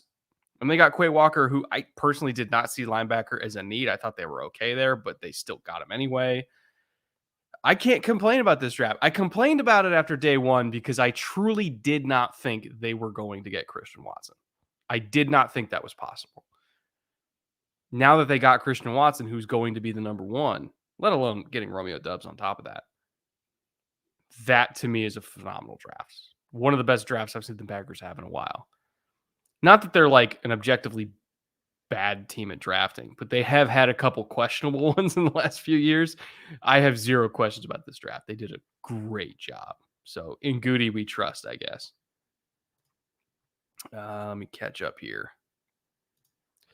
Tony, for 10 years, so happy with the Seahawks draft, as you should be. It's always hard for us Europeans to stay up till 6 a.m. for the first 2 days of the draft. That was definitely worth it. Keep up, and greetings from Germany. Well, Tony, we hope to see you soon because we really want to go to the Munich game. I think they've only announced one team that's in it, which is Tampa. If you know who the other team's going to be, let me know. I don't know if they've announced it yet. My theories is going to be Kansas City, which would be such a crazy game. Me and EJ really want to go to the Germany game really, really badly. And meet up with all you Germans watching right now. Bears traded back again. Yep. And they did get Braxton Jones at that pick. I think it's totally appropriate value there. Anyone left that could end up starting next year? If you're referring to the Bears. Oh, I think you're just talking about in general. Bo Melton, I think, is a starting receiver in the league for sure. Keontae Ingram is a starting running back. Pierre Strong's already gone. Ty Chandler went off the board. Oh, I should probably scroll for you guys. Sorry. There's probably a couple more running backs that I think could legitimately start. Kellen Deach, I think, could start at tackle. There's a plethora of interior guys that are still left that could start. So there's definitely starters left. Austin Taylor, thoughts on the Chargers draft so far? Really love the Zion pick and how the first round shook out. Yeah, I mean, they got a fantastic player in Zion. Build around your young quarterback. Make sure he doesn't get touched because he got hit a lot first couple of years in the league. Keep building around him. Give him protection. Give him weapons. That's exactly what they've done. They're really leaning into Justin Herbert, which is the correct move for the franchise. And I think they're having a great draft. Quietly one of the more solid draft classes, I would say, in the league. I have not had a single complaint about any Chargers pick. Let's see here. You want? Chocolate brownie. Oh, hell yeah. What's the difference between a Z-bar and a Cliff Bar? Z-Bar is the kids' version. Oh, okay. And You're such a dad. Yeah. No, the cool thing about Z-Bars, yes, I eat them and love them. We are not sponsored by Cliff or Z-Bar. But if they're listening and want to. But boy, we sure could be. No, the other thing that's great is they're only 90 calories. So you can kind of wolf one down in the car on the way to somewhere and, Oh, no shit. Yeah. So whereas Cliff Bars are meant to sort of, traditional Cliff Bars are meant to maximize energy. So they're like, I take those when I go hiking. Yeah, exactly. Perfect. So I don't die. This is a great little snack. Keep you going. And chat, it's not crunchy. So sorry about the chips yesterday. I do apologize. Oh, Bears are on the clock already for 174. Yeah, they had like 2 picks within. Okay, we have just hit the first guy I didn't know was out there.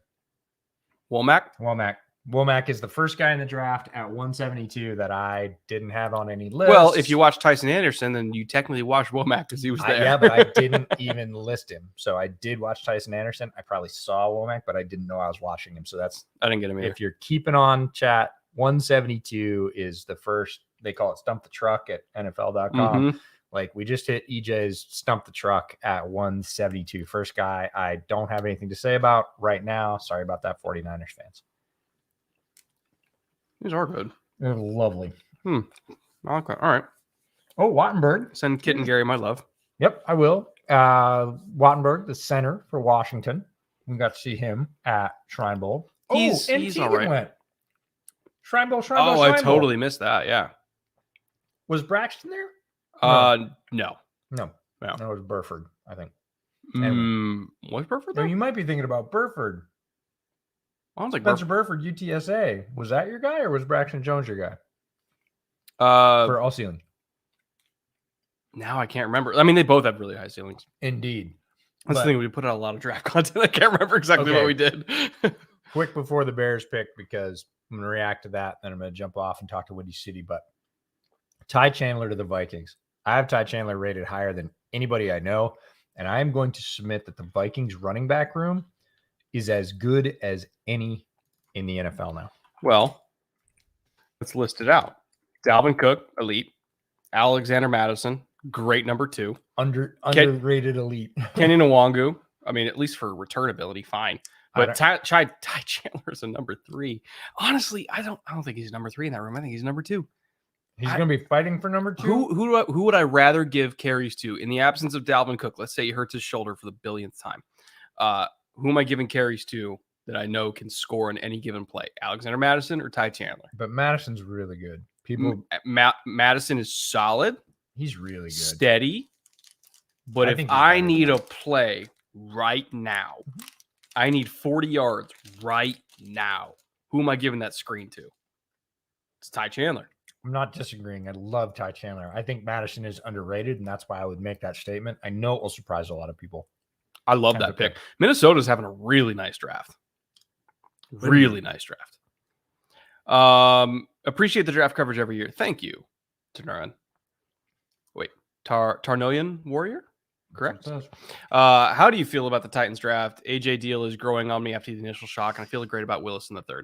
Well, you got a potential, keyword potential, franchise quarterback in the 3rd round, which is no small feat. You did get a guy who compares favorably to AJ Brown and Treylon Burks, who I think it's a good environment for Treylon Burks to succeed in. You got Kyle Phillips, who's your 3rd down separator. You got Roger McCreary, who's one of our favorite corners in this class. Ultra sticky dude. You got who else did they take? You got Chiga Okonkwo, another bootleg favorite. Hassan Haskins, we didn't even get to, is that hammer behind Derrick Henry in case Derrick goes down again. I saw people saying Haskins wasn't going to get drafted, and I was like, you're so wrong. I never thought he wouldn't get drafted. I definitely didn't think he was going to go in the 4th. Well, late round. I would have said anytime after the 4th. Like starting in the 5th, like there was no way he was not getting drafted in the league. Yeah, my safety, Michigan. Like, the one pick I'm kind of like whatever about is Petit Frere, but if he plays guard, then I'm totally cool with it. At tackle is I'm a little but if he's guard, he's fine. But Titans draft, really good. Do you think the Jags are jagging again this year? No. They got Trayvon Walker. They got Chad Muma. They got Devin Lloyd. They're good. They're fine. They got the Jags are doing fine. Jags started off as strong as anybody in the NFL. Yeah. They're doing just fine. I'm not worried about it. I'm not worried about it at all. Their defense wasn't great, so they're building it again. Literally from the ground up. Yes, from the ground up. The other guard from North Carolina, didn't they take Azudu? They did. They took Azudu, and then they took the guy that played on all the right, other side. That tells me they watched a lot of Ty Chandler tape. Or they know the O-line coach at UNC. Yeah. I do not have a take on Marcus McKenzie. Yes. Or McKeithen. Sorry. I don't even know his name. Because he was the other guard. Like Azudu was a sleeper guard pick, and the other guard. Yeah. See. Because they played 3 guards this year. That's why I say other. Oh, let's go. Dominique Robinson from Miami, Ohio. Let's go. That's a good pick. He is. I didn't even know he's still there. Excellent. I did. He was on my, he was 2nd, I believe, on my list that I put out last night that you can find on Twitter if you're looking for it. Dorley's Exo Barbados rum. Let me write that down. That's because I've been looking for more rum. No, that's the one I gave you when you were at my house. You're right. Buddy. He's already had it. Oh, that was so good. I gave it to him at my house. It's excellent. That was amazing. So my edge rankings going into today, still remaining on the board. Michael Clemens, who went up high, Jets.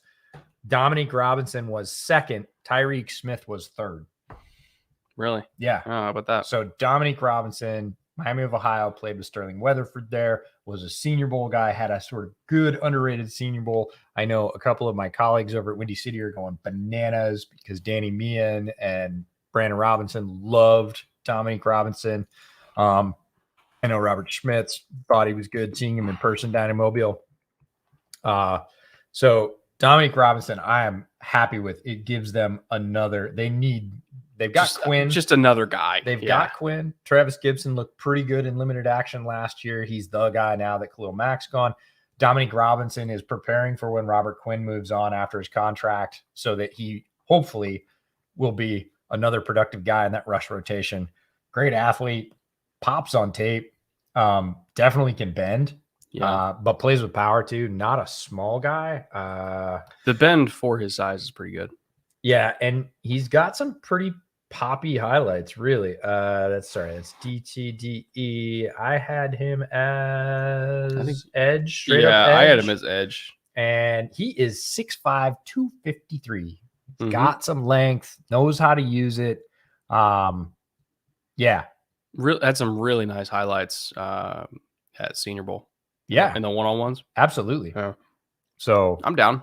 Yeah. For a fifth rounder, who cares? For a fifth rounder, again, getting an effective edge in the fifth is incredibly rare. And I think Robinson has every chance to be an effective edge. So it's 20 snaps a game. That's all I need. Just speaks to the depth of this edge class that a guy like Robinson, who's 6'5", 250, didn't play in a major program, but played against some major programs, had great highlights at the Senior Bowl against the best, offensive lineman in the country, is available at 174 in, the bottom of the fifth. Yeah, totally go with it. Yeah. So far, what do you think of the Steelers draft and who they could still target? I'm gonna hop. Sure. They definitely are surrounding Kenny Pickett and or Mitch Trubisky with a lot of talent on offense. You got a receiving core of George Pickens, Chase Claypool, Deontay Johnson, Calvin Austin. They did bring in Miles Boykin. You still got Anthony Miller as like wide receiver 6. Tyler Vaughns is a talented guy. Who knows if he'll catch on, but he does have a lot of talent. In addition to also having Pat Freiermuth, you still got Najee. Like there's a lot of skill position talent to work with there. Pickett's not the quarterback I would have taken in the first round, but I think this just goes to show that the Steelers refuse to have an under 500 season. They're going to do whatever they can to never be under 500. And if they want a quarterback that's not going to lose, or that's not going to be the reason you lose, it's going to be Kenny Pickett.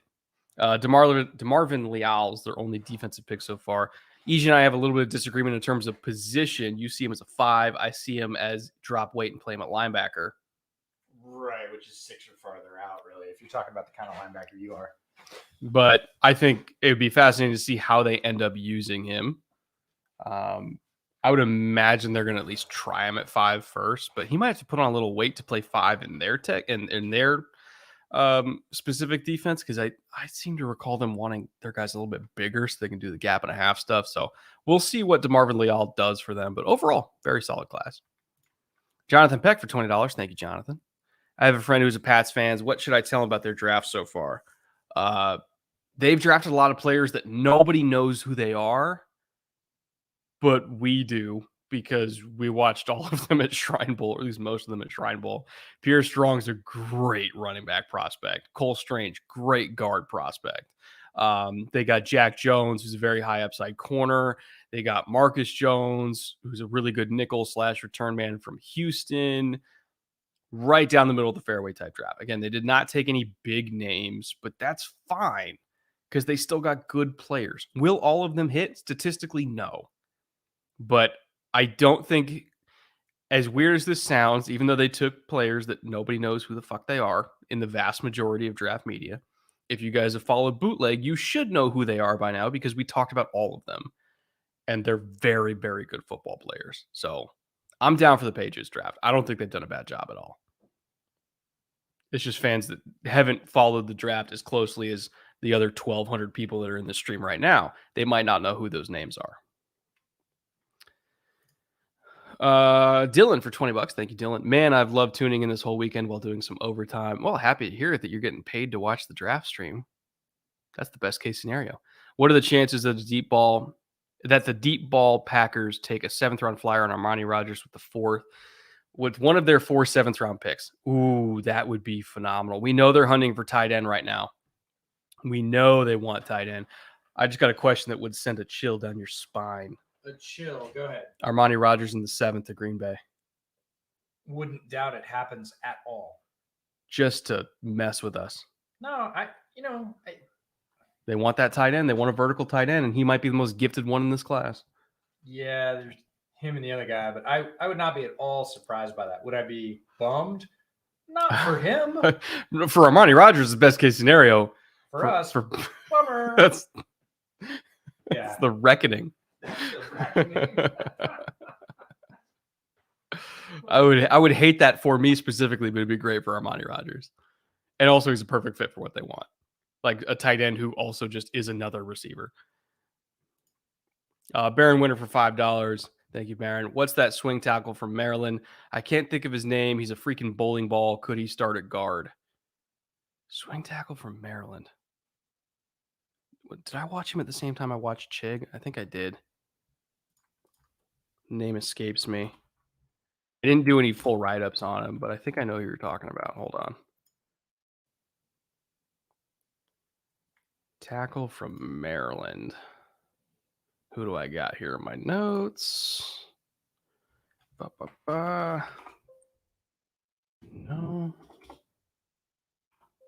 Nope, I did not write him up at all.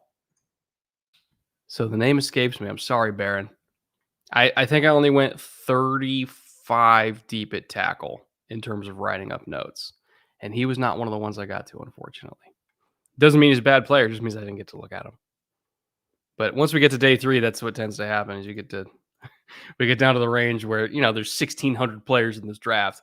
And even Dane Brugler, who watches more than anybody else, he gets about 500 deep, I think. So the teams with their full staffs get to watch a lot more than I do. Oh, Matthew Butler to the Raiders. Oh, that's such a good pick. So Matthew Butler is one of my favorite 3 techniques in this class. Really, really explosive. Fantastic first step. Lots of power. Like the pop in his hands on contact. Like when he takes that explosive first step, he's really good at rolling the hips through and transferring that lower body pop into his punch. He's a handful at the point of attack. Stats didn't always show up throughout his career because remember in the system that he played in early in his career under Pruitt, there's a lot of 4-eye, a lot of taking on double teams, letting everybody else get the numbers. He didn't get a whole lot of pass rush opportunities, as many as he probably should have for somebody of his talent level. Showed up at Shrine Bowl, whooped everybody in front of him. Whooped absolutely everybody in front of him. He was way too quick, way too strong for all the guards there to handle. I love Matthew Butler a lot. He's, in terms of like penetrating 3 technique, he is the 3rd or 4th rated in this class behind Devonta Wyatt, Perry Winfrey, and you could argue him or Thomas Booker. I kind of had them like right next to each other. So I love the Matthew Butler pick. I think he's going to be an immediate contributor in that defensive line rotation. Fantastic pick. Raiders, even though they didn't have a whole lot of picks, are doing a lot with them. They're doing a great job. I missed how good is Casey's day 3 going. So Kansas City. So far, they got Sky Moore yesterday, but they got Darian Kennard today. They got Joshua Williams from Fayetteville State today, who I like a lot as a corner. They got, I think that's the only 2 picks they've had, Darian Kennard and Joshua Williams. Solid. Joshua Williams gives them yet another option at corner, which they were a little light on going into the draft. Rashad Fenton was their only guy that I would consider a startable outside corner for them because L'Jarius Sneed is more of a nickel, in my opinion. So you got Trent McDuffie, who's going to start outside probably. Joshua Williams being your 3rd corner as depth. L'Jarius Sneed is your nickel, and you got a 3 safety rotation. If you want to go into the three safety packages they like of Justin Reed, Juan Thornhill, and Brian Cook. And you still got Deion Bush there, who's a great special teamer too. So yeah, KC's having a great draft. I think they've done a phenomenal job throughout this offseason of at least trying to fill needs that they had. I still think they need another receiver, but there's a lot of receivers left on the board. So we'll see what they do. I mean, we might get like a wild Bo Melton pick from them pretty soon here, which would just be amazing. Connor, thank you, Connor. Really appreciate that. You've been clutch all weekend. Love you for that. And I hope your vacation's going well, by the way. I think you're still in Paris, if I remember correctly. So hope you're doing well. In a wine bar and wanted to share some love for how great you've made this draft. Well, thank you for sticking with us while you're on vacation, of all things. P.S. What do you make of my Raiders building out their DT collection with Ferrell and Butler? Well, I just talked about Matthew Butler. I'm big on that pick. I actually have him graded much higher than Ferrell. So if you just kind of swap those two picks, it's right in line with my valuation of both of them. Their defensive line rotation as a whole, looking at this Raiders defensive line. Scroll for you guys here. So we got Chandler Jones, John Hankins, Bilal Nichols, Max Crosby as your starters. And then in your second wave, you're going to get Ferrell and Butler. You got Malcolm Kuntz, who they got last year, kid out of Buffalo, who me and EJ liked a lot. Cleveland Ferrell, they did not pick up the fifth-year option. I don't think he's long for this world. He might last just this year and then be gone next year. But again, he's your fourth edge at this point.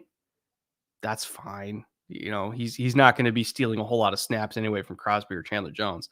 But just getting that extra explosive three technique in Butler that can come in on third downs. You swap out John Hankins, you put in Butler, put him next to Bilal Nichols, Crosby, Chandler Jones. That's a ferocious front four. I love that front four. It's a really, really good defense they're putting together there. Dan, God of Thunder for $5. Thank you again, Connor, by the way. Am I wrong to not be super enthusiastic about day 2 and day 3 for my Giants? As a whiskey wreck for the crowd, Writer's Tears is wonderful. I have heard good things about Writer's Tears. I've never had it myself, but a couple of other my buddies have told me about it and said it's really, really good. So hopefully one day I will get to. So am I wrong to not be super enthusiastic about day 2 and day 3 for the Giants? Well, let's look at who they got. So obviously day 1, they got Evan Neal, they got Kayvon Thibodeau. It's pretty hard to complain with that. Day 2, Wan'Dale Robinson is not the receiver I would have taken in the second round, but Brian Daboll sees him as his new Isaiah McKenzie, so it makes total sense in terms of skill set, role, all that kind of stuff. Again, not what I would have done based on valuation, but we're just talking about skill set and role. I understand why they did it.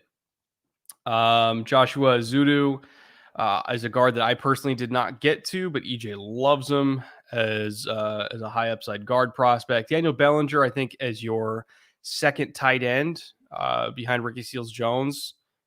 You could do a lot worse than that. Fourth round pick is about where I thought he would go. Again, he's really good athlete, so he's got a lot of upside. Not a whole lot of wiggle, but in terms of straight line speed and ball skills, all that kind of stuff, like EJ compared him to Dawson Knox. And if we just want a tight end that could do all the catch and run stuff that Dawson Knox did because he's way faster than he is any right to be, Daniel Bellinger makes a lot of sense there.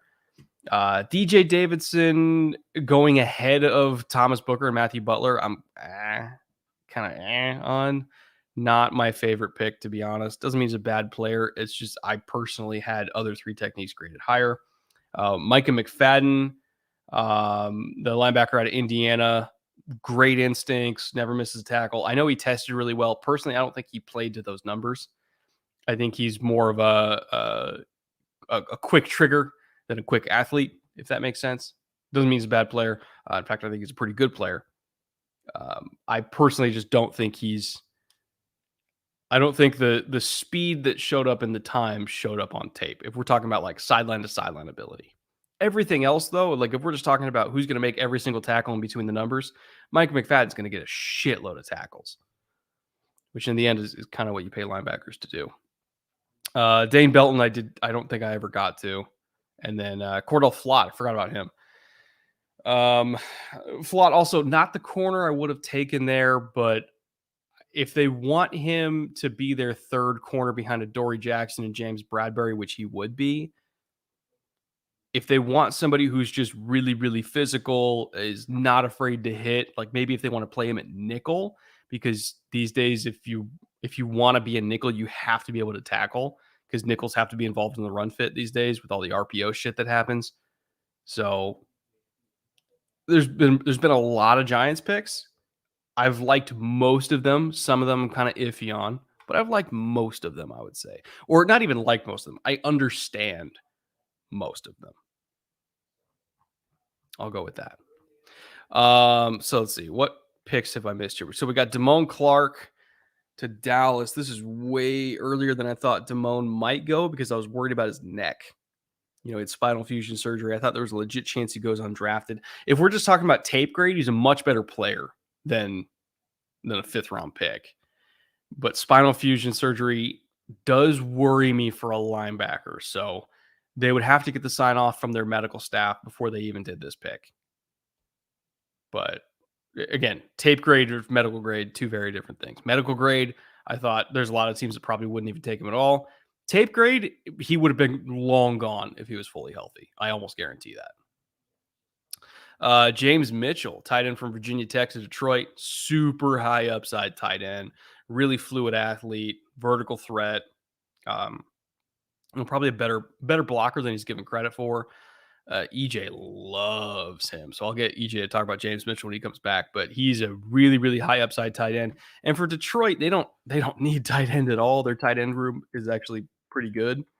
You got TJ Hawkinson, you got Brock Wright, who's a good blocking tight end they took last year as a UDFA. They really don't need him, but just being that extra vertical threat as a receiving tight end, if they want to go into 12 personnel looks, but not have it be Brock Wright on the field and instead have it be James Mitchell on the field, so that, again, theoretically, if you want to call more vertical concepts, you could. Again, not a position of need, but just in terms of value for the player, totally good with this pick. He's also a guy that's coming off injury, by the way. I think it was ACL like 2 weeks into the season. So that's just a value pick. John Ridgeway, also Jerry Jones gets his Razorback. How stereotypical. EJ and I joked about this for weeks, that John Ridgeway was going to be a Cowboy just because he went to Arkansas, and here we are. I think he's more of a run stopper than a pass rusher. Very straight line guy, control my blocker, and I'm going to sit here and be a tree stump type guy. I don't necessarily see the wiggle or the lateral explosion to ever be a plus pass rusher, but as a rotational defensive lineman that can come in and get snaps from your starters, be good against the run, and just kind of keep your starters fresh so that on third downs, they can come back on and pass rush and not be dog tired. John Ridgeway is going to be that kind of guy. And then Kingsley Enagbare finally goes off the board at 179 to the Packers. I had heard there was a medical thing with him. I'm not entirely sure what it was, but that's what I had heard. I'll check up on that and see if I can get some sort of clarification on it. Because just on tape grade, he's not the 179th player in this class. He's much higher than that. Very productive pass rusher. He is streaky, I'll give you that, but he's also very high effort. It's not streaky because he just takes plays off. It's streaky just because sometimes he gets stuck. But I really like Kingsley Enagbare as, like, again, the second wave pass rusher. I've never graded him as a starter. I've graded him as like the third edge on the team that gets 20, 25 snaps a game. You give him a bunch of rushes, again, keep the other guys fresh. And then in the fourth quarter, when you really need the starters on the field, they're not tired. And I think Enagbare can get you plenty of pressures, plenty of sacks. I'm not talking like double-digit sacks, probably like 6 a season. But for a third edge, that's totally fine. So that's a good pick. Again, assuming medicals check out for Green Bay. Totally down with that. Round 6. Have we had any 6-round picks yet? Matt Araiza to the Bills. Punt God off the board. Third punter taken. How about that? Thanks for an amazing draft season up to now, as always. Well, thank you for being here, Ryan. Really appreciate that. How are you liking the 49ers draft? So the 49ers in total, cannot remember who they took at all, to be honest.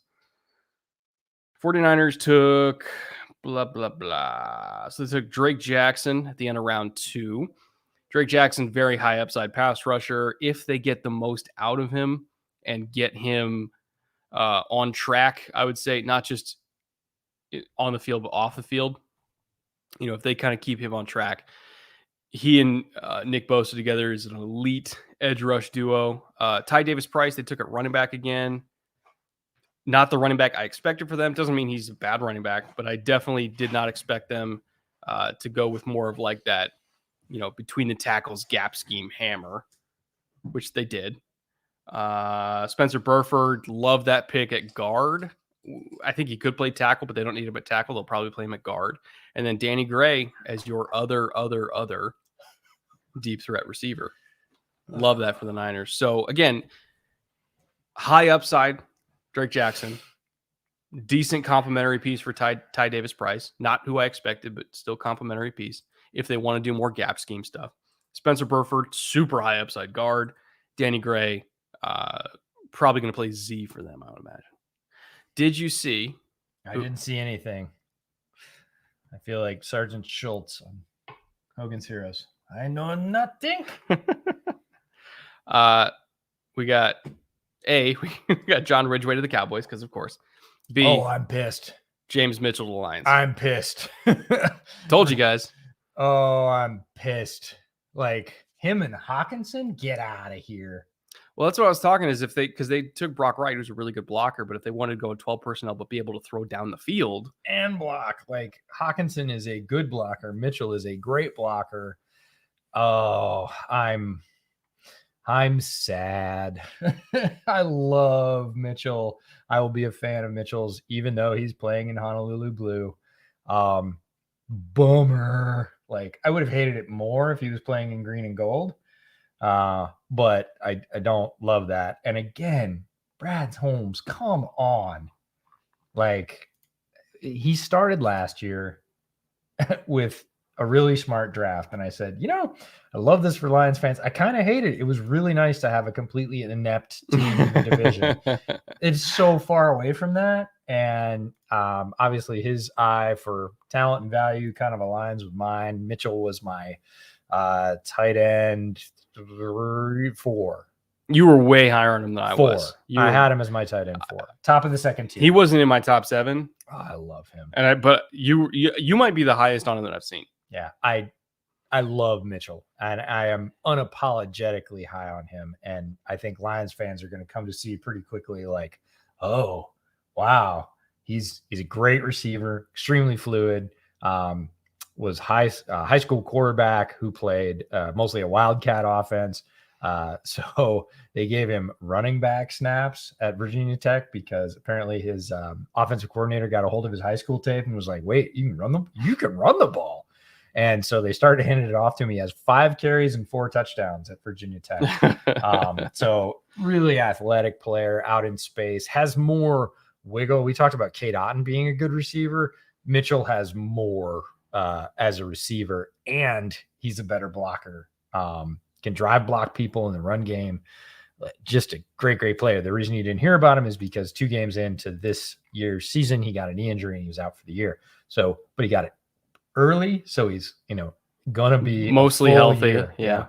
He's already making football moves. Surgery went very well. He's back to re-strengthening in a lateral, which if you know anything about knee injuries is the second phase, right? Past where Jameson Williams is. Cause again, Jameson Williams got hurt later in the year. So James Mitchell could come out of the gate pretty strong and contribute this year. He's not he was injured, so he's on the shelf guy. He's going to be very close to ready to go and just get stronger as the season goes on. So love that pick for the Lions. Hate it for myself because I love James Mitchell. Have you tried Screwball Peanut Butter Whiskey? I just turned 21 on April 11th. That's my favorite drink by far. If you mix it with Coke, it tastes like Reese's. Oh, when you still think sugar and alcohol. This is the most 21-year-old comment I've ever heard. I have had it. Yes. It seems to be one of the favorite drinks of many of my and this is not many of my female friends at work found. Oh no, my dad, 65-year-old father, fucking loves screwball. Really? Okay. Loves it. All right. Again, I love the chocolate peanut butter combination. I'll just eat a Reese's. Right. That's I'll just do that. If I'm drinking whiskey, I don't want that, but I know a lot of people that like it. Let's put it that way. My dad has had a bottle of screwball in the pantry repeatedly and has had to restock many times for like 2 years. Wow. Fucking loves screwball. That's his shit. Cheers. Again, we're not here how to tell you to cook your steak or drink your whiskey or take your coffee. You do it your way. I think that's one of the silliest things about Twitter is you take your coffee that way, you're canceled. I'm like, well, you're not drinking it. You drink yours the way you want to drink it. You want it black? Great. You want it creamed out till it looks like a cup of milk? Doesn't matter. Go for it. You know what my first drink was when I turned 21? Because I'm a terrible decision maker. Keep in mind, this is young Brett at 10:30 at night after getting out of a producing class in film school. Went to the bar across the street with my friends from class because they didn't know it was my birthday. I'm like, oh, we got to get you a drink. Oh, no. And I didn't, again, young me. Island? No, worse. I didn't know any cocktails at the time other than one. So I went to the bartender and I said, give me an adios motherfucker. And I had 4 of them. My God. Had a rough day the next day. That's ridiculously bad choices. It was a terrible decision. And I thought absinthe was bad. Oh, this was worse. That's way I think I had worse. 4 in like an hour.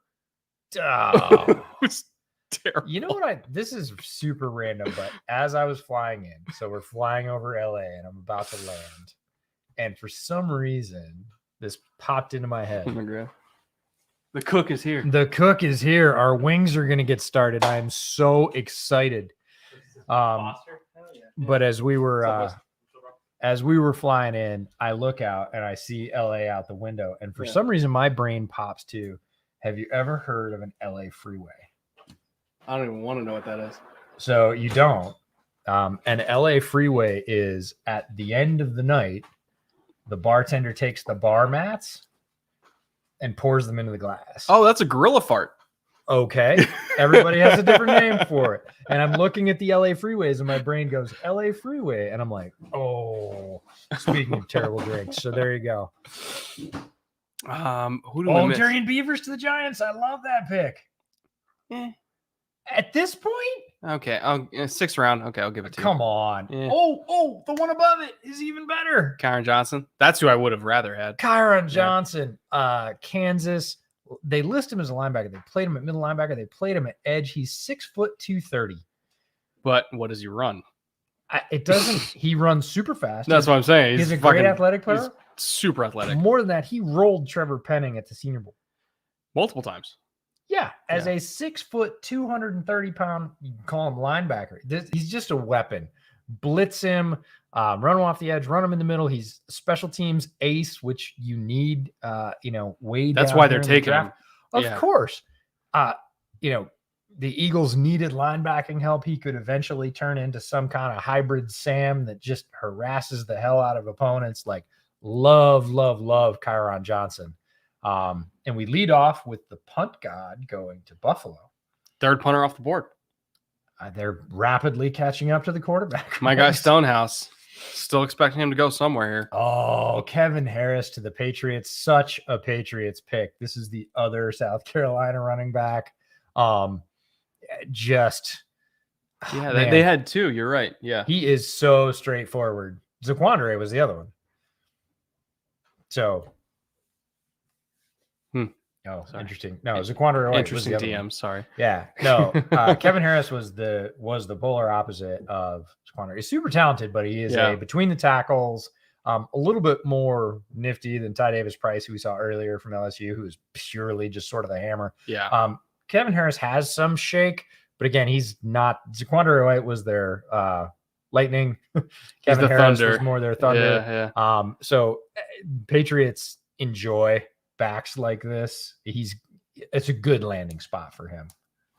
Jordan Slater for $20. I'm happy. I think the Lions are really going to emphasize TE. New OC was a TE coach, and of course, Coach Campbell. Let's go Lions. That's true. If anybody's going to be And they if have, anybody's going to be emphasizing tight end, it's going to be the Lions. and they have weapons to do it, Jordan. You should be excited. They have two very good tight ends in the building now. I'm telling you, James is underrated.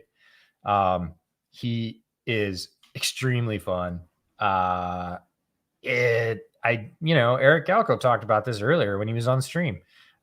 More teams wanting to play 2 and 3 tight end personnel and not, have to not go 4 verts out of 3 tight end personnel if they don't want to.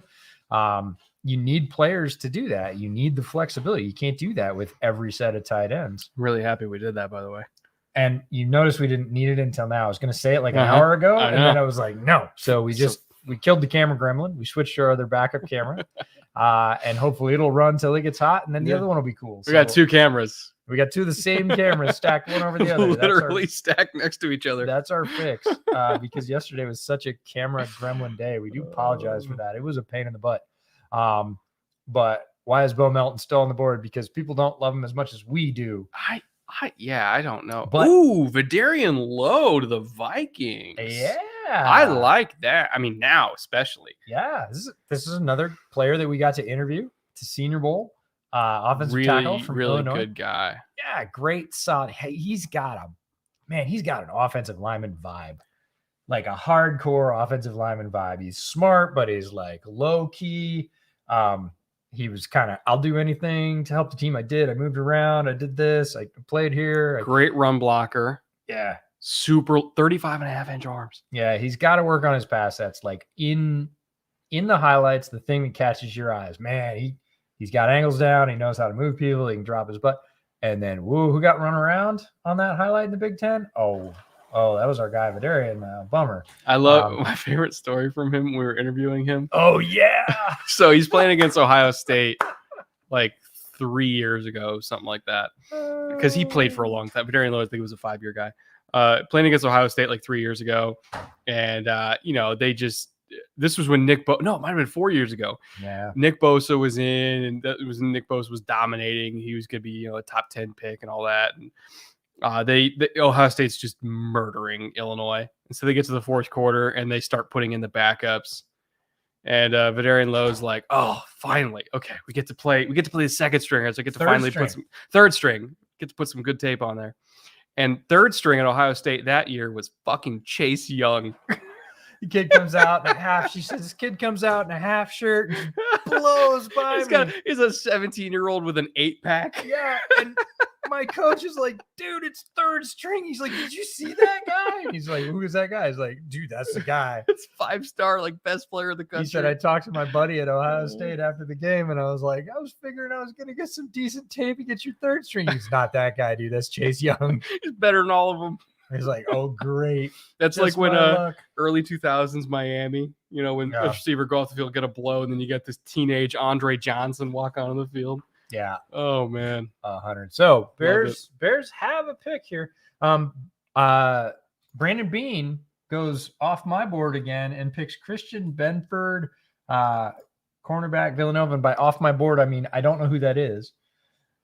I did not have him. I didn't even have his name. I don't have any Villanova tape at all. We're getting there to 185 in the 6th round, deepish in the 6th round, or, starting off the 6th round, which is deep in the draft, starting to get names that I never even saw. And I had 450 names on my list. So Faded Futures and John Griffin both asked about JoJo Dorman. Oh, JoJo Dorman. Still on the board. Oh, I thought you meant that was a Bears pick. I was gonna. No, so he's intriguing to me because he's a linebacker, but didn't play a normal linebacker role at Nebraska. He's what you would call, if you subscribe to the Nick Saban terminology, an apex defender. So you have boundary defenders on the outside. Apex is typically the term that is used by a lot of different coaches that use different names. Like some call it star, depending on personnel grouping. Some call it slot. Apex is just the general term for who is the second defender in from the boundary. It can be a linebacker, it could be a DB, it could be anything. JoJo played that role where he's the number 2 guy in from the boundary Sometimes, depending on, they play divider leverage rules. So sometimes he's outside leverage, sometimes he's inside leverage, almost entirely zone coverage. If they go man, he could do it against, again, if it's a tight end or a running back. If he's a receiver, usually it's an auto check to zone. Full on space player. That's what he was. Out in space, making tackles in space, good in coverage. I don't even recall him taking snaps in the box. No, and this is one of the things that when you start early in the process and you're trying to put guys in boxes, again, you're trying to build your list, get names, get teams, figure out where they play, figure out kind of what it is they do. Everybody had him listed as linebacker. And I got to his tape and I was like, He's more of a safety. He's just a big safety. Dime backer at best. He is not a straight up linebacker. So people that say, oh, Jojo Dorme, he's your linebacker. Well, only in specific linebacking alignments for specific teams. There are teams where he would not touch linebacker reps. There are teams where he would be in almost every down as a linebacker. Specialized role, space player, speed, lighter, game focused on mobility is what I'll say. And look, Nebraska fans, historically very loyal to their players. They love their Huskers. Think he is the best thing since sliced bread. He made a lot of highlight plays for Nebraska, but the reason he's still on the board is because it's going to take the right team, and there exists some risk with that. And so the farther we go, the more palatable people get to just the athletic profile. At this point, just the athlete for special teams. An athlete that can tackle is special teams gold. And I started to have those conversations with people about, he's going to go. And I was being generous, like in the 5th. And they were like, no. He's like a 3rd round player. And I was like, for who? Would take, I don't know. Obviously, most of the league thinks, or all the league, because they've had multiple chances to make him that 3rd round player. I think his value is exactly get a motion player, get somebody that's going to contribute in special teams. He's got height, weight, speed in terms of a ratio. He's a good athlete. Like, sort of do whatever with him at this point. 3rd safety, fine. Call him that. You definitely going to put him out there as a gunner. Like, sure. Cool. He fits just because it's the defense that moves people around. What? Oh, Zach Thomas. Offensive lineman. I told you they're going to go on an offensive lineman run. Zach Thomas, San Diego State. They have him listed as a guard here. He played tackle. Oh, he's a guard. Yeah, but 100%. He played right tackle for San Diego State. But he was one of those players like Sean Ryan, that, move in, right? One of those players that you get to like the 2nd or 3rd wave. You're looking at like the other guys, like whatever. And in terms of players within that wave, watching tape, I was like, he's pretty good. It's pretty good. Like, I like this. And again, I like it in this range, 6th, 7th round, like convert him. I think he has a legitimate shot to start at right guard because they don't have anything there. Literally nothing. Yeah, they have a literal hole on their roster. And Zach Tom there's not even a name that we could throw out there. Has some pretty good tape. And if you're going to put him in between Dennis Kelly and Tevin Jenkins, the center they brought in, or guard center that's going to play center from Green Bay, and Tevin Jenkins, their high pick at right tackle, like Zach Tom's not going to have to do a roll and a half. He's going to have to just focus on being a good right guard. He's at least going to be in the rotation. I like him. That's a good pick. By the way, the guy walking in the background is my brother-in-law, Tyler, and he's smoking up some ancho chili wings for us right now. We get to have wings after this is over, which is great because we're both starved. We've been waiting for this day for 4 months. Yeah, and we haven't really eaten super great for the past 3 days. We kind of shoved food down, as you saw with the chips yesterday, because we had to. But we're gonna have a little wing celebration when this is over. I've heard rumors that some doctors told Ross to never play football. I'm assuming this is Justin Ross. Yes. Yeah. I saw a question probably an hour ago. Spine stuff is scary. Yeah, I saw a question. Is Justin Ross like underrated in this draft? As a player, no. Justin Ross is a dog on the football field. He's crazy. He had, this is Stingley without the assurance that he's past it. Amazing freshman season. Like Justin Ross's freshman season was legendary. Lights out, right? Yeah. Stingley's freshman season, lights out, right? Since then, injuries, not many games on the field, questionable, right? And Ross came back and played some games just like Stingley did. Didn't look the same. And again, it's foot versus neck. And obviously teams, because Justin Ross is still on the board and he's more talented than that, are like, well. Did you see who went last round? Similar issue. Damone Clark. Dallas. Yeah, but Dallas has done this in the past. Dallas is tolerant of injuries. Dallas has because done this in the past. If their doctors say there's a shot, they will take the shot. And, they did it with Notre Dame kid, James Smith. Yes. Yeah. So, Yeah. I mean, they're willing to roll the dice. And honestly, Damone Clark was my third ranked inside linebacker. Did Malcolm Rodriguez just go to the Niners? Oh, no, he went to Detroit? Oh, that's so good for Detroit. I love that. They need coverage linebacker. And special teams. Tackle from Fordham. Can't say I've done. I know the name. I have not watched the Fordham tape. I expected him to go in the 7th. So I have we're real close. one game of Fordham tape, and I'd never watched it. I have not watched him yet. I was aware. I would at least knew the name, so I'm half and half. The other two that I mentioned, the corner from Villanova, didn't have his name anywhere, and the one above that was the first stump to EJ. So Malcolm Rodriguez to Detroit. I want to hit on that because we watched him last night. Love Malcolm Rodriguez. Very similar build to Nakobe Dean, 5'11", 230. I mean, he is just a yoked up tree stump who also happens to be, in my opinion, even faster than Nakobe Dean. 40-inch vert, low 4.5 speed, absolutely shows up on tape. He is just maniacal at the point of attack. I think he takes on blocks better than Nakobe. Nakobe's more fluid, better in coverage, and I think better instincts. But in terms of just the athlete and the turning himself into a human missile element of being a linebacker, Malcolm Rodriguez is that dude. He plays balls to the wall, 100 miles an hour, every single snap. Definitely a Dan Campbell guy, for sure. Putting him up with Anzalone, Derek Barnes. Still got Sean Deion Hamilton, who's kind of like a hybrid linebacker safety. Jared Davis is still there. He's going to get snaps. I don't know if he'll start immediately, but he'll get snaps. He's too talented not to. I like Malcolm Rodriguez a lot. Yeah, I watched him last night, and the thing that stands out is the way he blitzes. So Nakobe Dean's a good blitzer, but he is a run around, and he's very good at it because, again, super smart and super quick and not big, right? He's got that smaller profile. So the way Nakobe Dean gets it done is to slip in between people fast and hit the quarterback. The way Malcolm Rodriguez gets it done is to just blast who's ever in his path. Also fast. And he will. He is all about the contact. He doesn't want to avoid it. So they do it in different ways, but the result is similar. I would say Dean is better, a lot better to the boundary than Malcolm Rodriguez. Not in terms of the ability to get there, but like the angle, the anticipation. I would give all those checks to Dean. But, again, we're in the middle of the 6th. Yeah. We're in comp pick territory, close to it at least. Yeah. We got.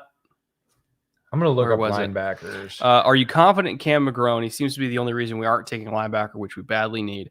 That's the thing is they do need a linebacker and they're not taking one, which tells me that Cam McGrone's medicals might be better than I thought because his knee was legitimately messed up. I don't know. There's a lot of inside linebackers. I would have been on the same slate. Oh, I know they took Amari Barno to Carolina. Oh no. That pass rush in Carolina is yikes. Fast is what it is. It's yikes. It's fast. One quick note on Patriots linebackers. The one that's left on the board that I do think is a Patriot because he plays a different role than McGrone anyway. Jesse Luketa.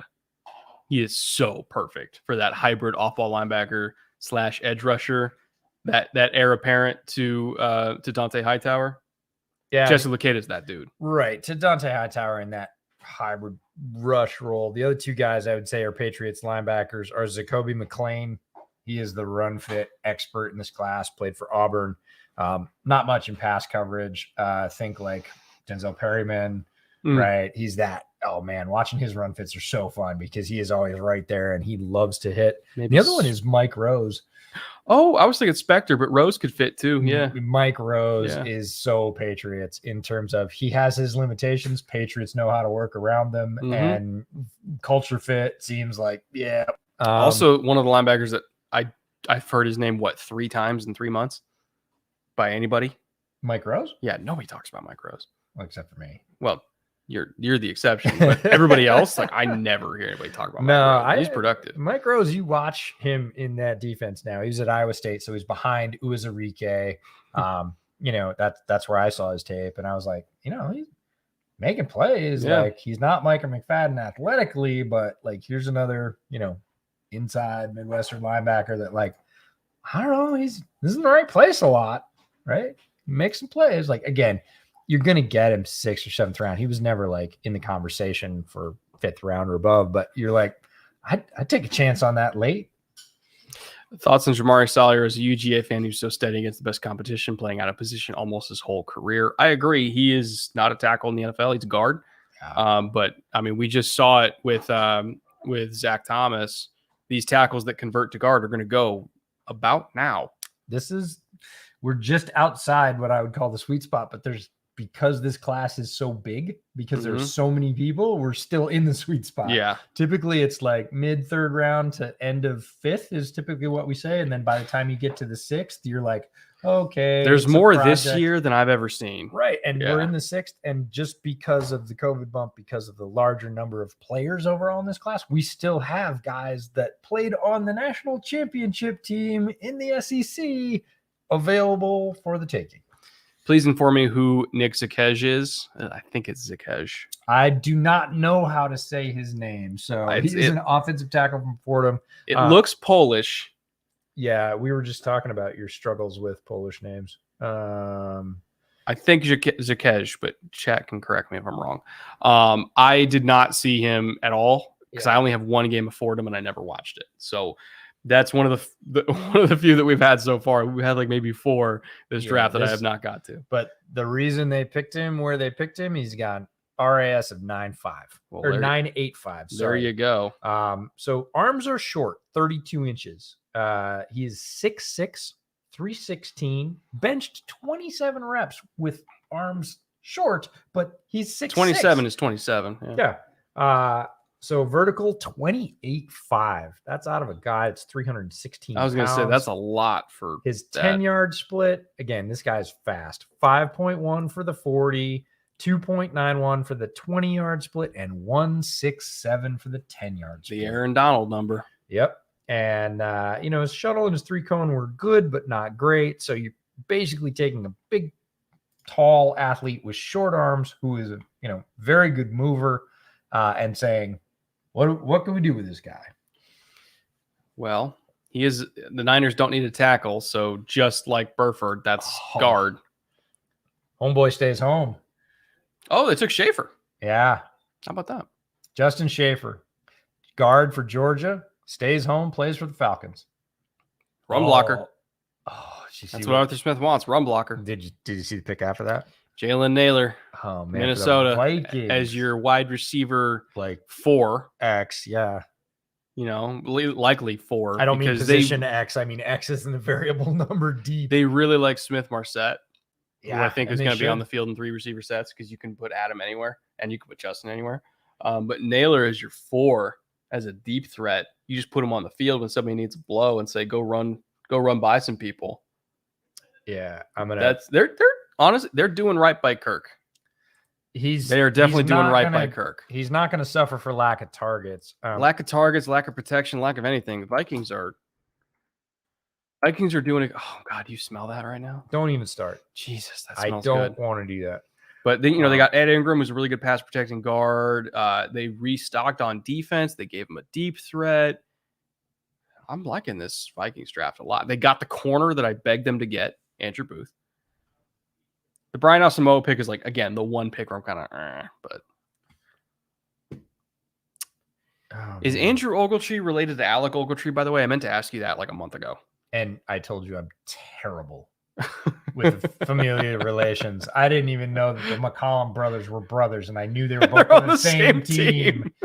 So, that is not the same strength. Age. Yeah, not my strength.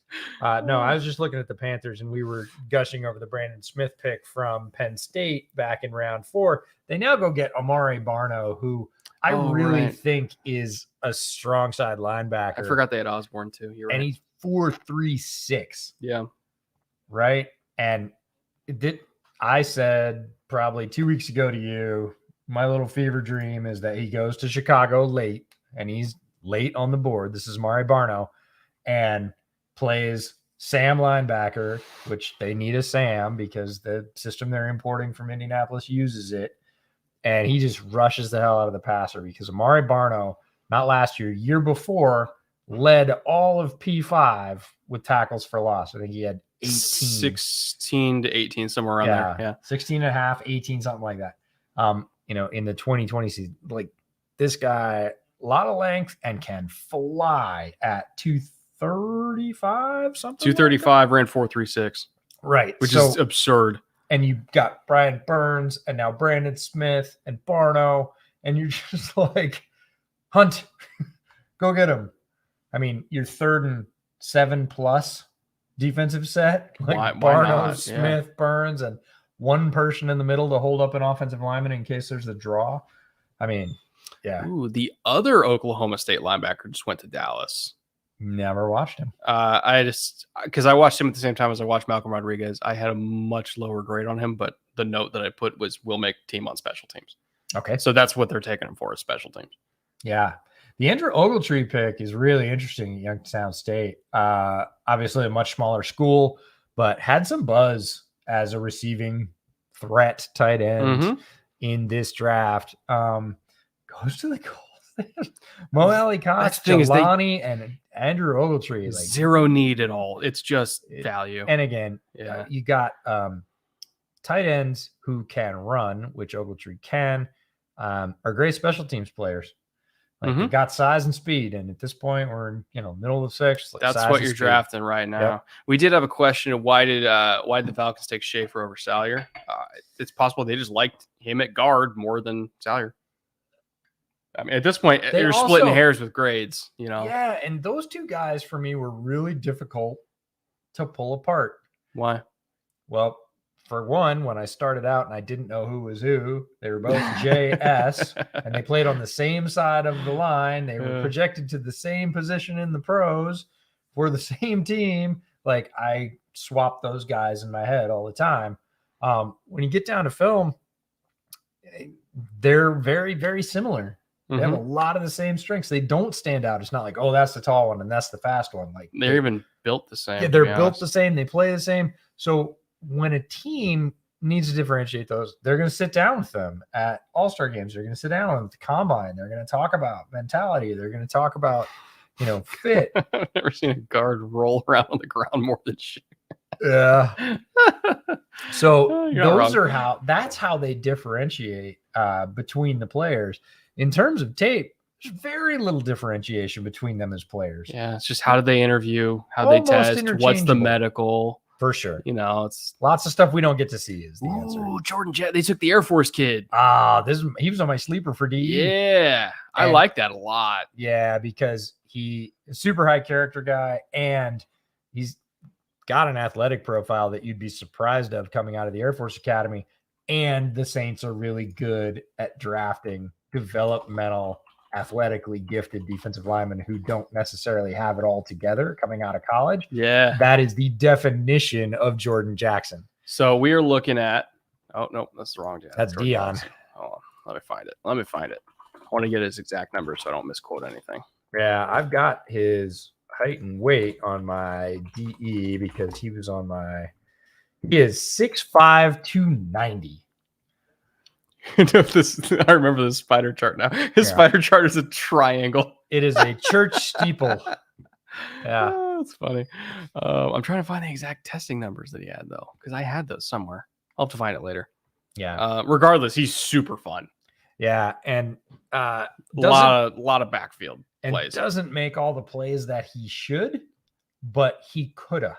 Yeah. Right. And again, that's where coaching is going to come in and say, hey, if you do this, you take this one step to the inside. You add this one rip move on the way by, like you get there a half step quicker. He was really close to making a lot of plays that he didn't complete. Hopefully with good coaching, that's what they're thinking is we can take this guy that has a rare frame. It's a little bit of the planet theory, right? He's a big dude that knows how to move.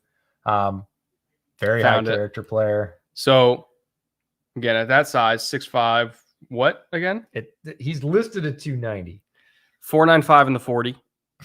30.5 in the vert, 1.76 split, 4.4 shuttle, 7.23 cone, 18 reps in the bench. That's good numbers for 6'5". That's like assessing Odomewa numbers, and Odomewa was, well, other than the vert, like Odomewa's vert was insane, but Yeah.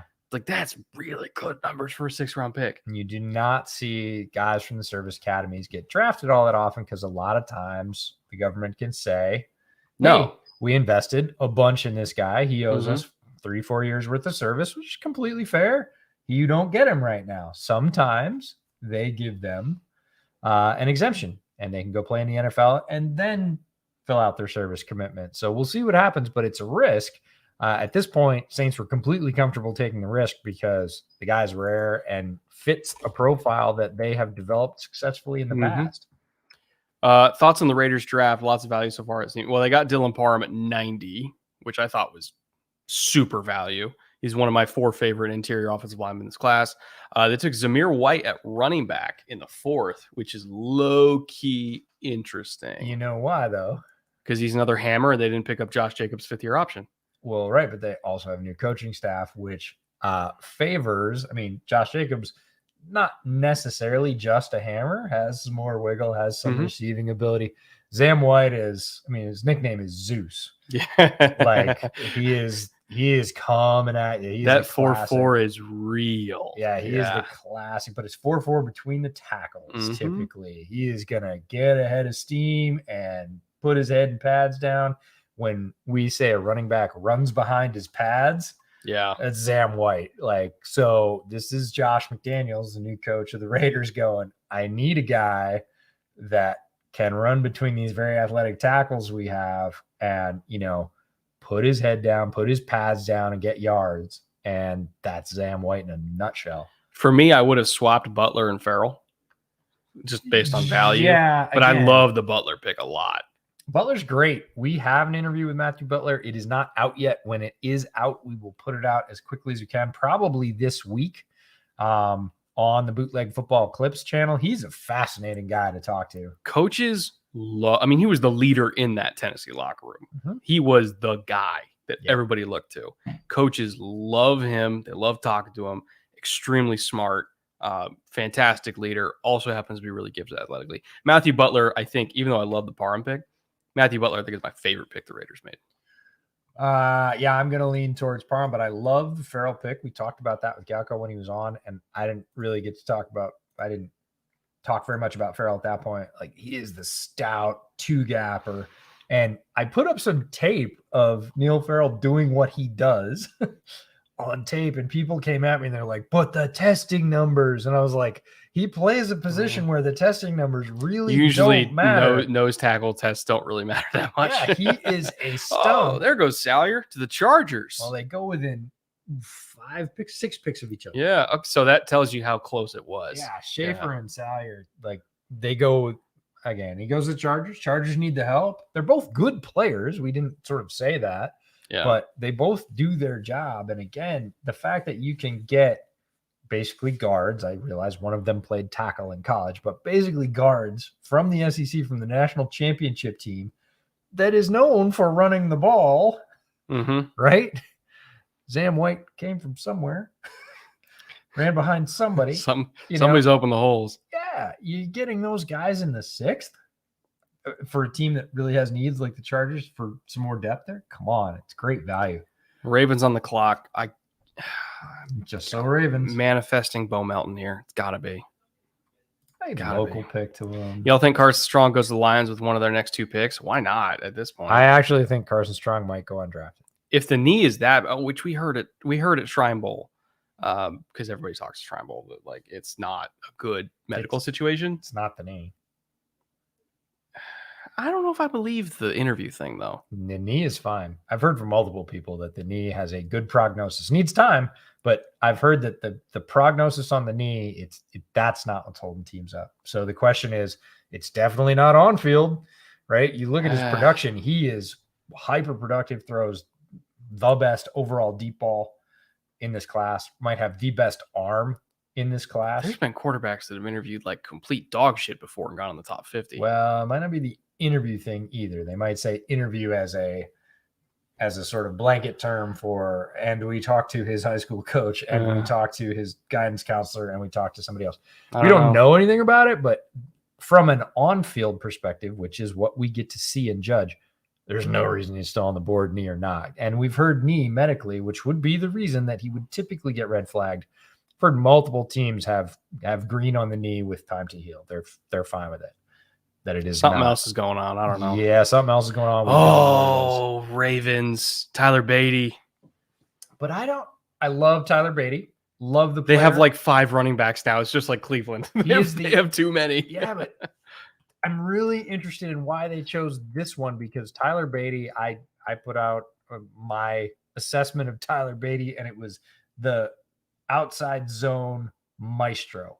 Yeah. Like that is his gig, and watching him and the Missouri offensive line run outside zone is one of the prettiest things from this draft class. I think they're replacing Justice Hill because he can also catch the ball really well. Yeah. They're not one of those like, and nobody's exclusive. When I say exclusive, it's hyperbole.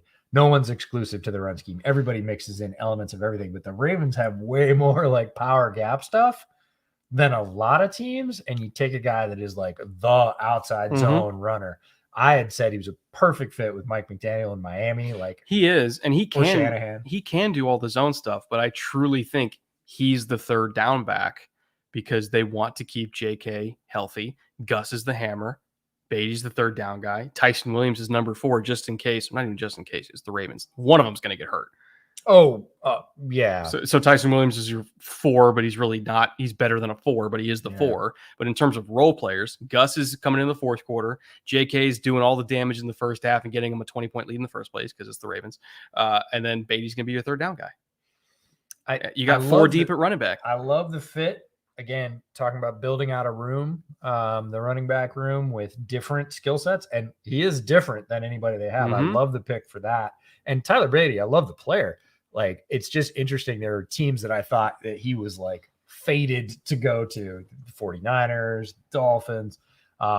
Roman sprinkles in a lot of outside zone into the gap stuff. It's why it made a ton of sense to get Linderbaum too. So here's what I struggle with.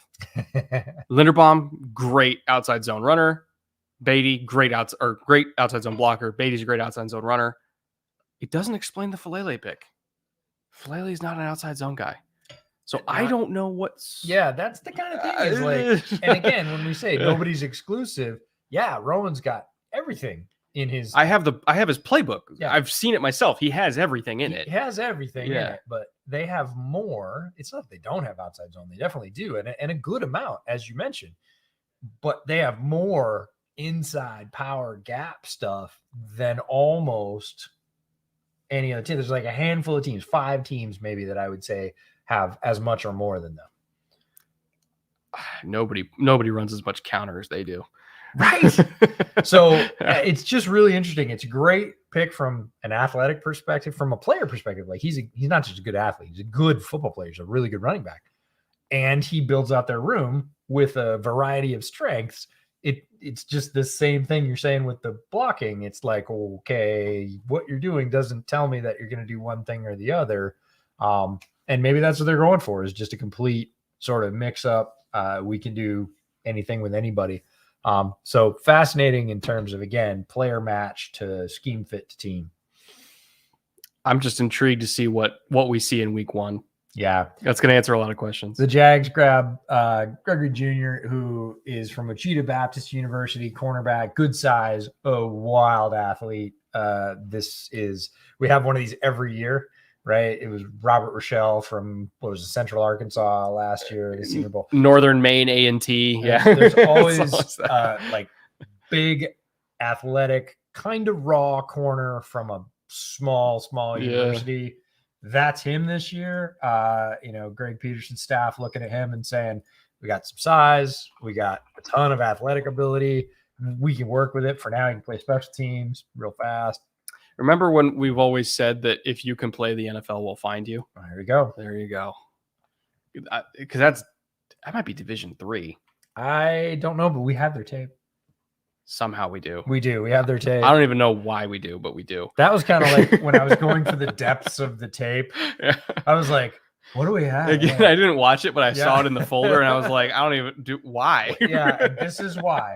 That one guy is why. There's nobody else that they were scouting. I was like, who's on this team? Oh, yeah. Ooh, the Eagles take Calcaterra. That's I fun. love this. Calcaterra is my heir apparent to Mark Andrews. Yes, I realize Mark Andrews is a Raven, and Calcaterra went to the Eagles.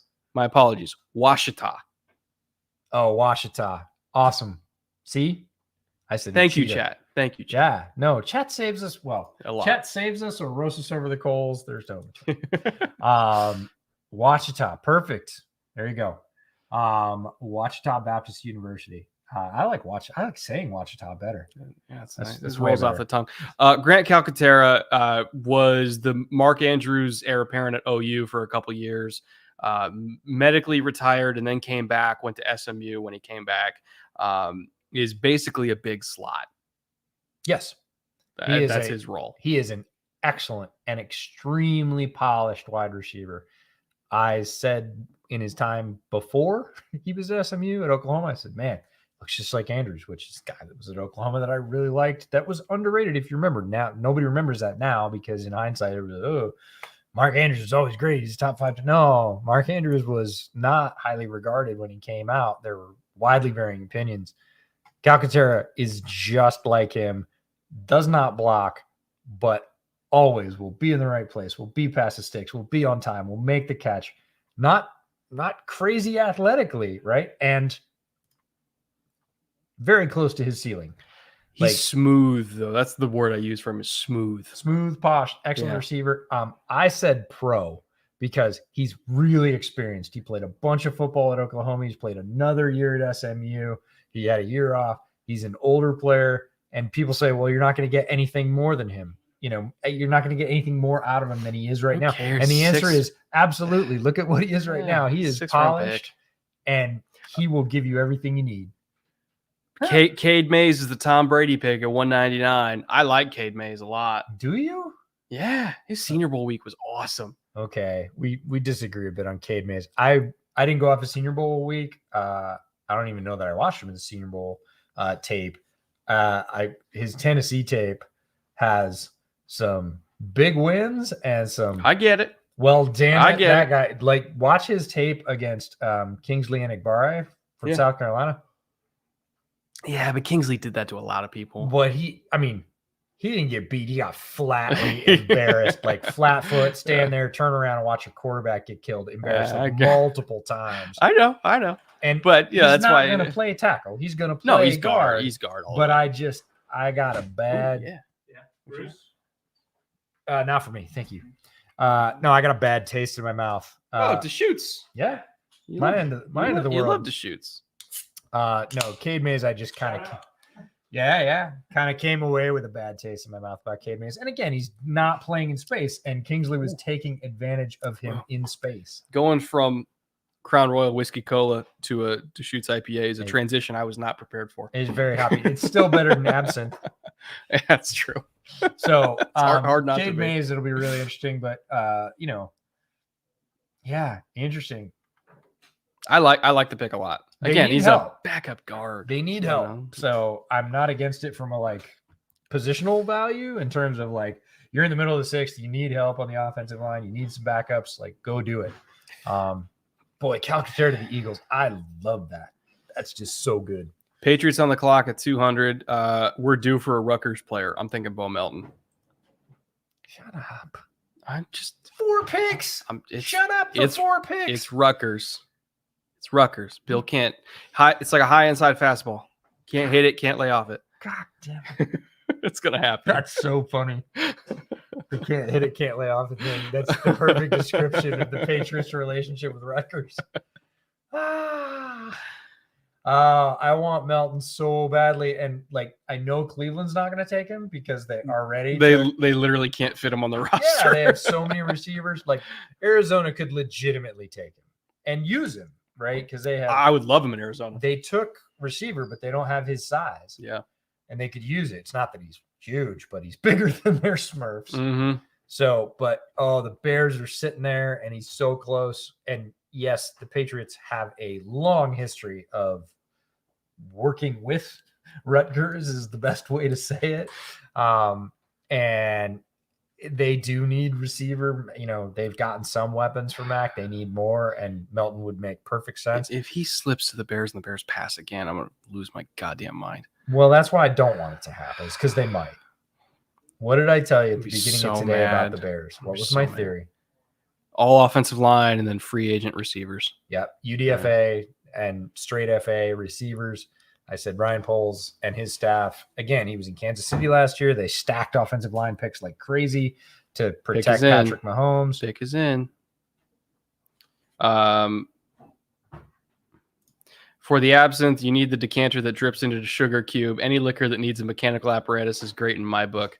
Correct, but you paid me to take a shot of it, and that is not the correct way to drink absinthe.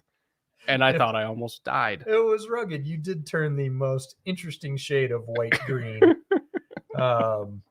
Immediate tears in the eyes. Yeah, I know, but I literally watched the color drop out of your face. It was like cartoons. It was awesome. It was an ethereal experience. Yeah, it was awesome for me. Absinthe is great with root beer. I kind of believe that, actually. Weirdly enough, I think that would make sense. Oh, Danny was watching when I shouted him out for the Dominique Robinson thing. Oh, really? Yeah, that's great. He's having his moment. Danny, we love you. Will Tay Martin get drafted? Possibly. Probably not, but he will be a priority UDFA. If he does it's in like the 7th round comp picks. And probably. Okay. So I having the inside moment there with Brett. I said this morning, I said, you know what I think? The first thing we got up, we're making coffee. I said, you know what I think Ryan Poles is going to do today? I hope he trades down, but what I think he's going to do is with whatever picks he has or gets, he's going to stack O-line, because he didn't do any O-line. He did defense and Chicago exploded. He's going to stack O-line, and then he's going to go on a UDFA run of epic proportions, because there's so many guys in this class that aren't going to get drafted, like Tay Martin, that are capable NFL quality receivers. And he's going to go UDFA and FA for the wide receiver, because those are the two spots he really needed: offensive line and wide receiver. I said offensive line in the draft, wide receiver after the draft. And so I wouldn't be at all surprised to see another offensive line pick, which I know would freak people out, but he's going to get as many as he can. He's not going into camp with limited options or be hamstrung by injury. Like, oh, well, the one guy we got, he's hurt, now we're screwed. Because the Bears did that last year, and everybody saw what happened. It was awful. Justin ran for his life. He's not doing that. Ryan Poles is not doing that. So I think he's going to be very, very sure about offensive line, and then he's going to go. Do I think Bo Melton is a better value than just about any offensive lineman on the board right now? 100%. Mm-hmm. I think he is. Is he a need? I think he is. Might they pass on him? I think they might. Autumn, I promise you, if Bo goes undrafted, I will go get a bottle of Malort, and I will do a shot. Just for you. Oh, and Malort might be the worst substance mankind has ever created. It's rough, but I will do it just for you if Bo goes undrafted. Well, if Bo goes undrafted, we just know there's something going on with Bo, because his on-field, I will pay the price. His athletic profile, everything says Bo Melton should be drafted.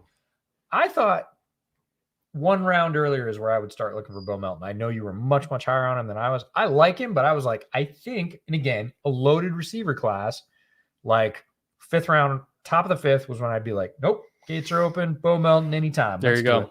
And now we're in the 6th. If we get to the 7th, we get out of all the picks, because the 7th is a huge round with all the compensatory picks. I forget how many total picks are in 7th. A lot. And Bo hasn't been drafted, we will know, because he is better than that athletically. He's better than that production. Sam Roberts to the Patriots. DT from? They don't even have it. No, I had him. They don't even have it. It just says DT. See, the Patriots always do this. They stump the truck. I don't have it on this computer. I have it on my own. Oh, your guy. Oh, Keontae the Cardinal. Ooh, he might actually start. Not gonna lie. Keontae Ingram, who's the guy we saw. I had notes on Sam Roberts, but I had him on my laptop. I don't have him on this. Damn. All right. I'd have pulled it up. Okay. Shit. We'll find Sam Roberts. I'll post it on Twitter later. Keontae Ingram we can talk about, because one of your top rated running backs, I'm going to pull up where you had him on the running back. He was in my tier 2 of running backs, which means he could be anywhere between like 4 and 8 running back for me, depending on system. But Keontae Ingram, looking at the depth chart for Okay. Arizona, He it's was your 6th. that's not like a dead hard and fast ranking though. Still, Yeah, he's within your top 7. he's a top 7 running back for me. Um, I would honestly, if I was choosing for Arizona, he's 4 okay. because in terms of the type of runs they like, Yeah. a lot of between the tackle stuff, a lot of gap stuff. They do a lot of zone, but I think that Ingram, he's got the feet to do either or. James Conner, Benjamin, Jonathan Ward are there right now. I love James Conner. Northwest Mizzou. I think Keontae Ingram could steal significant carries from James Conner right now. They didn't take him. He's still there. Who? Melton's still there. Oh, Melton's still there. Okay. Melton's still there. God, I wish I They had my... took a wide receiver, though. yeah. Okay. Something's up He's with a Melton. king. Mike Woods over Bo Melton? Get no out way. of here. No way. So Keontae Ingram, super fun. Texas transfer, ended up at USC. We got to see him at the Shrine Bowl up close. Really good runner. Still has some work to do in pass protection, but he has the want to, which is the most important thing for running back. They have to be able to be willing to stick their nose in there, really hit people, guys that are typically much bigger than them who want to take their lunch money. He's got the want to. He's got to get the technical refinement. That's possible. Didn't have a ton of pass reps in general. Doesn't mean he can't do it. Means the systems he was in didn't typically use the back for that. I think he's easily athletic enough to be a good receiver. And he wants smoke. I don't know. So there's a lot of Pac-12 DBs at Shrine Bowl. Every time, even when they were in shells, every time he got a chance to hit them, he ran into, he didn't run out of bounds in practice. He ran into them every rep. No. All right, pick is in. See what happens. I wish I had my Sam Roberts notes on this machine. I'm so upset. They're right there. I'll get them later. Okay. I'll get them later. I'll post on Twitter later. I know how it is, though. It's like, no, I had that guy. I know. I did the thing. Oh, 2 Bears picks again within 4 picks here. This is great. Love it.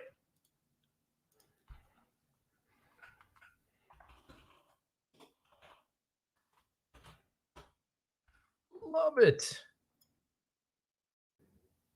Who's this? RB. God. Yeah, this is the guy. I specifically asked Eric to get me tape of him, and he did. Dude, 6'5", 292. Yeah. He's a big dude. Yeah. You can just see in the pictures, he's a big dude. No, oh, my God. I know. He's chunky. He's a unit. Chunky. I can't remember. They might be in here right now because it was a bootlegger that told me to watch him about 6 weeks ago. And I did. And he's huge. It was one of you people watching right now that told me to watch. People. Tristan Ebner to Baylor to the Bears. Okay, yeah, outside zone runner. Yeah. They don't need him at all, but okay. Well, they're preparing for Montgomery to walk after the season. I guess. Yeah, they're not going to give. They're not doing receiver at all. No, I'm a little surprised. Tristan Ebner was a guy. You probably had this last year too. Last year when you were scouting Baylor running backs, they had a 3-headed monster. Not this season. Well, Baylor's always got at least 2 of them. Right, but last year they had, Abram Smith was one, Tristan Ebner was another, and the guy that got drafted last year. Actually, yeah, Ebner went before Abram Smith. Yeah, but I'm okay with that. You're looking at the 3 guys and you're going, well, he's the one getting drafted, but these other 2 are probably coming out next year, and they're pretty good too. So started watching Ebner last year. Had a better, from my memory, last year than this year, but wasn't bad this year. This is them solidifying both the offensive line picks and the running back picks. We are going to outside zone. They've made no qualms about that at all. They've not tried to hide that. They literally said we're getting lighter and faster in the offensive line. There's a good chance I think Khalil Herbert is the lead back because he fits that system better than David Montgomery. They'll still both take carries. But Tristan Ebner is no. Have a type. He fits. We're basically backing up our Khalil Herbert pick because Tristan Ebner is a very fast outside zone runner. What did Bo Melton do? Or rather, what happened to Bo Melton? Because I don't think he did anything. What the fuck? Well, we'll know. We'll know eventually. Not probably today. But I think the Tristan Ebner pick is fine. It really just says to me, Chicago is saying, nope, this is the way we're going, and we're going to get guys to do it. Titans go Theo Jackson, the other corner from Tennessee, played opposite Alontae Taylor. Don't really have any impression of him at all. And I watched talking about Theo Jackson. Yeah, I did not get to him. No, I watched a lot of Tennessee tape because of Butler, because of Alontae Taylor. Like I watched Alontae. I never watched Theo Jackson. Yeah, Theo never popped for me either, which is probably why he's getting picked late in the 6th round. But I don't have an opinion about Theo Jackson because I famously will not talk about guys I've not watched. Austin Deculus went to Houston. When did that happen? Dude, they were listening to you. When did that happen? Was that last round? I don't know. I didn't see it. I was probably on the phone with the Bears. Well, not the Bears. The Bears. The Bears and the Bears. Yeah. It's like, oh, they're calling you to consult? Yeah, I'm saying no, Ebner. No, not Abram. Bring me Ebner. a third running back. Bring me Bo Melton. If I had been on the phone with the Bears, they'd have Bo Melton now. Austin Deculus. Where did he go? Are they trolling you?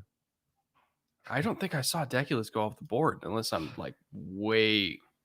Oh, it's about to happen. Okay, it's on the board, right? All right. There's a 6 picks in the last 2 rounds. It's not Spielman. It's that this year is a great year to do that. There is so much talent left on the board. They are going to continue to pick offensive linemen. They're going to pick wide receivers. They're going to pick value picks. They'll probably pick up a tight end. They're just going to continue. They traded down a bunch of times, and the funny thing is, I would do this in mock drafts. Not every mock draft. But there are mock drafts where I would just trade down. And I sent some of them to you where I was like, there's 15 picks. And your brother's like, that's not realistic. And I'm like, with this roster. Yeah, it is. They can all make the roster. They have a lot of holes. Have you seen this team? So you get to the 6th and there's 4 guys you want. You only have 1 more pick. You trade down twice. You end up with 4 picks. You take 3 of the 4 and somebody else because somebody snagged one of them. Like, this is the way that Ryan Poles needed to build the roster, and he's doing it, and I couldn't be happier because there is a lot of talent left on the board. Austin Deculus is somebody that is I'm going to sit back and listen to this one. Right up the Texans' alley. 4-year starter. Believe it or not, set the record at LSU for appearances. 61 games. Wow. Started 4 straight years. Unbelievable. In addition to, coming in as like the 6th offensive lineman the other year. Super high character guy. Everyone in that building absolutely loves him. Really smart. Better athlete than he's given credit for. In terms of whether or not he'll play tackle or guard. For this team, he's playing guard. Okay. For sure. Almost for sure. As for whether or not he has to start at guard or if he's really just more of like depth. Looking right now at the depth chart, we got Kenyon Green. That's right. They took Kenyon Green. He's not starting over Kenyon Green. He might not even start over Khan. But I do think that he's a likely, pushing Max Sharping for backup swing. I like the pick. Again, 6th rounder for a high character, hard worker, super experienced tackle convert to guard. You could do a lot worse than that. And EJ has nothing nice to say, so he will say nothing at all. Deculus did nothing for me on tape. The longevity, especially at a program like LSU, is extremely impressive. And he played against all the guys. He has a great and poorly. No, not true. The tapes. He did not give up that many pressures. Tapes where I was watching him, I don't know. When he played left. Well, right. He played out of position at left and got killed, and everybody was like, "Hey, you can't play left tackle." No shit. Okay. He's not a left tackle. All right. And again, 6th round, I'm not going to kill anybody for this. I'm not going to rake people over the coals. Oh, your guy went to the Broncos. Matt Henningsen to Denver. Hello. Matt Henningsen is a freak of nature. Crazy. Tested out of this world. Beat Aaron Donald in almost every single testing category. Like, that's how crazy athletic he is. And he made a lot of splash plays in that Wisconsin defense. You can't watch Leo Chanel or Jack Sanborn and come away not being super impressed with Matt Henningsen.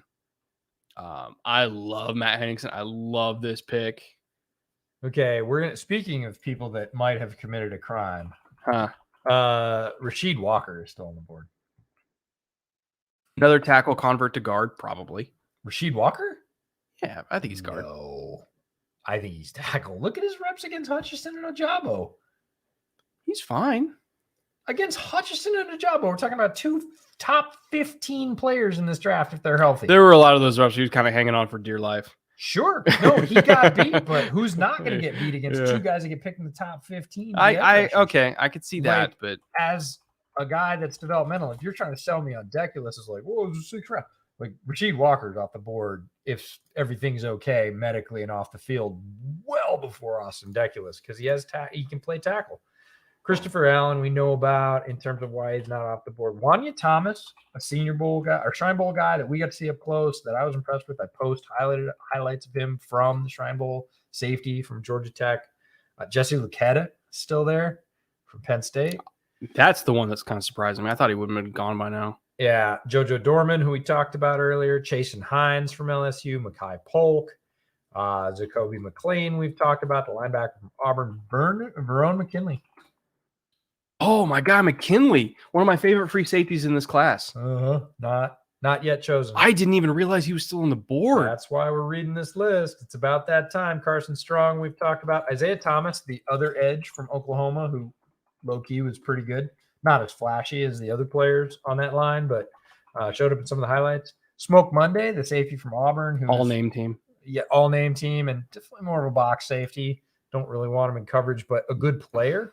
Mike Rose, we talked about as a possible Patriots linebacker. Andrew Stuber, the late-round Michigan lineman who will play forever because he's the of course he will. Lineman. Yeah. Zaquandre White, one of our favorite running backs in the draft in terms of efficiency. And explosive plays. Tariq Castro Fields is still on there. That's right. Wow. Yeah, this draft is so loaded. I would have said crazy things if you told me that Tariq Castro Fields is going to be available in the late 6th. Watching from EE. What's EE? Is that just Europe? European Union? European Union? Oh. Well, it's Euros. So somewhere in Europe. Best stream out there. Thank you very much. Really appreciate that. We think so too. Also, you were talking that most fans don't follow third day, but 1 and 2 days start at 3 a.m. So Europeans can't follow it. That's true. Europeans are always very they're well. Like, what do you mean? Day 3 is that's all money down. It's like that's their day, man. Yeah. Day 3. Josh Johnson from Tulsa, the wide receiver. Love Josh Johnson. Chase Allen. Thank you again, by the way. Chase Allen, who we talked about, the other tight end from Iowa State. Chase Lucas is also still there. Darian Kendrick, a corner I like from Georgia. Kellen Deesh, Tyree Johnson from Texas A&M, the defensive high lineman. upside flamethrower off the edge. Lasita Smith is still there. Yeah, Marquise Hayes. They're still guards. Quentin Lake, Bo Melton. Love the stream, guys. Thoughts on the Cowboys draft? I know they got heat from the Tyler Smith pick, but I don't think it was a bad pick. No. I don't think it was a bad pick at all. Tyler Smith, he wasn't getting past Jacksonville 7 picks later. Like, he was going to be a Jaguar within the next 6 to 7 picks if the Cowboys didn't take him right there.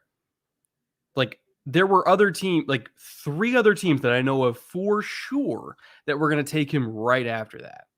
So there are teams that were, when we say bang the table for a prospect, there's also teams that bang the table because of a prospect, and it's because they didn't get to pick him. And they had elite, direct quote, elite tackle grades on him. He's a crazy athlete. I personally think he's going to be a better guard than tackle, but doesn't mean I don't think he's a bad tackle. Me too. I just think he's going to be like an all-world guard. Yep. I love the Tyler Smith pick. I didn't think it was a reach at all. People were losing their minds over it. I'm like, why? He's good.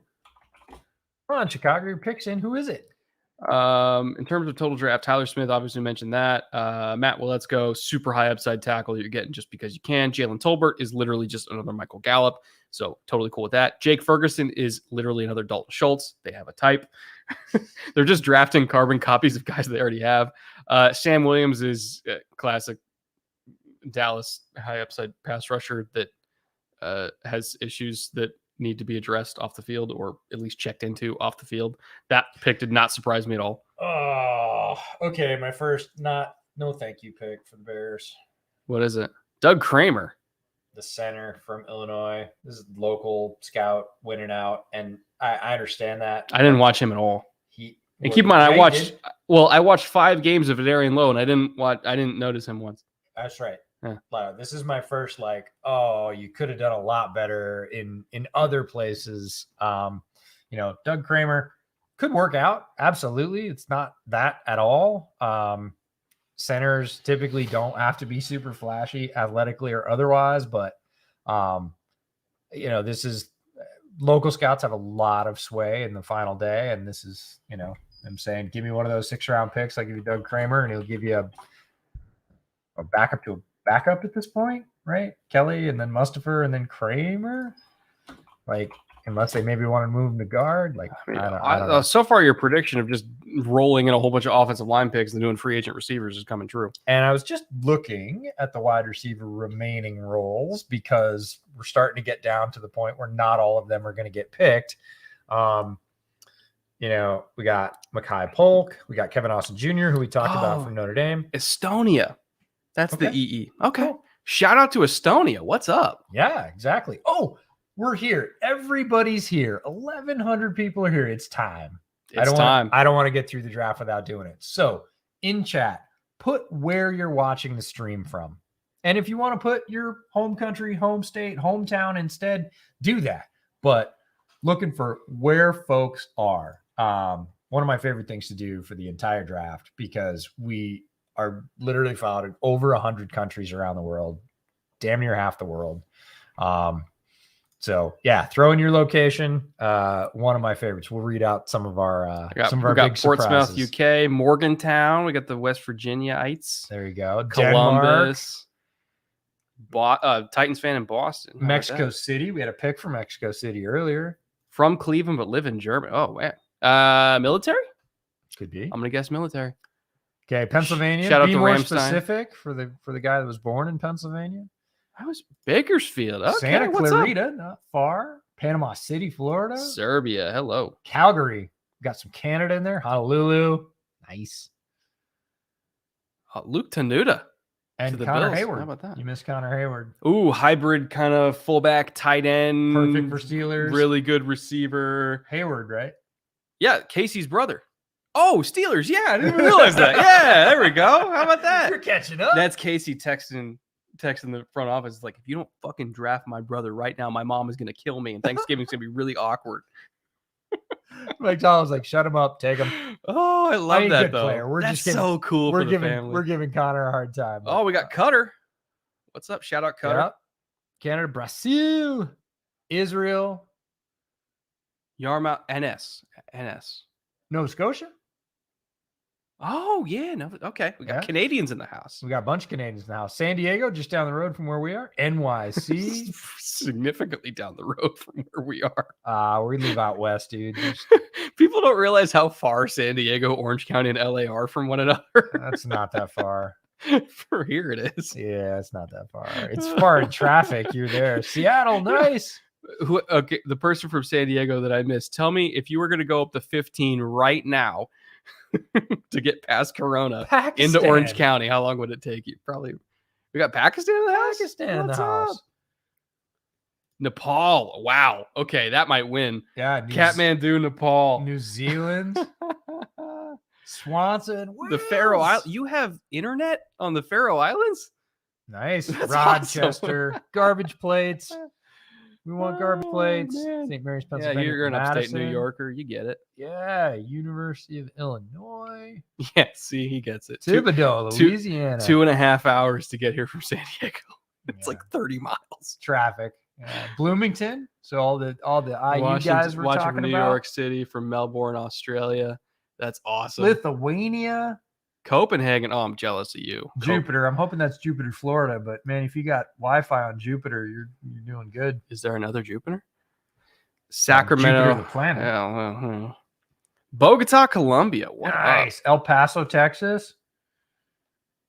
London, Austria. Waiting for those UTEP players. Huntington Beach. Oh, okay. I grew up in Fountain Valley, Nicholas, for the record. There you go. Warner and Euclid, baby, right across the street from Mile Square Park. That's All right, we got where I grew up. Titletown. Oh, it's okay. We'll forgive you. Blacksburg. I want to go out to Blacksburg for a game. Guantanamo Bay. Are Midland. Y'all from Midland? Oh boy. Wow. Where did that point? Philippines. Nice. West by God, Virginia. Eat shit pit. Mountaineers checking in. Oh, chasing. Okay, so we've had some picks while we're playing geography, which is awesome. Riyadh, Saudi Arabia, France. Oh, I love this part of the chat. University of Kentucky. One of my favorite cocktail bars I've ever been to in my life is in Lexington. Yeah. I love Kentucky, the entire state of Kentucky, to be honest. Kentucky's awesome. So we got Luke Tenuta from Virginia Tech, who also was a guy when I was watching Lasita Smith. Showed up a lot. Like Luke Tenuta as developmental tackle for the Bills. Chase Hines, the Patriots, the center from LSU. I think in the last 3 years they've had they're gonna have 6 or 7 offensive linemen draft from LSU. Well, it's that SEC connection. There's always Alabama between Saban and Belichick. Yeah. That's a really strong relationship, but it's also guys that play against Saban. Which bar is it in Lexington? I'm trying to remember the name of it. It's right next to a steakhouse, kind of over, and there's a little I guess you call it a downtown area. I'm trying to remember the name of it, but it's a really good cocktail bar. I haven't been to Lexington. I went out there for near there for the horse races at Keeneland. I don't know if you've ever been to I've not been to Kentucky. Okay. Well, that's not true. I've driven through the very end of Kentucky, but I've never been to Kentucky. One of my favorite experiences ever is going to Keeneland, first day of the season, or the what do you call it? Season meet, something like that. But when they have all the races. And they kind of open it up. The first day we were there, everybody's all dappered up. Oh God, I loved it. It was such a fun day. I love Keeneland. That is right in your roundhouse. I want to go back so bad. Bears fan in India. Wow. I read that as Indiana. That might be a new record. And I was like, well, there's a lot of Bears fans in Indiana. I saw love Sam on here earlier. But I was like, no, in India. What part of India? I got to know. Yeah, India is a big place. Rams fan in the 661 would love for Snead to bring in Donovan West and Michael Wright home. Donovan West, yes. Michael Wright would be really, really interesting. And we've got a bunch of players that we haven't even talked about yet that are still values. I'm thinking about Paul Melton. No, we've talked about him a lot. I'm thinking about the Fresno State defensive end, Aaron Mosby. Yes. Mosby. South Carolina tight end, Tanner Muse, not Connor's brother. He was getting open all the time. Yeah, he was really productive at Shrine Bowl, and nobody's saying his name. He's probably going to go UDFA. Somebody's going to get him in camp. He's going to probably make at least the practice squad. I don't care how loaded your team is, with the exception of Tampa, because they can just keep picking tight ends. Tampa can do whatever they want. They have so many tight ends. Quentin Lake to the Rams. Oh, I love that so much. Hometown pick. Carnell Lake's son, Quentin Lake, safety from UCLA. We saw him in the fall. He's all over the tape. He was at the Shrine Bowl when we were there. Physical. He's just like his dad. Carnell Lake was the enforcer when he was playing next to Rod Woodson. Quentin plays the game a very similar way. He is going to make sure if you're near the sideline that you're not going out easy. That's the guy they want to match up on George Kittle. That's the tight end guy. He will bang. Quentin, good player. He has good spatial awareness. He understands the game. Not the fastest. Has good size, and he'll bring it. He is one of those guys that will bring every ounce behind his pads and just lay you out. So there were people that saying Quentin wasn't going to get drafted, and I was saying you haven't watched him. You can't. If you're talking about other guys on that list, nah. Have you ever driven through Pocatello? Yes. It's got to be on the way to Montana, right? Not exactly, but more south. Yeah, Pocatello. I've been to Pocatello. I've spent time. I've always wanted to go to Idaho. Idaho's beautiful. I want to go to a Boise State game. You would love the Sawtooths. Sawtooths are beautiful. I'm a sucker for mountains and streams and lakes. Yeah, Sawtooths are right. Central Idaho. My crippling introvert desires a lake house out there a lot, so I can just go away and be away from people. I just want to be away. Greetings from Hessen, Germany. Been loving y'all's content since the channel was created. Appreciate that a lot. I don't know if you talked about this already, but I'm interested in your take on Tyson Anderson to the Bengals. He's their third safety after who they took on day one, and Very freaking athletic. amazing. That's the thing is if he's your third safety and you got Jesse Bates and Dax Hill, I know. and you're running a 3 safety package with 3 guys that run 4-4 or at least play 4-4. Yep. That is one of the rangiest safety trios in the league. Plus, he plays special teams. And any of them can cover. Any of them can There cover. are a lot of 3 safety combinations in the league where it's like, well, these 2 can cover, so you need to account for that. But this guy is your line guy, your dimebacker guy, your heavy safety, your star guy, whatever, right? He's okay in coverage, but really only around the line. All 3 of those guys can cover literally anywhere on the field. Thoughts on Rutgers? Thank you again, by the way. Thoughts on Rutgers running back Pacheco. So we first saw Pacheco at Shrine Bowl, and when he's got the ball in his hands and he takes off in that burst, you were the first one to point it out where you're like, whoa, that's different. And he got to the combine and ran 4.34 or 4.38 or whatever it was. And we're like, that makes a lot of sense. Yeah. He's fucking fast. It was day 2 of the Shrine Bowl because day 1 he looked pretty regular. It's like, okay, there's running back here from Rutgers. Okay, he's bigger. He measures bigger than he looks. Mm-hmm. He's dense. He's a little bit shorter. I didn't think he was over 200 pounds. He is. He's rocked up. He's good in pass protection. His first day of an all-star game, these guys had all been off football for 4 months. They've been training, but they haven't played in pads. So everybody's a little rusty. New teammates, new linemen. Everything's a little rough. Running back's not an easy position to assess at all-star games anyways, but in the first day of an all-star game after a long break, not a lot you're going to take out of it. He looked average. We're just going to say he just looked average. There's nothing great. There's nothing terrible. And we're like, okay, he's here. Cool. Second day, looked pretty average running the ball. Get to 7-on-7, I think it was, and he runs a wheel. Like it looks like a flare, and he turns it up, and he catches it right at the turn. And defensive backs had angle on him. And there were some fast defensive backs for like 3 steps. And he turns it on. And if you watch Rutgers football, you're aware of this. He turns it on and he has it and just jets up the sideline. He's gone. And I was like, who is that? Oh, it's a Rutgers. That's Pacheco.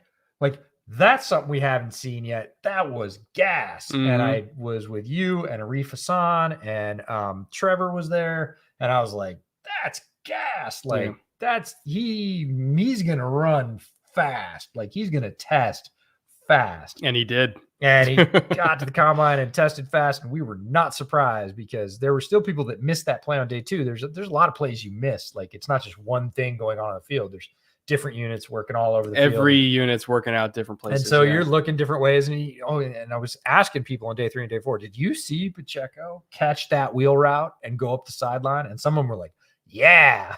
You could tell who'd seen it. And some were like, no, what are you talking about? And I'm like, that guy's fast. Like, he has legit wheels.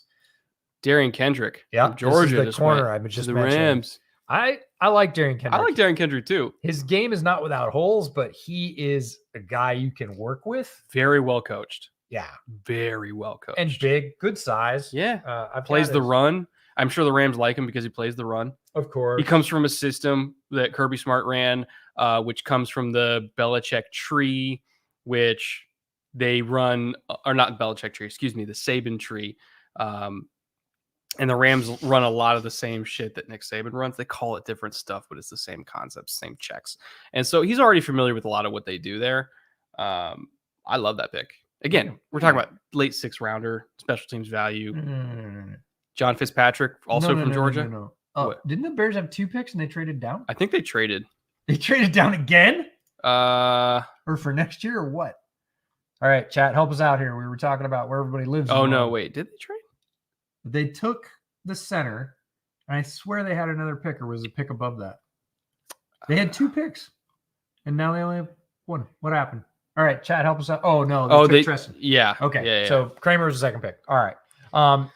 Darian Kendrick, 6'0", 194. So again, another 6-foot corner. No shortage of 6-foot corners in this draft. Can run, like has some speed, is physical, especially along the boundary, on the run or the pass. Has some holes in his game, but I think the Rams, again, are not drafting. The Rams are playing chess at this point. They're filling holes for a year from now, 2 years from now, as contracts come up. That is the way they're doing it. They have one of the most comprehensive roster building strategies in the NFL. Is different. Jordan Rodriguez is doing excellent work on covering that. I think she's the best NFL beat writer going right now, period. She writes for The Athletic. She's a Rams correspondent for The Athletic. Brilliant writer, researcher, and has talked at length about the Rams' unique approach to roster building. They're not picking Darian Kendrick because they need to play him this year. Like, they're picking almost nobody that they need to play this year. Will he play this year? Probably a little bit, but it's really about next year when the next layer of contracts comes up, when this guy's going to be gone, when we're going to have to spend money on this guy and we're not going to have for corner. Like, that's the level they're on. So Kendrick fits into that plan for them. And then Fitzpatrick was a tight end that a lot of people said was going to go. And I was like, I think you can get him undrafted, but apparently the Falcons disagree. Keep the Georgia boy at home. So, fun fact, before the Darian Kendrick pick, Georgia had 13 players drafted. Oh, yeah. NFL record for one team is 14. Oh, so they tied it with Darian Kendrick and broke it with John Fitzpatrick. And that's probably not done yet. That 2021 Georgia team now has the most NFL players ever drafted. This is my surprised face. And here's the thing. The best one's coming out next year. Yeah, the best one wasn't even eligible for the draft. We talked about Jalen Carter earlier, but Jasir Taylor from Wake. Yeah, he was fun. To the Chargers, yeah. So good times. Cardinals on the clock now. Click and close, rally and tackle fits their prototype. That's what he does. Rally and tackle. Mm-hmm. And I honestly could see him switching to a small safety. Yeah, I was kind of thinking that too in the back of my head, but at the same time, they already have a million safeties. So yeah, I'm not saying he will. And again, if you can play a corner, you play him there for positional value. Absolute just lock fit for them. Yeah, Justin Ross is still on the board. We talked about it earlier. Medical stuff with spine is a big risk for a lot of teams. He's, I'm sure, red flagged medically on some teams' boards. Not all boards. I had a dream last night. EJ was at my house affirming my Matt Henningsen is Greg Gaines 2.0 take. Hell yeah. I love that. That's my astral projection showing up and going, you're not far off. Except Henningsen is more athletic. Way more athletic. So we love Greg Gaines, like super underrated part of the Super Bowl champs, former Husky, which is low-key D-line U. They've had a lot of them. A lot of them recently. Vita Vea, Greg Green, Danny Shelton, Onwuzurike. The other kid that the Bucks took last year was Tryon Shrinka. Yep. Yeah, that's fuck no, they're throwing them out. We love Greg Gaines, low pub player, but Henningsen doesn't quite have his level of production yet. But like Brett said, if you were watching Leo Chanel tape, like you kept going, who is that guy? By the way, Tyler, that smells ridiculous. Yeah, I'm dying. We're just checking in with the wings maestro because he's treating us it's right. Done. Oh yes. Are you serious? That was quick. This has garlic in it. Okay, I will avoid but it. But these do not have garlic. Oh, you are and the best. That was all right. We need to do the cooking show thing. I know it's terrible. We need to do the cooking show thing. This is, if you could smell these, you would be keeling over. Ty knows what the hell he's doing. Oh, this smells so good. It smells so amazing. Oh my God. Oh shit. Ty, you're killing me. I'm just gonna like murmur because I don't I'll let you care. go first while I answer the JoJo Doman question. I don't care as much about these draft picks, and you know how much I care about these draft picks as I do about these wings right now. Why is JoJo still on the board? Because he's a little bit of a hard role to fit as like a hybrid linebacker, apex nickel. Yeah, I know. They seem ridiculous. All right, I'm going to do it. Dude. Hell yeah. Like, no, hell Shut the fuck up. No, we're just going to do this. If you're vegetarian, look away. Because we are hitting it. Got lots more. Oh. Okay. A, we're really hungry. B, these are some of the best wings we haven't eaten since this morning when I had a singular bagel. Lacita Smith finally went off the board of the Cardinals. Love it. He fits what they do. They run a lot of counter. They pull their guards a lot. Lacita Smith is a great puller. I love it. Perfect scheme fit. Great athlete. He was a guy that early in the process I had a little bit higher than maybe I should have, but I was like, man, he's really good. And it was not that he got worse. It was that I watched other guys who had a little bit more skill or I liked a little bit better. Never really fell off on him. And again, typically that guy's going to go in like the 4th or the 5th. And I thought he was going to go like mid-4. Yeah, Yeah. 4th or 5th would have been my guess based on his skill, production profile, program he played in. And here we are, dead ass bottom of the 6th, 37th pick, well into compensatories, and the Cardinals are getting a value on a guy that is a really good blocker and is going to play for a long time. Fuck. These are like some of the best ones I've ever had in my life. They're really good. It's just like legit amazing. wings. We're hungry, but that has nothing to do with it. These Ty outdid himself. These are great. What do you make them with? I don't even know. I don't care. They're so delicious. That's another level. I don't care. They're really good. All right, pick us in for the Colts.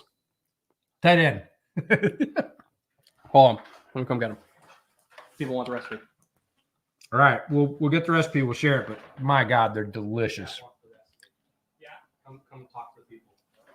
Yeah, talk to the people because I'm just gonna go eat wings and not gross people out. So I'm just gonna take a couple wings and Ty can have my chair for a minute. So, No, you can have my chair for a yeah. minute. Take the spotlight, man. You deserve it. All right. You guys are asking. I haven't even had one. You mind if I have one? Go for it. It's nuts. They're so good. Oh, okay. So these are a white truffle salt, black pepper vinegar recipe that I do with a Louisiana hot sauce.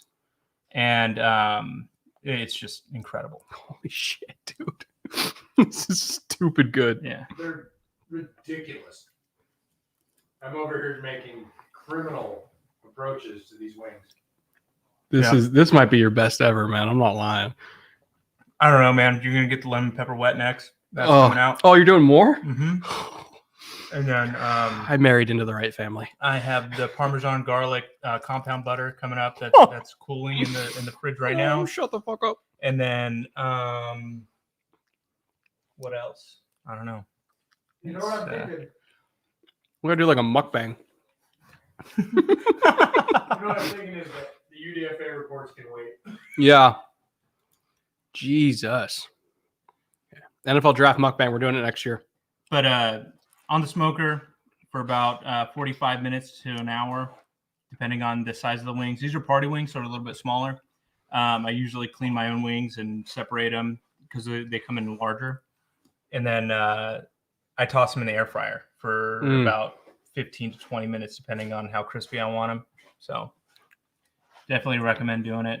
I gotta do like a YouTube channel just for like game day. Dude, bootleg tailgate. Yeah, tailgate recipes. No, this is bootleg tailgate. Oh, Oh my God, it's so good. what are you doing first? Lemon pepper? Or Lemon pepper. okay, I'm down with that. Yeah, we still got a whole round to go. So Yeah. Get out of here. I'm going to be biased here and say how the Bucks done. I haven't been able to Really watch good. any of it. So Tyler's a big Bucks fan. Yes, sir. Check it. Peep the merchandise. What's up? Oh I'm wearing a Brett Coleman original. All right, It's let like me go a team. Met Gala introduction. I'm wearing a Dude. Brett Coleman original. Dude, well, Edgar out on our patio helped design this one. He did an awesome job. All right, Tampa Bay Buccaneers. So we got Logan Hall The man. at 33 is okay. Rotational 3 technique. Luke Gadecki, who's going to be a guard for them because they desperately need a guard. Rashad White's one of my favorite running backs in this class. Yep. He might start over Lenny, and I know you love Lenny. Oh, I know you love Lenny. Rashad Uncle White Lenny. might start with him. Kate Otten is. I don't think Gronk's coming back because Kate Otten's like the new Gronk. Not as good as Gronk, but you think so? similar skill set. Jake Camarda was the first punter off the board. We had a little punter run here. There's a legendary punter class, if you didn't know. Really? Yeah, it's like there's gonna be 4 or 5 punters drafted. Holy shit. Yeah, I know. And then Zion McCollum is like one of the most athletic corners in this whole class. They just took him because he was there in the 5th. They don't need him, but he's crazy athlete. Yeah. So you're good. Yeah. You're doing good. Increase secondary. Yeah, you're doing just running fine. back, guard, another guard. Right on. You're doing all right. All right. Who's the biggest? Who's done best so far? Jets and Texans Jets- are both great. Jets are Seahawks doing crushed it. stupid Yeah. good. I mean, typically John Schneider doesn't crush it. He Yeah. hasn't crushed it in like almost a decade, Yeah. and he is killing it.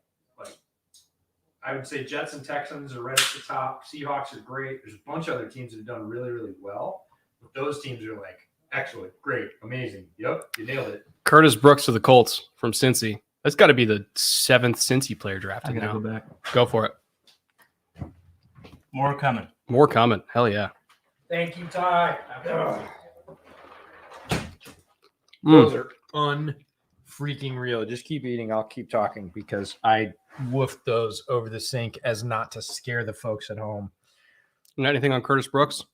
The linebacker is Penn State. No, DT from Cincinnati. Oh no, I was thinking of Ellis Brooks. Sorry, Curtis Brooks. No, I actually was really interested in that in watching Sanders, J. Sanders, the edge from Cincinnati. That not a lot of other defensive line players from Cincinnati stood out, but they're really effective defense because they had Beavers behind that. And of course, both corners have already been drafted.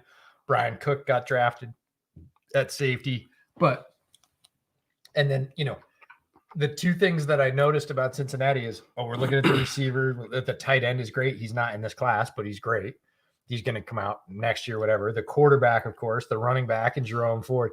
The two areas where I was kind of like, Cincinnati, as opposed to Georgia, which is just everybody everywhere, obviously, was, does Cincinnati have any great offensive linemen? They have some good ones, but like nobody really stood out. Their best one went in the draft last year. Right. Yeah. And then interior sort of defensive line that's not J. Sanders or linebacker. I was like, not a lot of guys. I will say, if We're you're going to take DT there, I would have took the App State kid, I told you he's not getting drafted. which I don't understand. He was so disruptive. 6 foot. He's flat 6 Who foot. cares? I don't care, but I'm telling you why the league won't draft him. And I want him as a UDFA in Chicago as a penetrating 3-tech because that's what he does. That's what he can do. That's what he does. All right, I'm going to clear the wings and some garbage. Bring me here. back some paper towels. Yes, I will do that. Next Oh, bootleg man. meetup, bring Tyler in a smoker. Sign me up to pre-buy his cookbook. Oh, yeah. He could legitimately write one. He's amazing. He's so good. And the funny thing is, the last time. Oh no! First draft live stream. Oh yeah, you're right. He brought me wings that one too. He Yeah. brought you food and he wore the apron, so this is 2 out of 3 for him. He's doing Yeah. great. It's an annual tradition. Tyler brings me wings during the draft. Yeah, I think we skipped last year, but we're never skipping a year again. Nothing better than smoked wings. Our favorite rub is Q Rub. I support the bootleg tailgate. Oh, the bootleg tailgate is absolutely happening. We have, I don't want to say joked. We have talked about bootleg tailgate since we started bootleg because, as you know, Brett really likes making cocktails. What did I make you for breakfast the other day? Some sort of combination of ham, cheese, and potatoes that was And eggs. perfectly seared for Yes. me. Yeah. And no, so we like cooking. We like food. We definitely like eating, as you just got to see. Oh, there's James Houston to the Lions from Jackson State. Okay. I dig that pick. Yeah. I And totally again, dig Brad that pick. Holmes. It's Brad- just that's the thing is he's going to be the 5th edge. I do not want to play their defensive front. No, Like I just don't want to play. them. at this point they can't fit everybody. Their camp battle is going to be insane. Yeah. No, I don't want to play the Lions front anymore. Like, thanks, Brad Holmes. Bunch of pressures. No, we have Love talked. We like to drink beer and try different whiskeys. Loves mixing drinks. Brett is a fantastic cook. We talked about doing spatchcock chicken for this, which is one of his favorite specialties. We've more than enough, and of course, we love going to football games. And what do? You go to football games, you tailgate, and you eat. So the sort of bootleg tailgate tour or the tailgate channel with recipes for drinks and food and whatever. Maybe when one of us gets a little bit more time, that'll be a reality. We've already sort of imagined the whole thing in our head. It will happen. So at some point, Remember what I mentioned yesterday that there was a 4th in this draft? Like, we've had like Ron McKinley III. And Yes. It's James Houston. I now remember okay. where I remember it's James Houston. So insane athlete. He is short, but he's 245 pounds, really long arms, 34.5-inch. Had an incredible number of pressures because he's so explosive. 156, 10-yard split in the 40. He has a 39-inch vert. So again, that first step is wicked. Racked up just an unbelievable amount of pressure at Jackson State. I really, really like him. I know he tested poorly in the agility. He's like a 7.4 3-cone, but to me, that didn't really show up on tape. I thought he changed direction a lot better than that number would suggest. Again, you're getting just another edge for nothing.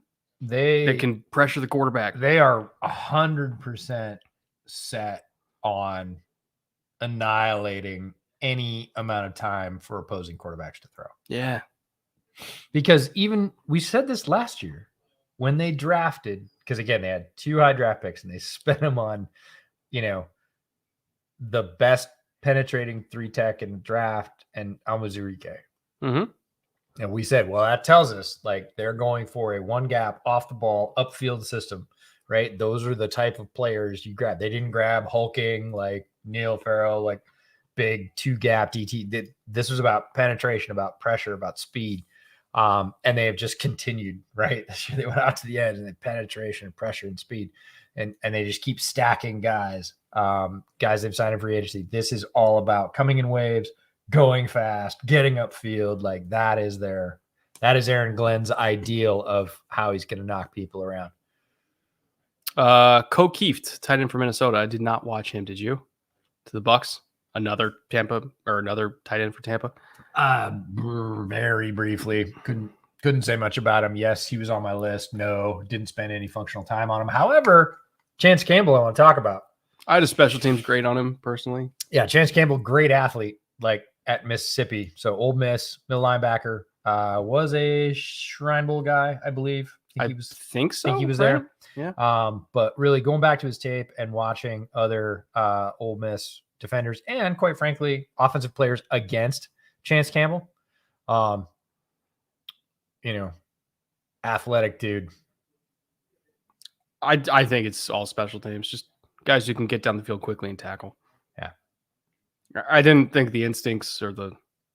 I didn't does get to the edges. Like he makes plays at the edge. When it's literally see ball, get ball. Yeah. No. We're fine. No, this is not, again, where we are, end of the 6th round. You're gambling on athletes and they have to play special teams. And one of the things when I went back to the tape that was sort of reinforced with me with Chance Campbell is he's a good athlete. Yeah. Like he is a good athlete. This is not that.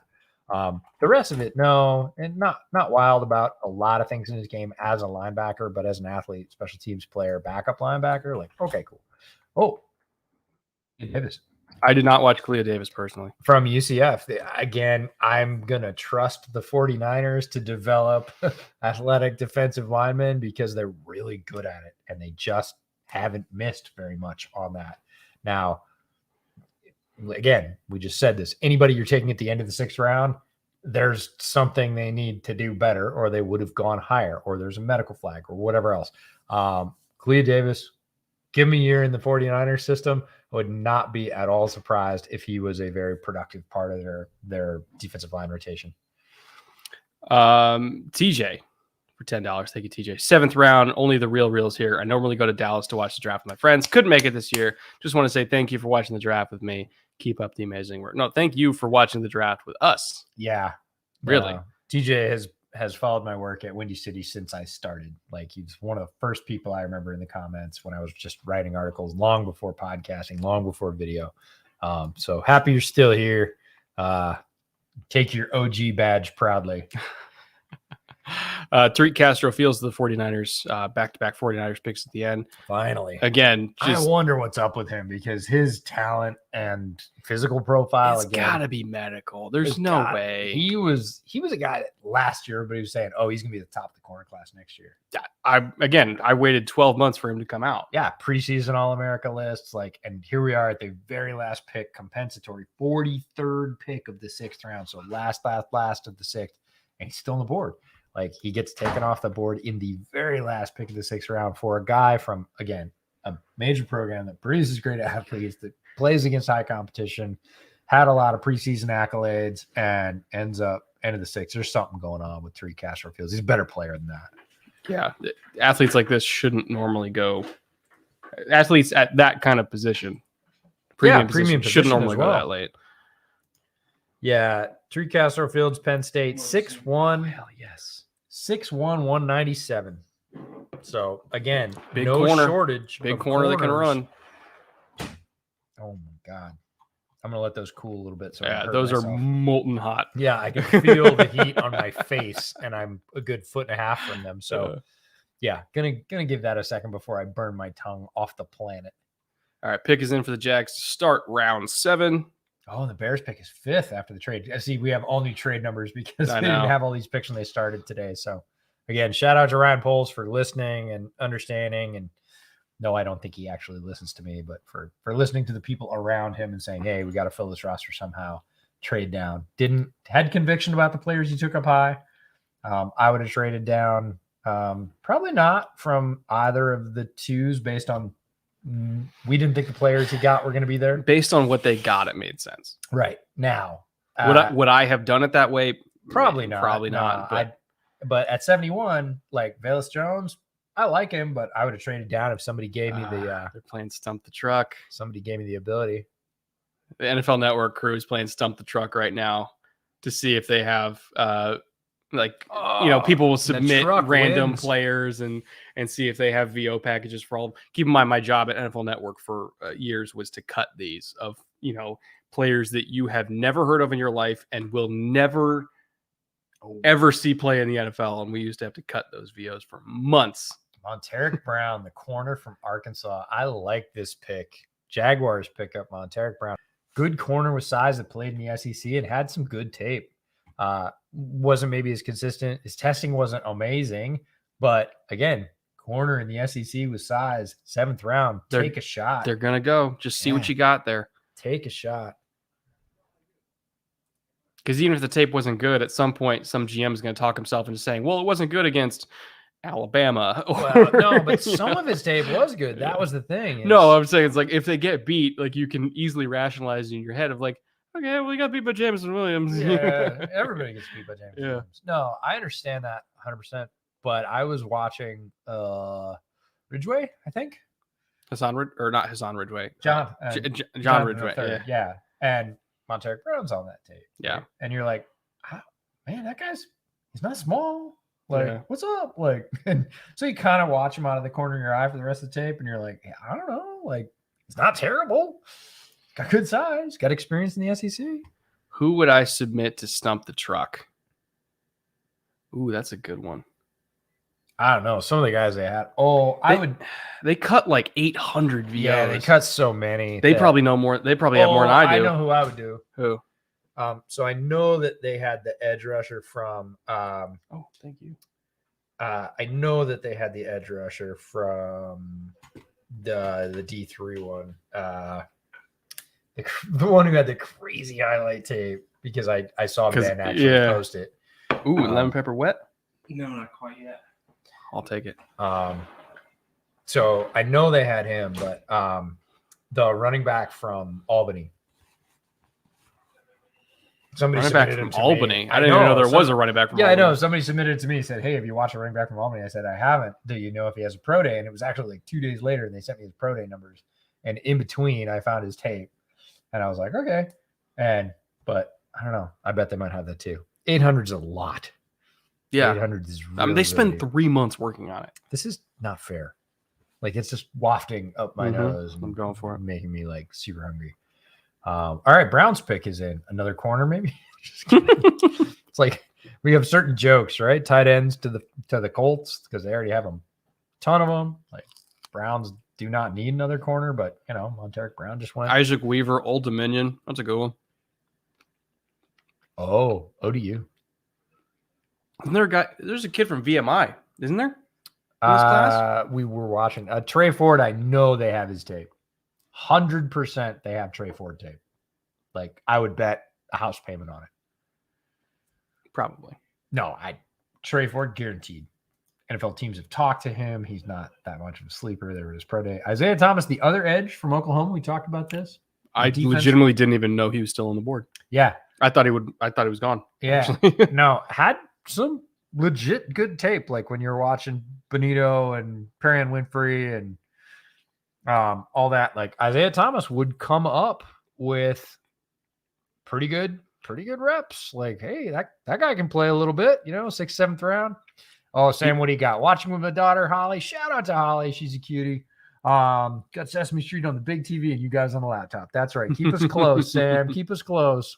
Sam, for those of you that don't know, one of my colleagues over at Windy City Gridiron. Also, fellow car guy on Twitter. Shout out to being a car guy and an F1 follower on Twitter. Who intrigues you here for Chicago? Starts and ends with Bo Melton. They got to get some receivers. Could be Bo Melton. If they got my Kai Polk, I'm not going to argue. If they get Isaiah Weston, let's go. Fits with Justin's strengths. I would love to say they're done with offensive line. I don't think Poles can be done with offensive line. I think he is just pedal to the metal. Can't quit it. Yeah. Dolphins pick is in here. I kind of like to see a Pacheco pick. I really like the Isaiah Thomas pick for the Browns while we're waiting on the Dolphins pick because they legit need to reload a little bit. A little depth. Yeah, they need more depth. We were used to them having like 2 deep solid all the way across that line, and free agency, attrition. They've lost a few guys. They still have a ton of players, but yeah, if you want to be able to do it in waves, and that's the thing is college teams, it's like hockey lines now. They bring in a whole new wave. It's 2 new defensive tackles, 2 new edges, and the whole unit goes out, and then the whole unit goes back in. They have A and B lines. That's going to filter up to the pros. You're going to see that. Guys are not going to play, 70 snaps a game. It's not – you can't last a season for 17 games at that pace. So you're going to see guys play 30, 35 high-quality, fire-breathing snaps and get replaced. But to do that, you need guys – that are down eaters like Isaiah Thomas who can come in and give you something and not give something up. To answer your question in terms of doing a quick Cleveland recap while we're on the topic, they also took David Bell, who they hope can be the new Jarvis, as the bigger slot intermediate threat. Super tough kid, great contested catcher, good route runner, not super explosive, but in that system, you can kind of get by with it. This is Jerome Ford is like their 5th running back at this point. just on value. I don't know what they're going to do with Kareem Hunt and Dearness Johnson because Jerome Ford is also really good. Like they're not all going to make the roster, and I know they love Demetric Felton. They don't want to let Demetric Felton go. So I don't know what they're going to do. Perry and Winfrey they took in the 4th round, very high upside penetrating 3 technique. Who had some these are falling apart. Good. They're ridiculous. He had a little bit of like work ethic concerns, I guess you could say, is what the word was. So that's why he was there in the 4th round to begin with. If they can kind of get his motor running, you're looking at something. Alex Wright was a pick that I thought was a little early. They love him though, to add into their defensive line rotation. Then you got Martin Emerson, nice productive corner. SEC corner went up against a lot of top flight receivers and held his own. So, getting another corner to compete with Greedy Williams for the 2nd corner spot. Actually, you know what? They traded Troy Hill. So maybe one of them, maybe either Greedy or Emerson will play nickel because they wanted to get something back for Troy Hill. I mean, it's possible at least. Unless they Neither one was a nickel. Unless they think Newsom's a nickel. Newsom nickel, and then either Greedy or Emerson outside. Either way, they got 4 corners. They'll figure it out. So, yeah, Cleveland's looked pretty good so far. Those other 2 flats and not on camera because people will be terribly. I don't know what's in that, so I'm going to stay away from it. These are great. That's all mine. I think it's the garlic butter one. Oh, Cameron Good, the edge from Cal, just went to Miami. Again, we're talking about just bring them in waves, get guys who just have a whole bunch of pressures that you're only going to use them for 15, 20 snaps. But if he's fresh, you can get you some pressures. Yep. I like that pick. Again, 7th round pick, so you're going to need some special teams versatility out of him, but you can do worse. The air fryer key. Yeah. You know who else is on the board still, by the way? A lot of people. Jatiri Carter. Chat just brought it up. Mm-hmm. Very, very high upside guy that somehow is not gone yet. He peaked a little early in the process. He had a really high. I don't think it was going to be a 7th round pick, though, or later. He might go undrafted at this point. All right, Steelers pick. Who we got?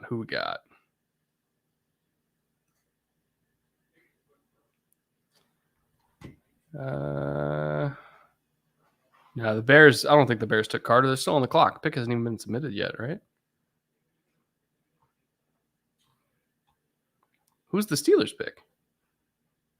Oh, wait. Okay, now I have both picks in.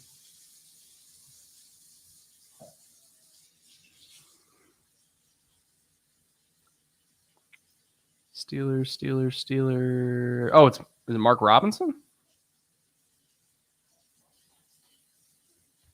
Okay, Mark Robinson to Pitt, and then Ja'Tyre Carter to Bears. Okay. From Southern. What did I tell you? Offensive line, baby, all day. He's not done yet. They're just bringing in a million dudes to compete in camp, and they're just gonna see.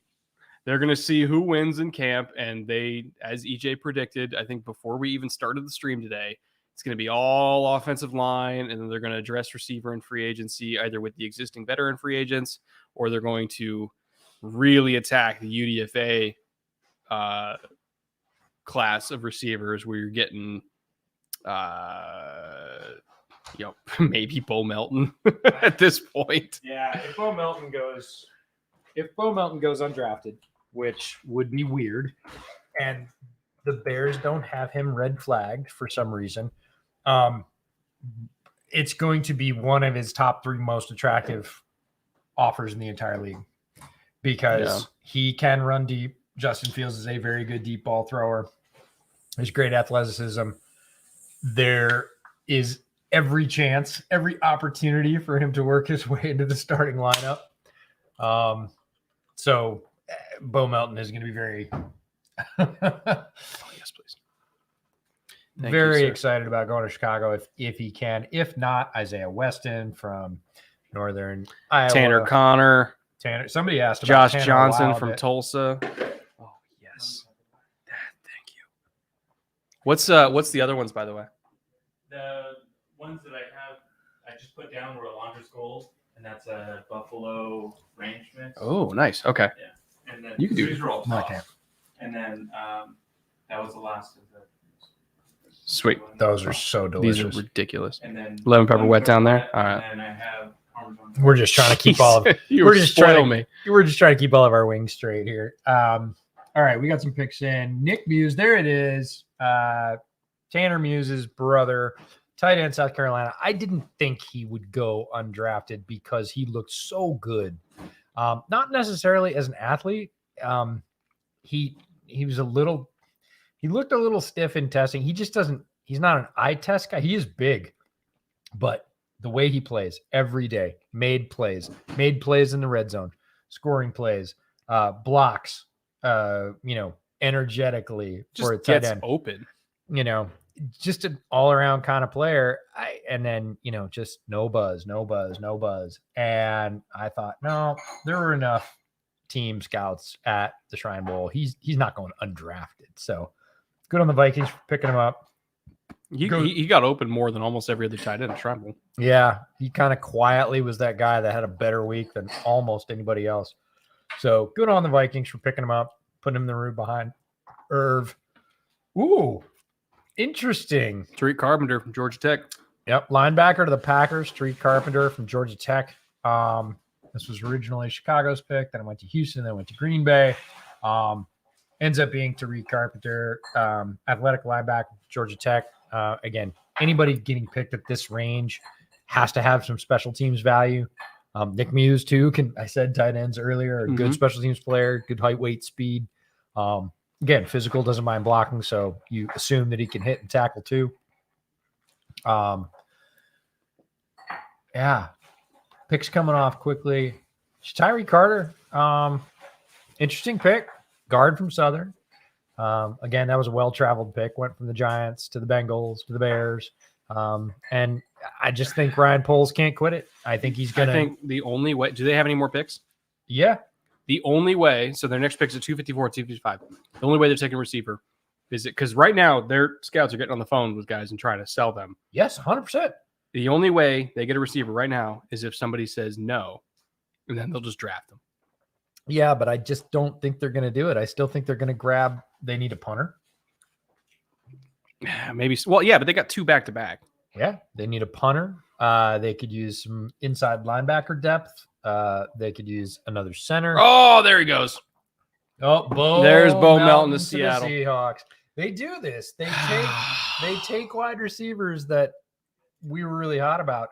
Last year it was the South Eskridge? Dakota. The South Dakota State kid ended up there as a UDFA. You're right.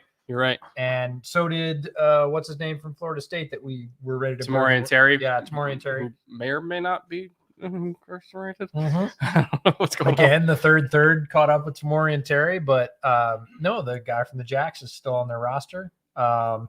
So Bo Melton ends up what as a Seahawk. steal. Yeah, huge steal. Talking 8th pick of the 7th round. He shouldn't be there. 229 overall. Yeah, he shouldn't, but they're going to take the pick to secure his services. I think he's better than Eskridge. I would agree with that. I was not a huge Eskridge fan. He's better than the guy they took in the 2nd round last year. I think so. The Rutgers offense, for those of you that are not familiar with Bo Melton, did him no favors. 0 favors. He also was recruited by just about every top college you can think of in the Ohio country. State, Michigan, Notre Dame, Pitt. Think about that. Think about Ohio State's wide receiver room, and they offered to Bo Melton. He was a 4-star. I'm just saying. He could have played last year with Pickett and Jordan Addison. You think he's getting double covered then? No. So, great pick for the Seahawks. Again, the Seahawks kind of chalk draft, which is throwing us all off because they haven't done it in 10 years, is really good. Really good. I'm so annoyed. I'm so annoyed. I'm a little bummed that he doesn't end up in Chicago, but I'm excited to see, not necessarily this year if they don't lean for quarterback, but next year. I'm like, is kind of, if Drew Lock fails with this, right? But then he's never going to work, right? But then they're going to go pull a high quarterback. I get it, but they might be too good of a team to get one. No, I don't. Unless Drew Lock is abysmal. Nah, I just think there's going to be more quarterbacks maybe next year than you think. You got so lucky. No Malort for me. No Malort for me. You did get lucky. I got super lucky. That is a bullet dodged. I know that Bo Melton potentially just made a lot of money, but I think I'm really the winner of today. I think absolutely that you are. No doubt about that. But still, they're calling guys like Mekhi Polk, who I mentioned a million years ago as my quiet Emeka guy. Emezi. Yeah. They have to call Emeka Emezi. Dude, Isaiah Weston. Tanner Connor. Yep. Josh Johnson. Braylon Sanders, Samari Toure, Mm-hmm. Ty Freifogel, who we mentioned before, Jarrett Stearns, Britton Covey. There's a whole nother page of them. There's Emezi, Rambo, our guy Charleston Rambo, Jaquez Ezzard, who we watched last night from Sam Houston State, return specialist. Who's the Utah State kid? Javon Hiley? Yeah. No, Javon Hiley is Coastal Carolina. I know who you're talking about from Utah State. The little fast dude. Yeah. Just cuz. Yeah, because he can get deep and Justin can throw deep. Yeah. And why not? Let's see got what happens. legit speed. Yeah. No, they could come out of UDFA with 5 receivers. Not at all. None of them are Bo Melton, though. None of them are Bo Melton. I'm not saying, I'm just saying in terms of Ryan Poles is stacking people, right? Stacking people. He is not going into the season without offensive line help. Yeah, well, he got plenty of it. Yeah. We'll see which one of them works.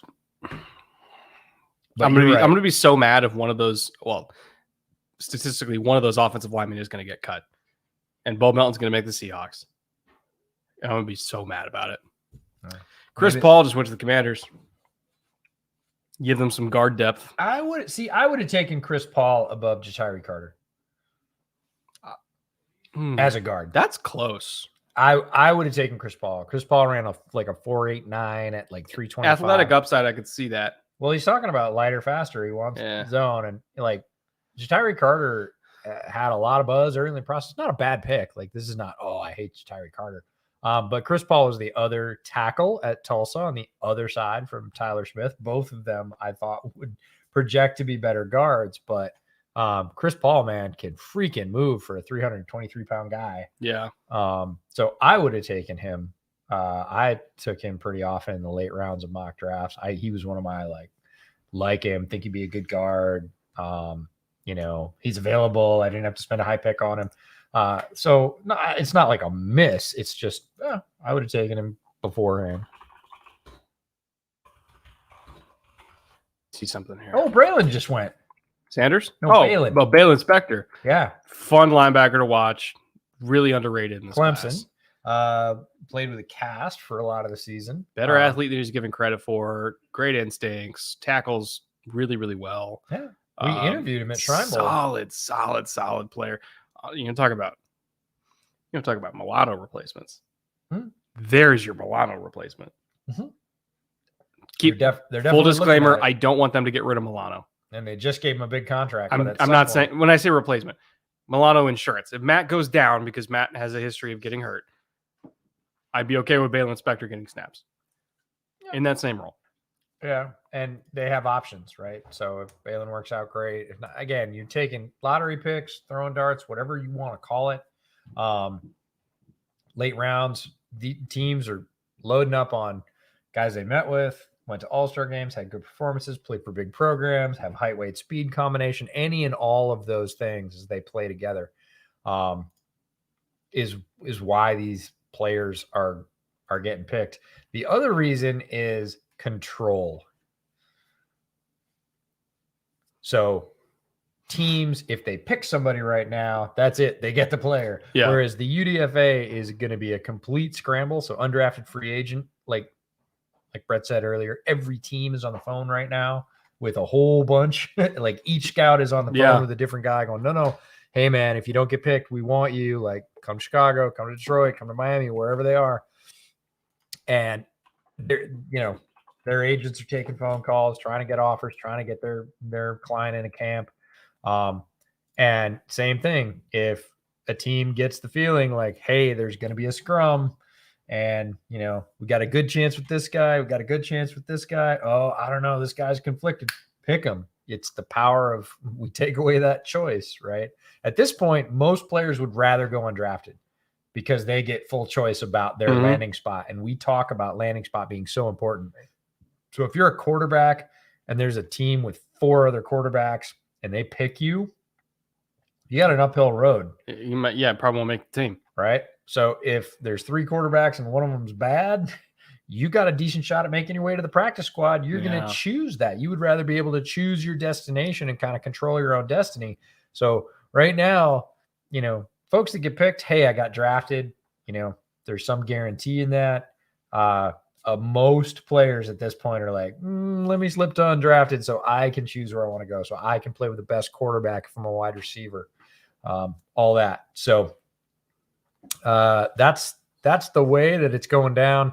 It's going to get really chaotic this year because the UDFA class is huge. Yeah. There are so many guys that literally there aren't enough ears and phones in the draft room to keep up with them all. There's 1,600 players. Yeah. It's going to get really difficult and chaotic here. So they've already started the process, but if they're really committed on a player and they feel conflicted, they're just going to pick them. If they have a pick left, they're just like, look, we want this guy for sure. Pick him. We'll deal with the UDFA scrum for that guy, and that guy. Zach for $10. Thank you, Zach. Super late to the draft today. Thoughts on how the Steelers wide receiver room shakes out given the Calvin Austin pick? They just have one of everything. They have. I think they have 2 of something. they have Deontay Johnson, who's kind of like your number 1, I would say at this point. You can line him up anywhere. Chase Claypool, I would kind of want him to just be a big slot. Not that he can't. You talking about Hicks? No, so the wide receiver thing just moved. Wow. Oh, I don't know. And Derek Young. Interesting. Oh, that's the one. Gigantic, rocked up. He's like 230. This is a wide receiver from Lenore Ryan. We were super excited. We had a meeting and a live stream the week before we went with Eric. It was either during the live stream or right after in the kind of after show bit. And we were like, okay, give us 10 guys that you're like really excited about that aren't necessarily the big name guys. Cause we knew Pierre Strong was going, I think we knew at that point Ty Chandler was going. So it was like, yeah, we know those guys. Tell us the guys that because you've been digging, you and your staff have been digging. And Derek Young was one of the guys that he pulled up in that conversation and said, look, he's raw. The reason you can guess if you're a pretty savvy draft fan why he got discovered, because it was a year before Oh, because Kyle Duggar was there? Because Kyle Yeah, Duggar was at there you Lenore go, Ryan, yeah. and all the scouts went to see Kyle Duggar, and they were like, "Who's that wide receiver that's like really tall, super muscular, And weighs like yeah, 225. really fast?" And they're like, "That's Tariq Young." So that's when he got on scouts' radars, when everybody was trooping through to see Kyle Duggar, and Eric said, "Look, he needs work as a wide receiver, but he is a top tier athlete. He is going to test through the roof." So again, Seahawks rolling the dice on height, weight, speed here. Just, Tariq Young is a massive athlete, and if they can turn him into something, awesome. Yeah, It's physical player. So he's 6'2", 225 officially. Yeah, big. 4.44, 1.54 split at 10 yards, 37 vert, 11.3 broad, 4.19 shuttle, 6.883 cone. He's not quite, but very similar athletic profile to DK. Slightly smaller, slightly slower, not by much. Yeah, twitchy, fast. Still has a lot of things to figure out about playing receiver and putting them all together. Doesn't know what he's doing yet. The physical part of that is not a question. He was the most physically impressive second most physically impressive wide receiver at Shrine. Who's the first? Oh, Tanner Connor. Tanner Connor. Yeah, there you go. Yeah. Tanner Connor, who is taller, heavier, faster, more fluid, and a better receiver. But Tariq has a future athletically in the NFL. He belongs athletically in the NFL. To finish the point about the Steelers receiving core, speaking of receivers, you obviously got Deontay as the number one. Chase Claypool, I think, is better as a big slot. Not that he can't play outside, but I just think he's more dominant as a big slot. You got George Pickens, who I think is like your classic X receiver. He can also play Z, but I kind of like him as an X. Unless you want him as a Z to kind of move around as a blocker, which you can do that too. And then you have Calvin Austin as your smaller speed slot, yak guy, gadget guy, returner. You fill out the roles like you're building a basketball team. Everybody's got to have a different skill set. So he kind of complements a little bit. 100%. The building a basketball team metaphor is a really good one for what we've been talking about all day. How do you build a room?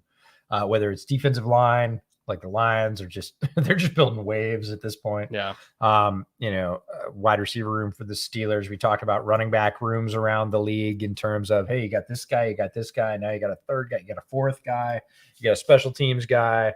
For all the teams out there that are panicking that they didn't get a wide receiver yet, I'm just going to read some names off in terms of who's still available. You got Mekhi Polk, Mississippi State, Kevin Austin Jr., Josh Johnson, Dontario Drummond, Trey Turner, who I really like from Virginia Tech. Nickname is Big Play Trey. Justin Ross, who we've talked about at length. It's medical with him. Isaiah Weston, who is a height, weight, speed freak. Super fast, almost 6'4", over 200 pounds. His freshman season at UNI was a statistical marvel. Over 1,000 yards, 45 receptions, 10 touchdowns. How is that even possible? One out of every 4 catches was a touchdown. They're all like 25 yards. Yeah, 24.8 Jesus. was his average per catch as a freshman. That's insane. Yeah, and nobody's talking about it. So, he's still there. I was doing the math in my head of the yards per catch when you said like, I was like, how, what? What for what? Yeah. That's the pretty common reaction. Reggie Roberson Jr. from SMU, Samari Toure, the speedster from Nebraska. We got to see at the Shrine Bowl as well. He's awesome. Braylon Sanders, the kind of lighter speed guy that was Matt Corral's left or X wide receiver. Dontario Drummond was his right, more possession wide receiver. Tanner Connor, who we've talked about. Ty Freifogel, who is the high school teammate of Christian Watson, who got drafted very early. Tay Martin, tall wide receiver from Oklahoma State, who is tough, although he is not built like Tariq Young. He is built very slight. Really good route runner, though. He does not play like it. He, usually see a tall, skinny, fast guy playing wide receiver. You're like, oh, his speed threat. He doesn't want to go over the middle. Nope, not Tay Martin. Tay Martin's right there mixing it up with safeties, high impact plays, prying the ball away from folks. Lot of options. Slade Bolden, who is the slot receiver for Alabama. Javon Hiley, who almost nobody talks about at Coastal Carolina, might go undrafted at this point, and honestly is going to make a camp. And if they're at all weak, he's going to make their roster because he just wins. He's one of those guys just wins. Nick Fiore, speaking of all these guys, for y'all, is it more fun to see a college program produce multiple draft picks like Georgia or a smaller school like Northwest Mizzou produce one? I've always liked it when the small school gets one, because anytime we tweet about it, we get the mom, the dad, the cousins, the cafeteria worker at the school, everybody that's ever known this person that knows they got a shot in the NFL to represent their program. They all follow it so closely. Like a Georgia kid going in the 7th round is like an average Tuesday for them. But you get Tanner Conner from Idaho State getting drafted today, there's going to be a very small segment of the United States that absolutely goes fucking bananas. And that's what I love about it. Fully agree. It's so much fun. Not something I had the privilege or the pleasure to be involved with before, but getting to know families, when we're at the Shrine Bowl game itself, and like the whole Sewell clan came. So all of them. Penei Sewell's family, Nephi Sewell was in the game, the linebacker. I think Noah was there too. And there's Noah was there, who's another stud in the family. Like 25 of them up in stands are all wearing the same t-shirts and they're cheering. They weren't hard to miss. It was awesome, right? And again, one tweet I put out about Tanner Conner, the first tweet I put out about Tanner Conner at Shrine Bowl probably got the most traction. And it literally was his high school teammates, guys from his college team, his trainers, chiropractors, family, like everybody's like Tanner Conner, because everybody's pulling for this guy to make it in the league. And it's a lot of fun. It brings a very human element to what can be a very sort of non-human process. I still remember when we were at Senior Bowl a couple of years ago when I ran into all these people from Adam Troutman's family. Yeah, Troutman, the tight end. The whole Troutman clan came down. They drove 14 hours. And all his college teammates. Yep. Everybody loved Adam Troutman in that whole community, and they all just like convoyed it 14 hours straight in one day to come down to Mobile and see Adam play, and just like running into all these people that like would fucking die for this kid. Yeah. And it was so cool. Shout out to Adam Troutman. One of my favorites from that first big all-star game that I got to go to where Brett and I met. One of the guys I was hottest on, went to Dayton. Wasn't it Dayton? Dayton. Yeah, Dayton, because it was an engineering school. He happened to be a really good athlete. He grew. So they were like, can you play tight end? He was like, sure. I think he started as a quarterback. He did. Yeah. Great player, great guy. Now a tight end with the Saints. But yeah, whole family basically driving right down the spine of the country to Mobile to like party in the parking lot, speaking of bootleg tailgate, and see their guy do his thing. And then all those people you see celebrating in the background on today, draft day, and those living rooms around the country. Like, yeah, getting to meet those people is amazing. Speaking of family, Chase Lucas just went to Detroit, and I remember when I was at Shrine Bowl, I was walking around on the field after I had my camera taking pictures, and like first thing after the game, Chase ran up to his whole family in the stands. And was like giving him gloves, giving him jersey, giving him pat. He wanted to save everything. Yep, gave him his helmet. And he's like, I gotta save this all. And the family was like, give us, like, we want to remember this, because that was the best day of their lives. Yeah, seeing their son play on NBC in primetime in an NFL stadium, and now he just got drafted by Detroit. Yeah, I will compete at nickel, by the way. He absolutely will compete at nickel. Yeah, Chase is a lot of fun. We got to interview him. We have that interview. We'll get it out. Talkative guy. He's so funny. We had the fun experience of being in the room. We were in the interview room during the championship game, and everybody rolls in, and we all knew that everybody was going to be watching the football game anyways. So we were like, screw it, we'll just watch with them, because everybody had it on their phones. It was Bengals versus Chiefs, the AFC Championship, and it was the whole DB group. They were supposed to be doing interviews, and like literally the first thing, it was like Chase Lucas, Jack Jones, all these DBs came in and like, we're not doing anything. We're watching this game. It's going to OT. So we all everybody just crowds around. Like it's me, EJ, like two other media people, and just a bunch of DBs, like 20 DBs. And they put it on a big iPad, and they kind of divided up amongst the teams, both the teams that they were on in college, the teams that they were on at the All-Star game. All their friends are playing. The teams that they were rooting for, right? Because guys that were going for the Bengals, guys were going for the Chiefs, and DBs like to talk. Famously, DBs are not quiet folk. And so we had 20 of them in a room watching a charged, winning you're in, losing go home game. And they were loud about it. And Chase was as loud as anybody who's loud on the field. Great communicator, high energy all week, like pumping guys up in practice, in the game. Super positive, dude. I actually thought he might get drafted before his teammate, Jack Jones, not because he's more talented, but because he is a cohesive player in the secondary. He is very skilled. He brings energy. Yeah, he is that guy. He is I don't want to say cheerleader because he's a good player as well. Definitely going to be a slot/nickel. Dan Campbell, I'm sure, loves that piece. Oh, yeah. Yeah. All of their reaction, by the way, when Mahomes threw that interception at OT, I'll never forget it. Oh, they got loud as that game got tight. A DB made the play. Yeah. And watching a DB make a play to go to the Super Bowl in a room full of DBs. Yeah, it was awesome. It was the thing. We didn't care that we were losing interview time because it was a limited time. It was an experience we couldn't have gotten anywhere else. So it was really, really cool. Thayer Munford to the Raiders. Yeah, there's a guy that was projected, early in the process to go way earlier. People were saying he was going to be a first-round pick. Yep. Yeah. So obviously, which I'm one to talk. I have Bo Melton going on day 2, but still high round projection at a premium position from a top tier institution. 7th round, 238. So, Thayer Munford's star dimmed a little bit throughout the process. Doesn't mean he's not going to turn into a very productive NFL player. If he does, massive value for the Raiders. If you get a, even contributing swing tackle in the 7th from Ohio State. Sure. Well, it's the Raiders are like house money. Charles Leno. Yes. Everybody shits on Charles Leno. If Thayer Munford becomes Charles Leno, that's an amazing pick. That's a double down win. Yes. Yes. It's been great hanging out with you guys the last couple of days. Thanks for all the content. I was late and missed the early rounds today. What did you make of all the Ravens picking the 4th? Who did the Ravens take in the 4th? The Ravens went nuts. They owned the 4th. I know they took all of their 4th round picks. All of your 4th round picks belong to us. Seriously. Who did they get though? I'm working on it. I lose track after like the 9th Raven every year. The 9th circle of Raven.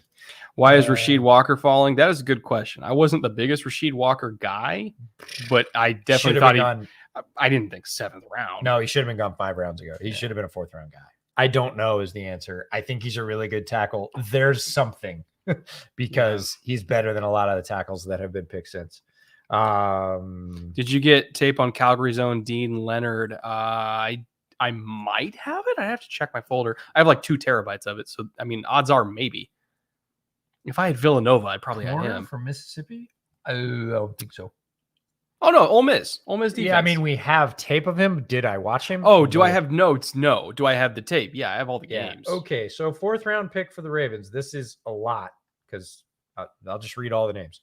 Daniel Falele, tackle from Minnesota. Jalen Armour-Davis, cornerback from Alabama, which I think is actually a great fit with him. Charlie Kohler, tight end, Iowa State. Jordan Stout, the winner of the great 2022 Punter Wars. Thank you very much. Isaiah Likely, tight end, Coastal Carolina. And then Demarion Williams, the other corner from Houston, across from Marcus Jones. Has a little bit more size, definitely more of a straight outside corner. Again, love that pick for the Ravens. Very Ravens pick, plays with the Ravens style, as does Jalen Armour-Davis. So that was all their 4th round picks. And then down in the 6th, they got Tyler Beatty from Missouri, who I think is the best outside zone runner in this draft. One of the most excitingly explosive running backs in this class. He's so smooth on outside zone. There's so many highlights where nobody touches him. You're like, well, it's all about timing with that offensive line, knowing when to press that block, the angle. They make it put your foot in the ground, get upfield. They make it look really easy. I swear to you, it is not that easy. Jerry Neely getting drafted today? ? Please, I sure hope so. If he doesn't, then he's a Bear. He's a Tariq Cohen replacement. I'd be very surprised if he doesn't, but at the same time, we got like half a round to go. I know. I'm getting nervous about it. Like, he's a special teams guy, more productive with the ball in his hands as a primary running back than you would think. I was pleasantly surprised by how he could run inside and outside, even at his size. Better blocker at his size than I thought. I really like Jerry Neely. He's one of my guys in the running back class. And again, brings you big value on special teams because he's a returner and a good one. Why not in the late rounds? Like, again, really productive in the SEC at Ole Miss. Plenty of tape right next to Matt Corral. Like, yes, please give me Jerry Neely. I think he can be a better version of Tariq Cohen, and Tariq Cohen is one of the best versions to come out recently of that type of running back. I hate that Tariq got hurt. He was so good. I fully agree. And I so think good. Jerry Neely has a potential to be that good or better. And that's saying something coming from a Bears fan. I had a realization, by the way. So Bo Melton's my Stone Forsythe this year, right? I thought Zach Tom was your Stone Forsythe. Zach Tom went in the 4th. Well, true. Stone Forsythe went in like late 6th. Which was 3 rounds later than you thought he should. Just to be clear. I'm just saying, I think the Seahawks in general agree with my assessment because both of them are in Seattle. For the last decade, that's not something you would tell people. I'm not saying it's a good thing. However, this year, there's a little cachet to that. See, the Seahawks agree with me, and they had a good draft. No, I agree with you that occasionally we find teams or talent evaluators who you're like, see, he's taking all my guys. Okay. Right? It's not that they listen to us, although we know that many NFL people do listen to us. That's been I confirmed to can't us. recommend it, but I know they do. Yeah, I mean, if your paycheck depends on it, it might get a little more sensitive. But no, it's not that we think they're taking our advice or anything else. It's that you just align as talent evaluators. You're seeing the same things and valuing the same things on tape, and you start like lining up pictures like, that's my guy. They like my guy. They like all my guys. Great job, all draft. Much better than the broadcast. Appreciate that. Really do. Good luck mocking Vikings drafts in the future as long as Cam is there. But wait, Kwesi, Yep. fuck. What's Kwesi's last name? Adolfo. Yeah, right? hold on. Close. I want to I get it. Get it correct. Yes, I'm butchering it. I just know of him Kwesi. I have not had enough wings yet. The protein is not connected. Kwesi Adolfo-Mensah. There we go. Adolfo. I wanted to get it correctly. I was close. I said as long as Kwesi Adolfo-Mensah is there. But I'm fairly happy with how it all settled. Yeah, they did a good draft. I disagreed with like one pick. But if I'm disagreeing with one pick out of like 7, that's alignment in terms of draft, especially this year in terms of draft consensus, because valuation for teams, for analysts, all over the board. Yeah. Like it's been super wild. So where are the Bears picking? Way down. And they got 255 and 256. I love that. Yeah. I love that because there's still so many talented players on the board. I'm going to go to some of the position groups we knew were loaded and see who's like inside linebacker was there. Jack Sanborn is there. If you were to predict a UDFA wide receiver to Baltimore, who would it be? That's a good question. I wouldn't. Here's one for you. I wouldn't hate this at all. What? Rambo. Lamar's got a deep ball. And Rambo is an experienced wide receiver. Spent 4 years at Oklahoma, 1 year at Miami. He could pay it off. Knows about releases. He's quick. I would love that. Yeah, because he can do what Hollywood does. That's my point. Not as explosive, but he could do it. He could be the new budget Hollywood in that offense. That doesn't cost $20 million. Yep. Zach beating McCarroll for €10. Thank you, Zachy. So happy with the Lions draft, having back-to-back great drafts. The future is very bright. 100% agree. If you guys come to the UK this year, you'll have Spurs tickets if you want them. You want to go to a Tottenham game? Hell yeah. Maybe swing back on the way back from Munich. Football? Yeah. I think on the way too. On the way too? So we do England and then Germany? Is that how we're doing? Yeah, because the weather's nice. We go earlier. Okay. We'll do that. Yeah, you get too deep into the fall in England. It's like coming to visit me. Well, because I think the Munich game, they're saying it's going to be in November because they want to avoid Oktoberfest and they want to be before the Christmas markets start up. Mm-hmm. So November's kind of like the only time they can do it. No, the earlier you can get to England in the season, the better chance for decent weather you'll have. Thanks for another awesome year of draft content. Fully enjoyed it this year since it hasn't been so QB focused. Appreciate all yous do. We appreciate you, Jack. Should we mention the patron stream? We're going to do it or are we going to skip it? Tomorrow, 11 to 1, brunch. Your brain just froze. Yeah, I have no concept of anything right now. Okay, we'll eat wings. We might do something tomorrow. We might do. We'll let you know. We'll let you know later. Patrons, just keep checking your email. We might have something for you if we don't just pass the hell out. Oh no! Damn it! Aludikun? Damn. South Dakota State quarterback. Chris Oladokun I thought it was Oludokun. No, Oladokun. Okay.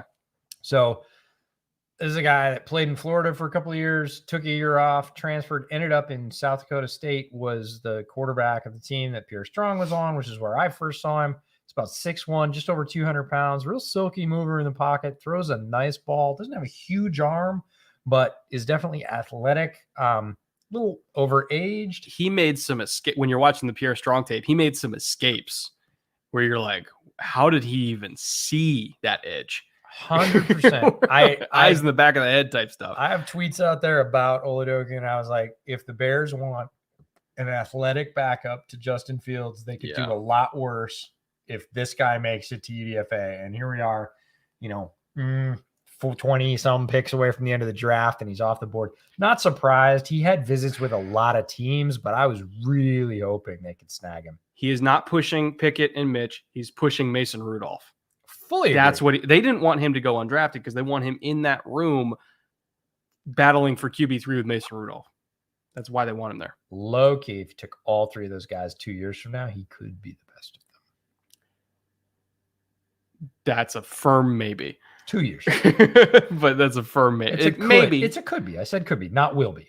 Boy, that would be the moonshot of all moonshots. Though. I'm telling you. That's a Kurt Warner. Yep. You make a movie out of it. Yep. Narrative, but there's Kalen Barnes to Carolina. Another fast player on the Carolina defense. Another Matt Rule recruit, I think. Yeah, certainly player Matt Rule is familiar with. Yeah. Well, because that's what they used to do is just, hey, give me all the dudes that run 4.2. We'll figure it out. Mm-hmm. Dave Aranda recruits a little bit differently, but that's yeah what they did. So Kalen Barnes, corner from Baylor, not short. He is a little slight, but he is a 6-footer. Yeah. And he ran fast. Yeah, legit 4.2 speed. Blazing fast. One of the fastest corners in this draft. So Carolina just betting on speed at this point. They have a lot of fast guys in their secondary. They have a lot of fast guys on their defensive line. Just looking at team speed on defense and saying, hey, you can play special teams with that speed for now. Run down the field and hit people. And, hey, maybe we turn you into a kind of speed threat slot joker, whatever cornerback that just, there's a guy that runs 4.3 in the slot this week. Hey, Kalen, we're going to elevate you from the practice squad. Your job is to make sure he doesn't get more than one catch. And if it is, it's for less than 10 yards. So go blanket him. Not a bad corner, but he's slight.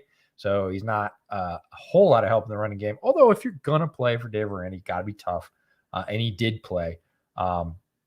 Great wheels, like world-class wheels. So apparently the Bears met with Oludokun twice. 3 times. Well, twice were published. Yeah.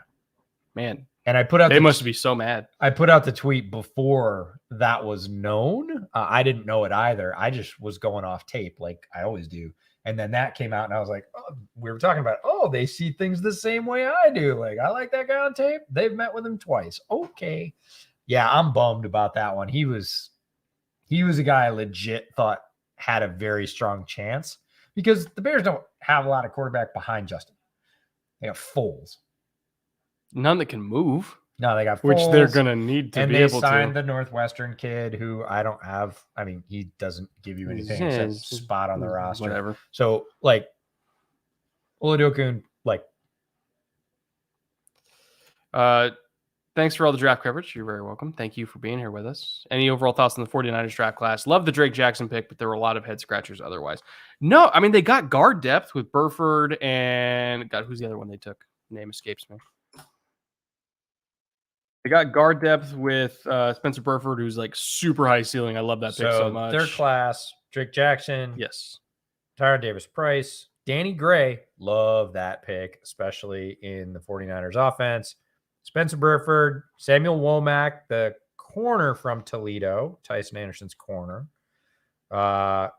Nick, and I can't pronounce his last name, the OT from Fordham. Kalia Davis. And then Tariq Castro-Fields. A lot of athletes. Yeah. A lot of athletes, except for Ty Davis-Price. Ty Davis-Price is an athlete. He's just a power athlete, not a speed athlete. He is a banger. Yes.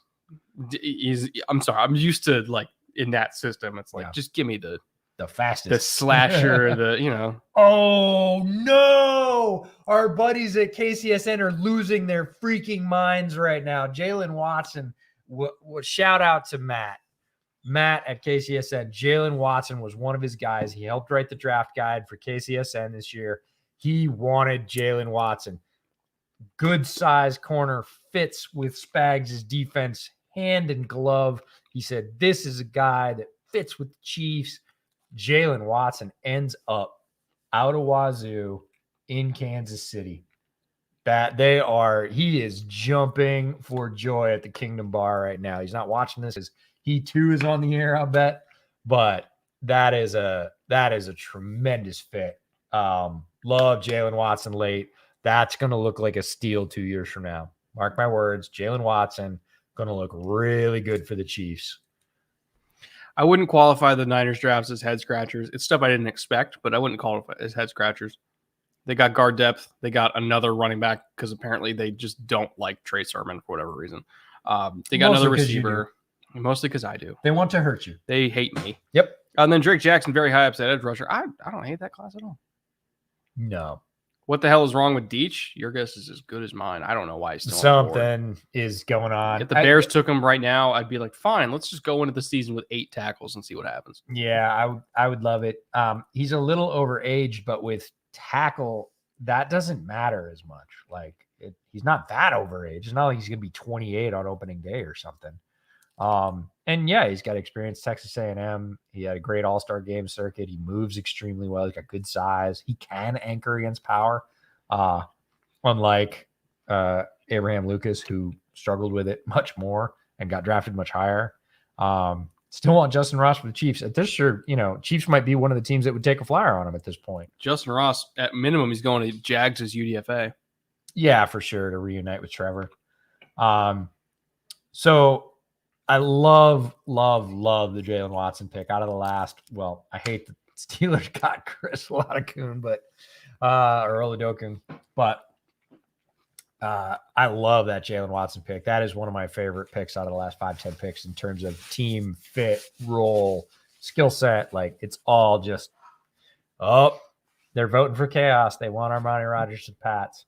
I would love it. I would love to. It's better than him going to Green Bay. I would hate that for me.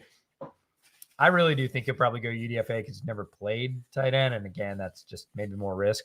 As an athlete, as a player, he was quarterback at UNLV before he transferred to Ohio and switched.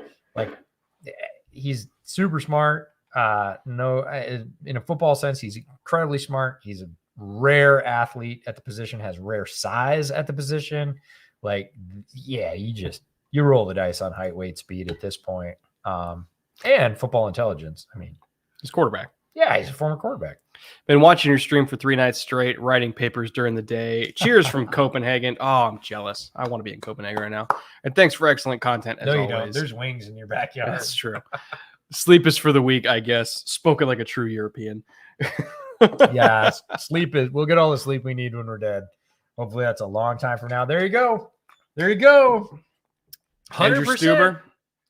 Andrew Stuber, that day 3, that late tackle lunch from pail. Michigan. Yeah. Everybody's like, oh, when did he get? Oh, why has he played for 9 years? Why is he on his 3rd contract? Like Stuber, it's so now Patriots. faded because he went to the Patriots, which is also a great development destination for a lineman.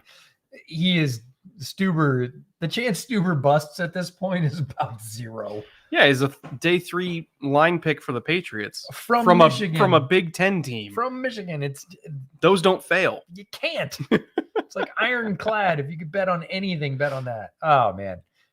So everything I said about the Jalen Watson pick being a perfect destination for the player, the type and the role, it all applies. Short of him playing for Rutgers, that's the most on-brand pick you can have for New England. Yeah, it all fits for Stuber. Yeah. Oh, we got a Valdosta State sighting. Christian Matthew. I did not watch him because it's the Valdosta State. I did not either. But a DB.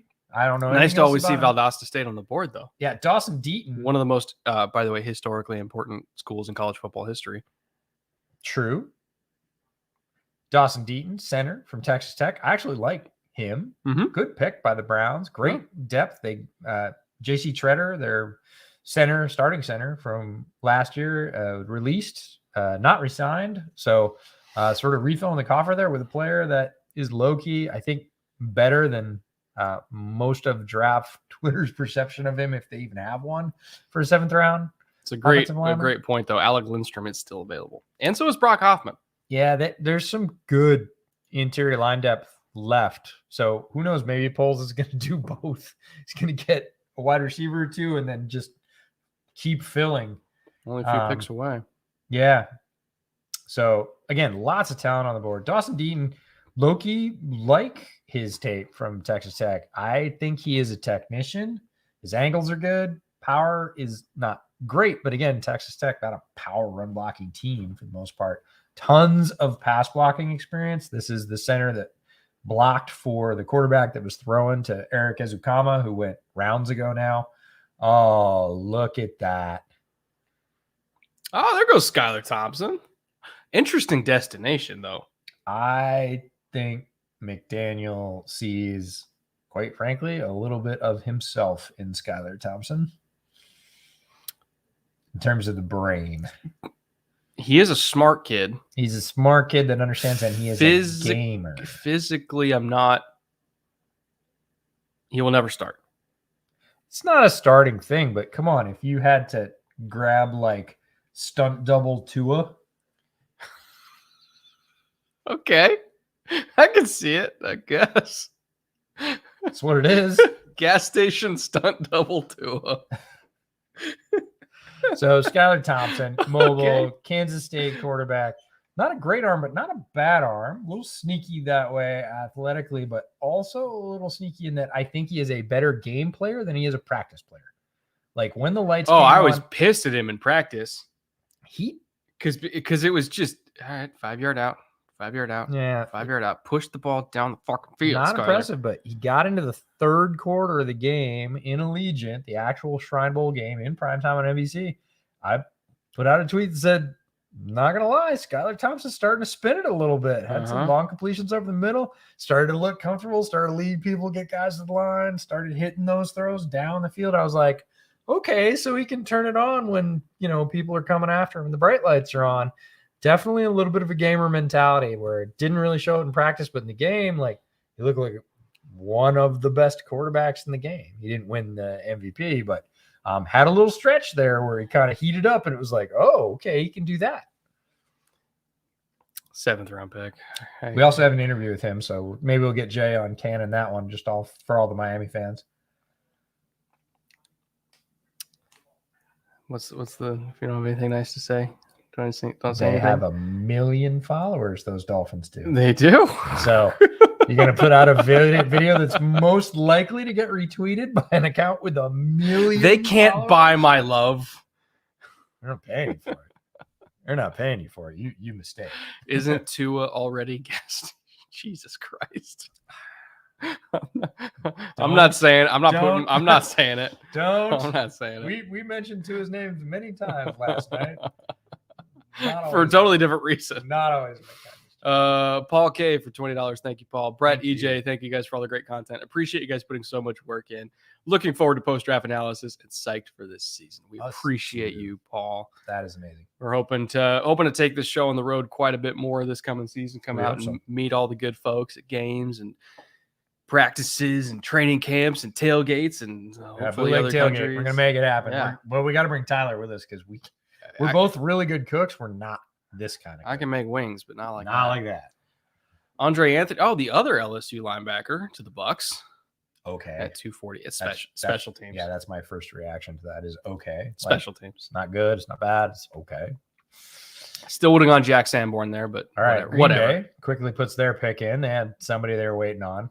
If it's Weston, I will lose my shit. I just saying.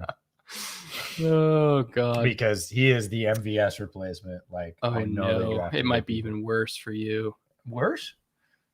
Rasheed Walker? Oh, is that real? No, we'll see. We'll see. Yeah, I think it's Walker. Armani. Well, it could be Armani. It could be Walker. I mean, honestly, yeah, it's Rasheed Walker. Yeah, take a swing. Why not? And he's going to be great. Why By the not? way, he will be whatever his thing was. If it was health, he'll be rock solid. If it was off the field stuff, he'll be squeaky clean. Like, he went to the Packers, he'll be golden. He's an offensive lineman, late round, super talented, shouldn't have slid. He'll go to the Packers and he'll play like, until they don't want to pay him, he'll play amazing and he'll go sign a big contract elsewhere. So they're interior guys. Whether you want He's a tackle for me. That's whatever you want, really. I mean, but he's a tackle. Let's just say the offensive linemen they brought in were Sean Ryan, Zach Tom, and Rasheed Walker. So I thought all of them were going to center, guard, tackle. I mean, guard, center, tackle. Sorry, in order. So I think the one we agree on is Sean Ryan, guard. 100%. Zach Tom can do tackle or center. I would give him a shot at tackle, which is what I've said multiple times, because I think he's good enough to play it. If he's not, he's a great center. So he's the center. And then we'll try Rasheed Walker at tackle. Rasheed Walker is a tackle. Of those three, he is the most tackle. But what happens with Elton Jenkins? I'm not saying he replaces any, but tell me you wouldn't want all three of those guys on your roster. Like, if you told me all three of those players were on the Bears for those same roles, I would be like, oh my God. Well, for what the Bears have now. It would be so good. Sean Ryan would be your automatic starting right guard. Zach Tom would be your backup center to Dennis Kelly with a swing tackle thrown in for good measure. Why not? And then Rasheed Walker is your in competition with Larry for left tackle. Like, that would be amazing. Worst case, they just have a whole bunch of depth now, which exactly my good point. Lord, they needed it. Yeah, but that's what I'm saying. So also, I do think Zach Tom's a better center prospect than Josh Myers, who they took ahead of Creed Humphrey 1 year ago.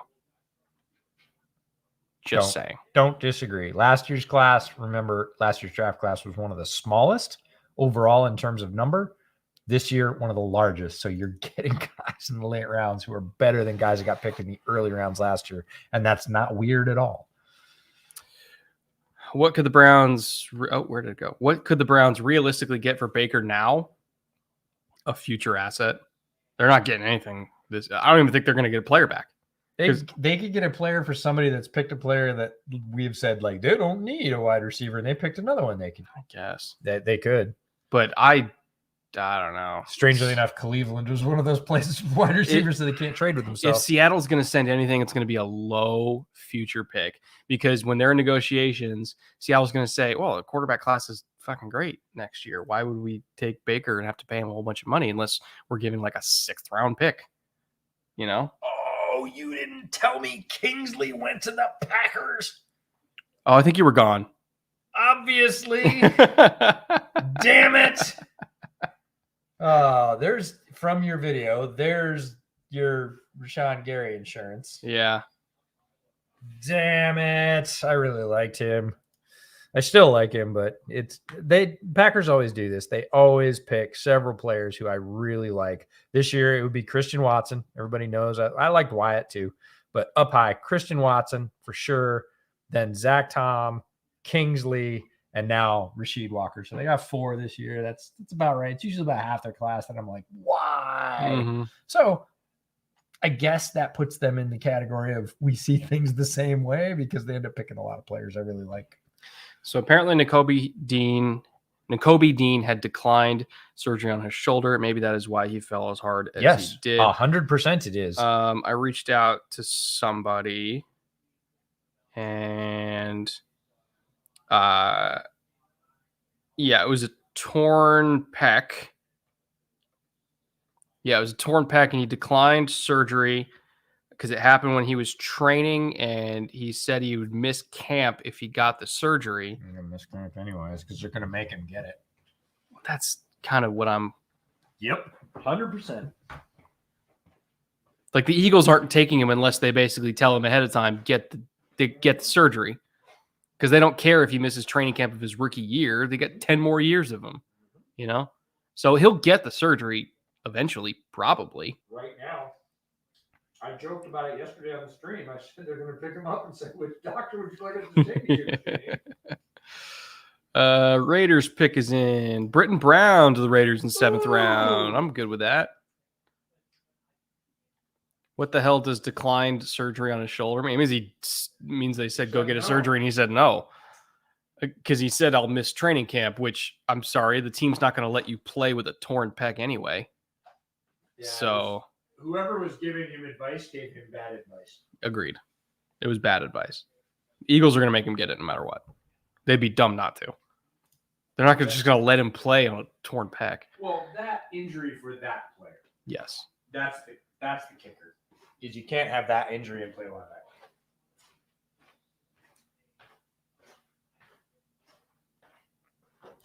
Did Josh Myers die? He was the second best rookie center easily when healthy. I don't think Josh Myers is bad. I just think that Zach Tom is a better center prospect than Josh Myers. And I also don't think that Josh Myers was as good of a center prospect as Creed Humphrey. I don't even think that was a conversation. And Creed Humphrey was arguably the best center in the league last year. So I really love Zach Tom. I think he's really good. Why did Michael Thomas decline his surgery? Did Michael Thomas decline his surgery on the ankle? I didn't know he declined anything. No P. That's a good one, Jared. Oh, that's a deep cut. That one goes way back. I love that.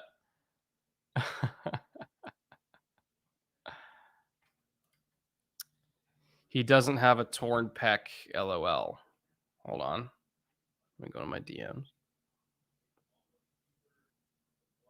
I mean, I got a DM saying he has a torn pec.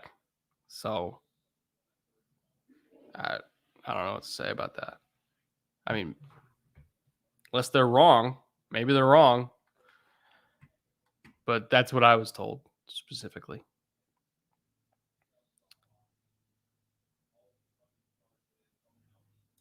He waited to get it done.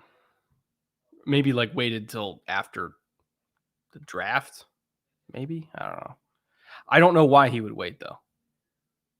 If you need a surgery, just get a surgery. Unless he got hurt during the season and he wanted to play through it because he wanted to not miss the rest of the season when they were going on a championship run. That's a different thing. I was told he got it when training.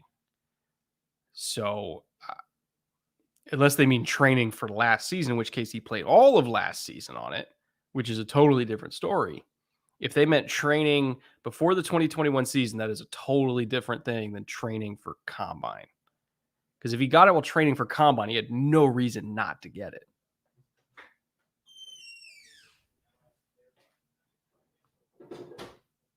Maybe we'll get the full story later. Maybe.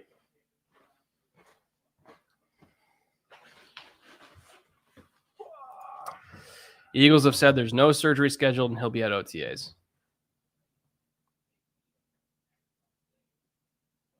I need to reach out to Fran. Fran can't say anything. He's not going to be able to say anything about a medical thing on a prospect. Does he have a torn pec or not? He's not going to be able to say. It's medical information. You don't get to know. You didn't have to say anything. He might. You're right. He's not going to say anything. Oh, boy.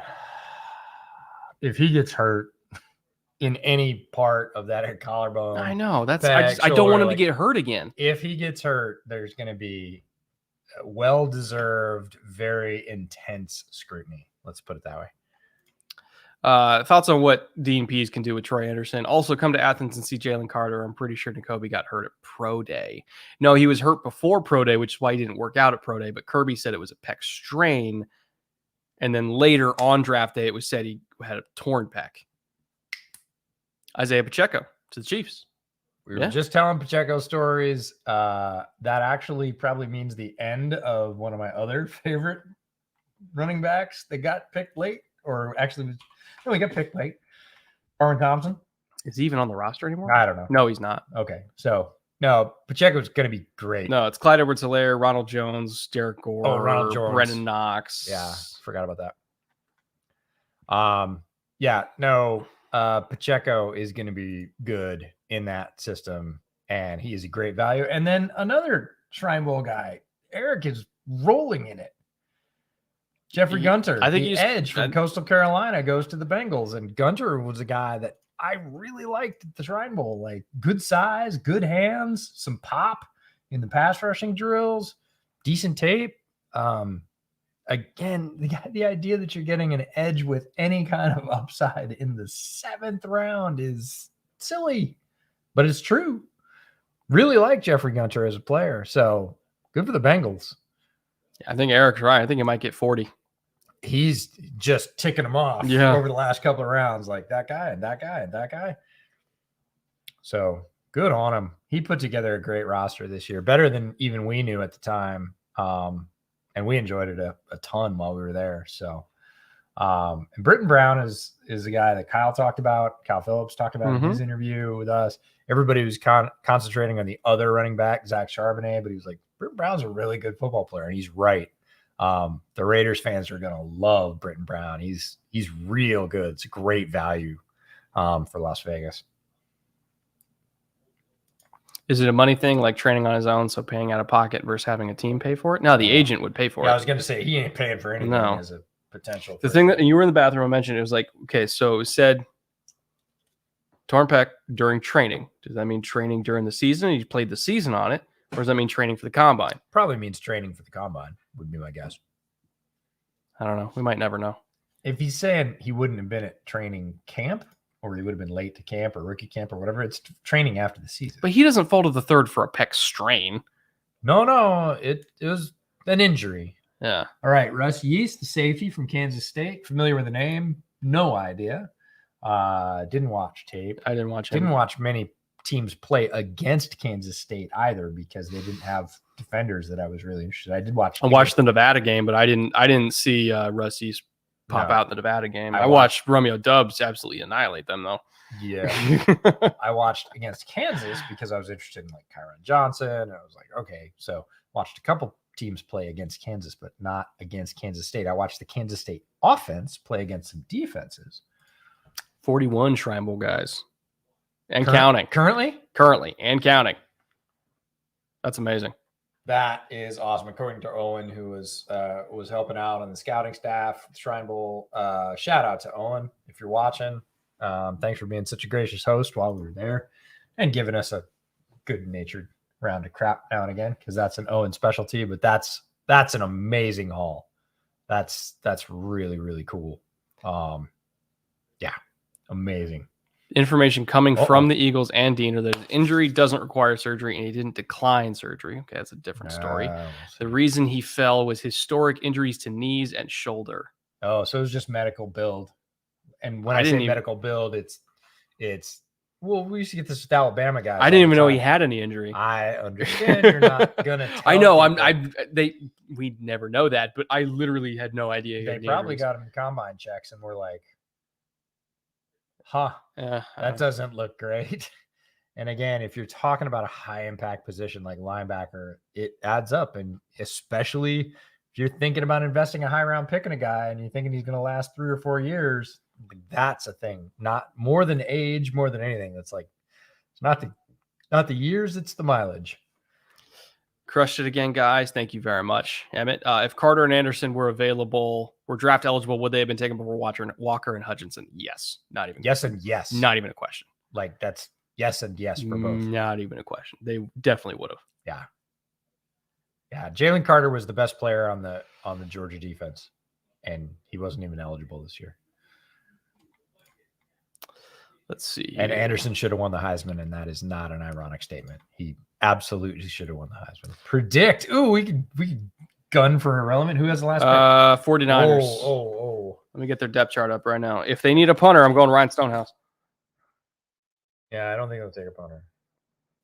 How do they got Wisniewski?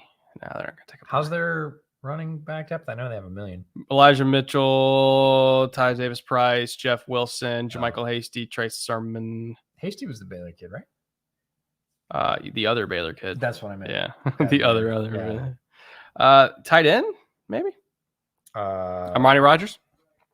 Just cuz? Oh, that'd be so fun. Just cuz? Oh, sit him behind Kittle? Give me a break. Why not? That'd be great. All right, tight end. Bears pick is in. I hope so. Hope they didn't skip it. Get jumped at the podium. That would suck. My roommate is a Packers fan. I'm a Seahawks fan. Who got the better draft class? I probably lean towards the Packers. I don't know. Seahawks really. They're both really good. I think the Packers addressed all of their needs, though, and then some. Tony, you won because you're a Seahawks fan. We're not siding with the Packers fan. Come on. Who cares about the draft classes? We're just going to give it to the Packers fan. No. Chase Allen's still there. He'd be fun, but he's not really the same type. Amani Rodgers would be my pick. Josh Margulies for $10. Thank you, Joshua. Love your work, guys. Who do you see being the Jets' 3 starting backers? Think this Jets defense can make a lot of noise. Salah said JFM will slide inside, which is big. Oh, okay. Frank Lamar's going back to being a 3-tech, I guess, which is big for them. He can win one-on-one. Yeah, if they don't need him to play end, they don't have to. I mean, he kind of played end out of necessity there last year, but having him more as a 3-tech is ideal. Elijah Hicks, DB from Cal, Bears pick. Okay. Another DB. Yeah, interesting. Now, this is just value. And again, scouts saying that they liked him. I watched him a long time ago. Like at this point, another punter. Damn near January. Trenton Gill. NC State. I didn't watch him. I watched Stonehouse. I never watched Trenton Gill. I didn't even know he was in this. But again, if you'd asked me to go 5 punters deep, I would have been like, I made it 4. I was like, what? And because 2 were at the Shrine Bowl. Yeah. And 1 was a generational guy. And then, the best one.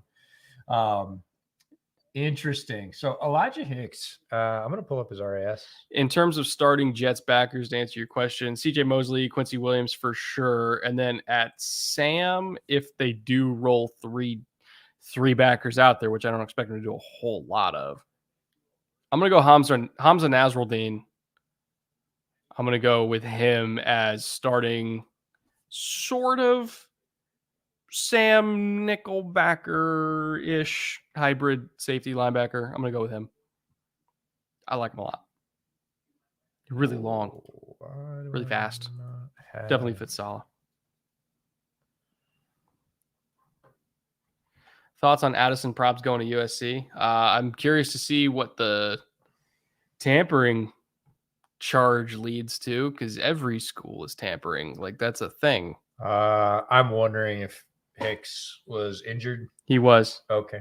Because he didn't do anything. He's 5'10", 198. That's about all we know about him. So he's a little on the small side. Yeah. Saw him a little bit. Did he play last year? I'm thinking about all the Austin, the Jet safety. It came from Cal, right? That we loved. Super high. 2 years ago? Is that 2 years ago? Yeah. Oh, yeah, because he played last year. Who I watched in the Cal. Because I watched the Cal offense because their quarterback is draftable. Garbers. Yeah, but did you watch the defense? I don't think I watched the defense. Well, I watched the defense 2 years ago because I watched Kwoni Deng, who I want. By the way, just putting this out in the universe, please, please, please let Kwoni Deng end up as a Bear. He's in this draft. He's a linebacker. He got hurt. He's from Cal. He's a lot like Snowden, so I don't know that they'll take him. But please, please, please let Kwoni Deng end up in Chicago on a camp tryout basis. Yeah. Yes. I would say Elijah Hicks, kind of like hybrid nickel safety, really good tackler, good ball skills. Again, small, so not going to be an outside corner. Not sure if he has like the long speed that I'm looking for to be like a single high safety. But like hybrid nickel safety is something in that general realm. Again, special teams player at this point. 7th round pick, yeah. They're replacing Sherrick McManus. They brought back DHC, I think. So they're looking for guys that can run, play special teams, and just be one more DB in the room. Yeah, Verone McKinley is one of my top safeties in this class. Him not being gone already, I got to imagine there's a medical thing going on because he's way too good to still be there. Fully agree. Like, he's a better DB than Elijah Hicks in almost every single way. Yes. So there's got to be medical. There's no other explanation. And I'll reach out and try to find out what's going on there, but he should not be undrafted. No way. He will be with the team very quickly in UDFA. He'll be one of the priority. Like, there's scouts on the phone offering him giant signing bonuses right now. Multiple. All right, Cardinals with another pick. I'm going to look at the Cardinals. They got back-to-back picks. Okay, I'm going to look at the Cardinals draft overall and just see what they've. We knew they took the rushers up high.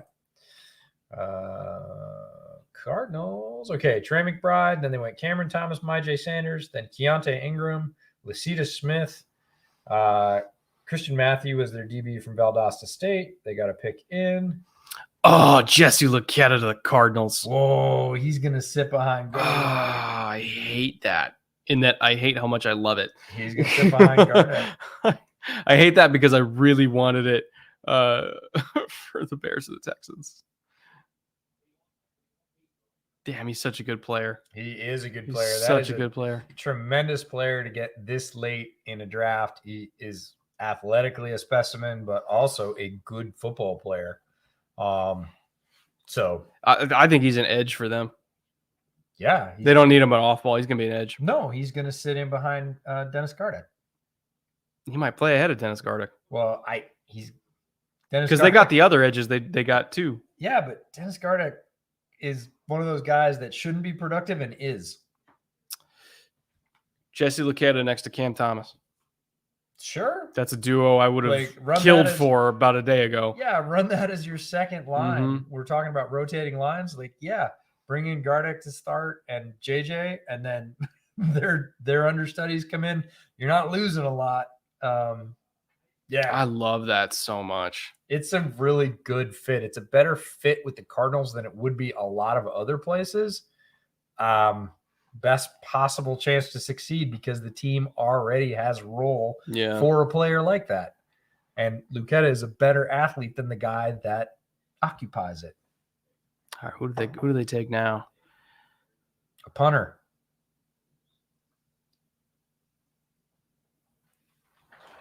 Punter.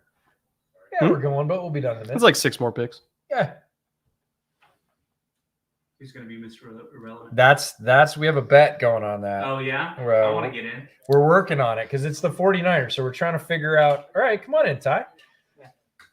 No, we're trying to figure out who the 49ers need. We're just looking at the Cardinals draft because they just picked up Jesse Luketa from Penn State. But I'm going to pull up their draft, and then we were kind of looking at needs and depth chart. Yeah. So here's the Niners draft.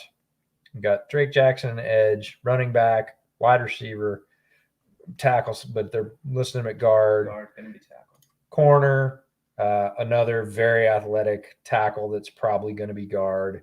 And then they took a DT. Marquise and- Hayes to Arizona. Nasty run blocking guard. Yeah, great pick. Oklahoma. Just cuz. Yeah. So him and Lacita Smith, I think, they took. Yeah. I like that. That's a mean guard combo. Yeah. That's back to their old school, like I'm good. big dude guard Mhm. combo that they used to run. I love it. Yeah, they're going to be able to pound between the tackles. Okay, Trenton Gill, 6'4", 220. What is it with Chicago and punters that look like linebackers?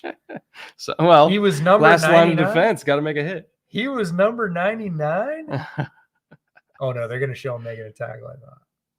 He's a big ass punter. Yeah, 6'4", 220. Like just looking over the field, looks like a linebacker. All right. Well, they needed a punter. Derek King, 2022, Mr. Irrelevant for the Niners, just cuz. Yes. I love it. I wouldn't hate it I love it, but they can't let him play quarterback because he might go because he'll beat out Jimmy. Oh, the daggers are flying. But it's because he doesn't not want to play quarterback. He still believes he's a quarterback. So I wouldn't hate it. It's a fun guess. I'm guessing that chat threw that one in there. Let's get a way too early 2023 mock. Will Anderson, number 1, Jalen Carter, number 2, Bryce Young, and all the other quarterbacks figured out. I know it's more likely I was like top 5 quarterbacks and then Flip it. but- There will be probably 3 quarterbacks off the board in the top 5, and the other 2 will be those 2 defenders if nothing happens. Yeah. If nothing bad happens to them. Packers up, last pick. Packers, Chiefs, Chargers, Rams, 49ers closing out with playoff teams.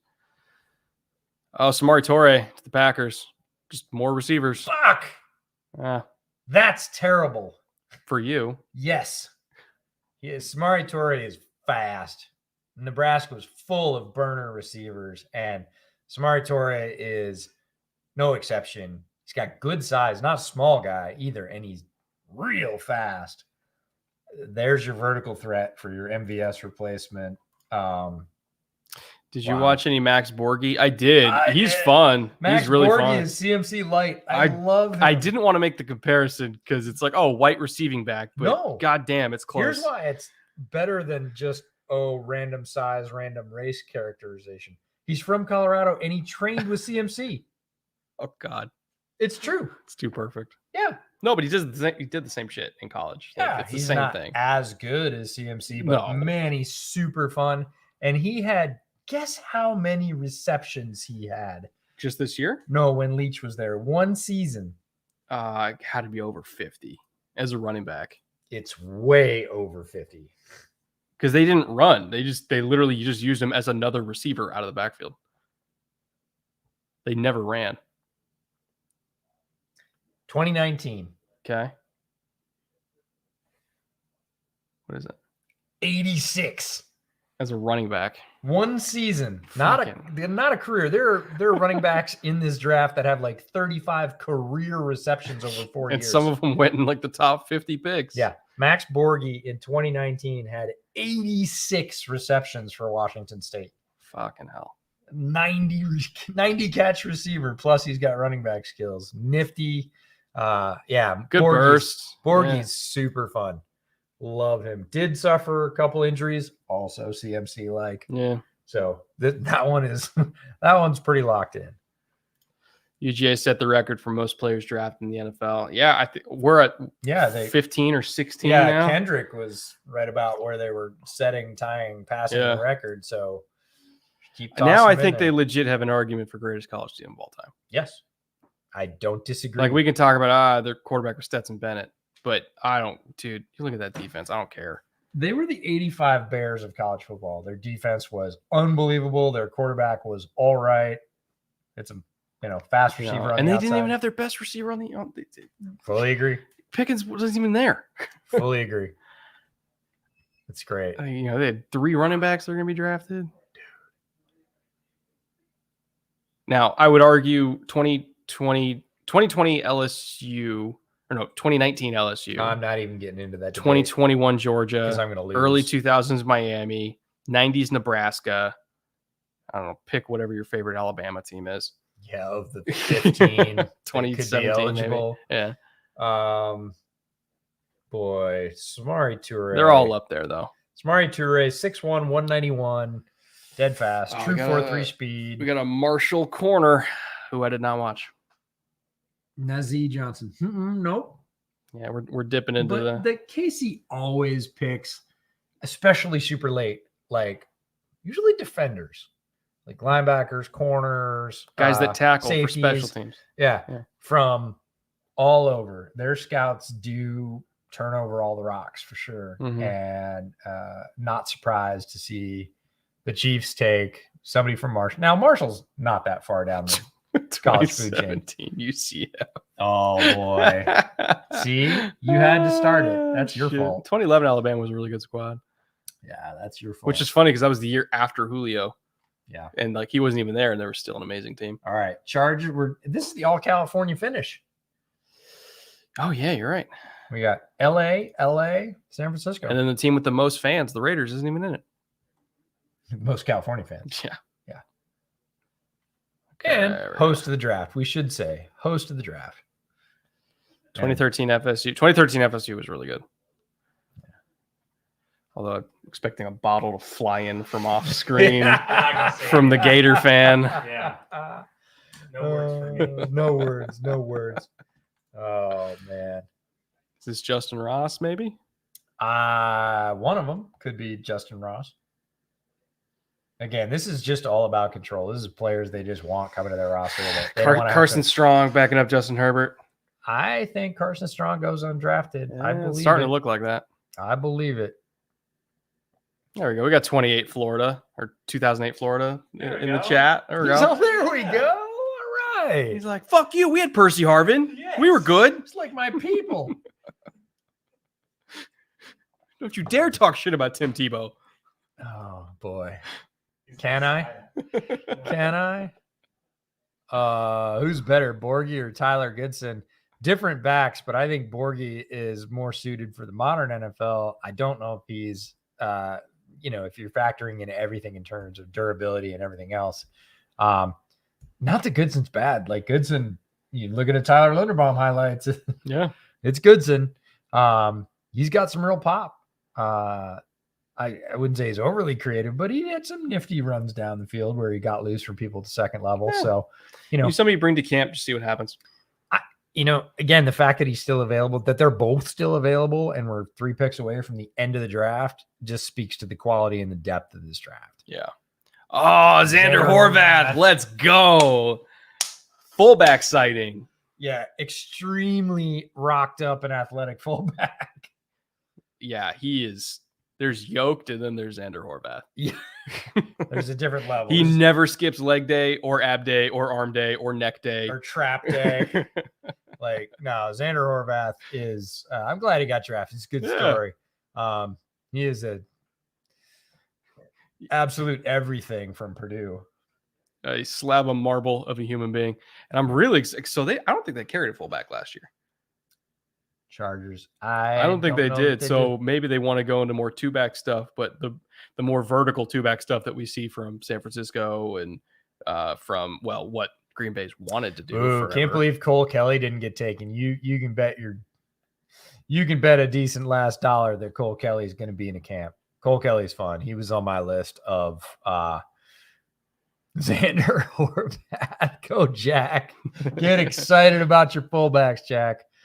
No, Cole Kelly, Southeastern Louisiana, I believe, quarterback. Mm-hmm. He can spin it. He'll be in a camp for sure. Caleb Ellaby, I think, deserves. Caleb Ellaby will be in a camp for sure. I love to be there. Caleb Ellaby.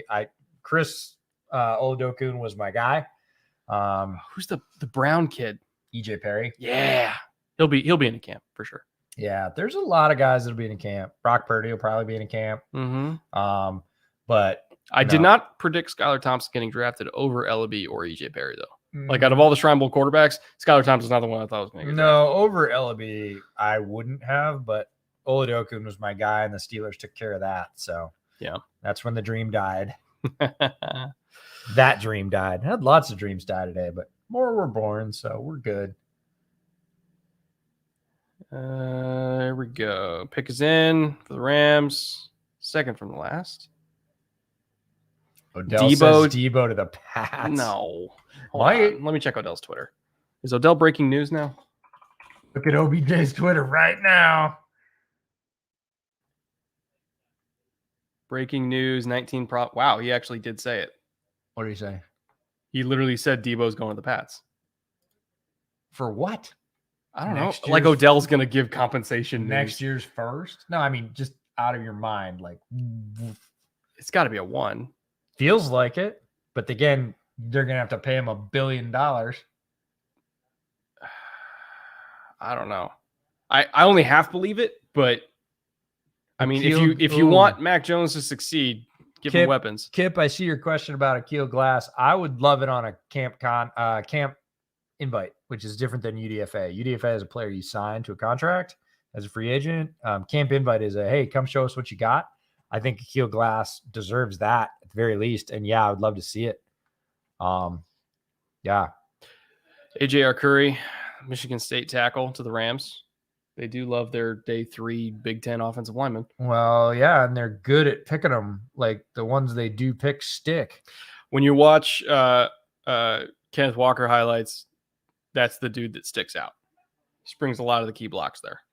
Yeah. More of a, I don't think he's got the movement skills if you want to run like any, if you want to pull him, don't. I'll just say that. Clearly the Niners are trading for Mac Jones. Oh, people want chaos. Haven't you had enough chaos over the last 3 years? I guess not. Where this offseason has created the need for chaos every day. What do you think it would take to get Mac Jones from the Patriots right now? Like they took him just for the 15th pick. After next season, I think the compensation would be pretty low. But right now, if somebody's trading for Mac Jones, how much does it cost? Probably a lot. Probably a lot because they don't have anything to play with, and they can't go get anything. Mac Jones, like people are going to look at what happened with Mac Jones last year, and they're going to say he's better than every quarterback in this class. Like if the Steelers were trying to trade for Mac Jones, they got to give up Pickett and a lot. Yes, like a lot. No, I would fully agree. So, Chaos is bootleg Hot Ones challenge. No, we'll leave that to our rock pile friends. Brett Bo Melton just went again. Chat. What do you think of the Bears' day 3 picks? I missed the rounds 4 to 6 picks. You missed a lot of offensive linemen. Yeah, this was Ryan Poles saying, I repeat, I will not be short of offensive linemen. So that part was pretty good. The last two they picked a punter who looks big, 6'4", 220. Yeah. And a defensive back from Cal, Elijah Hicks. Oh, I have notes on Hicks. That's why I know his name. Oh, so you did write him up Last year. when you were watching Ashton Davis? I'm gonna go back to 2021 draft folder and go Control F Elijah Hicks. I guarantee I've got it. That's why I recognize his name. Okay. Sorry. Tom Pelissero saying the Odell thing is fake. Yeah. So Odell's just trying to troll people. Yeah, well, there you go. Classic Odell is fan. chat. Yeah, there you go. Seriously. Odell is chat. All right. Who are Brock the Niners Purdy? picking up? Maybe Brock Purdy? I don't think so. One more pick. Yeah. Let's make it good. I don't think Brock Purdy's the guy. He's going to go UDFA. Well, shit. Now what? That's a great question, but we're going to go figure it out over some wings. And booze. This is 4 months. This has been killer. I'm ready to sleep again. Yeah. I'm ready to sleep. It's like, I'm ready to get hurt again. I'm ready to I woke up sleep at 6 this morning. I was like, oh, God. God, why? It hurts so bad. Boston College. Brock Purdy, Mr. Irrelevant. Is he really? He is. Oh, Shanahan with a soft spot. Another Shrine Bowl guy. Yeah, one more. So it was a that's 40 the massive record. 43 Yeah, now something because like Horvath and Smarty Toure. it's 44. That's a lot of Shrine Bowl guys. A lot of Shrine Bowl guys. That's even more than Eric predicted. It is, and he said he was shooting for the stars, and we hit it. Exceeded it. Yeah, that's amazing. Love Congrats to the Shrine Bowl crew, everybody. Thanks for having us. Congrats to all the players who got drafted today. This is a lifelong culmination. Many of them have been working towards this since they were literally 5 years old. Just amazing. So a lot of great stories, and it's not stopping. It's just starting. UDFA market is absolutely banging. Has been for the entire last round. Agents on the phones with teams, scouts, everybody's on the phone right now. So you're going to see there's a ton more talent that didn't get drafted. In not just like, oh, well, there's linebackers and there's safeties, but really nothing else. Like there's running backs, there's wide receivers, there's still offensive linemen that didn't get drafted. There's defensive linemen that didn't get drafted, corners, safeties.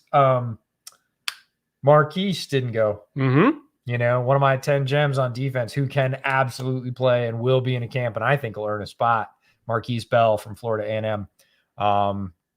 Just so many players left. And to all the players that didn't get drafted out there, if you're watching the stream, it ain't over.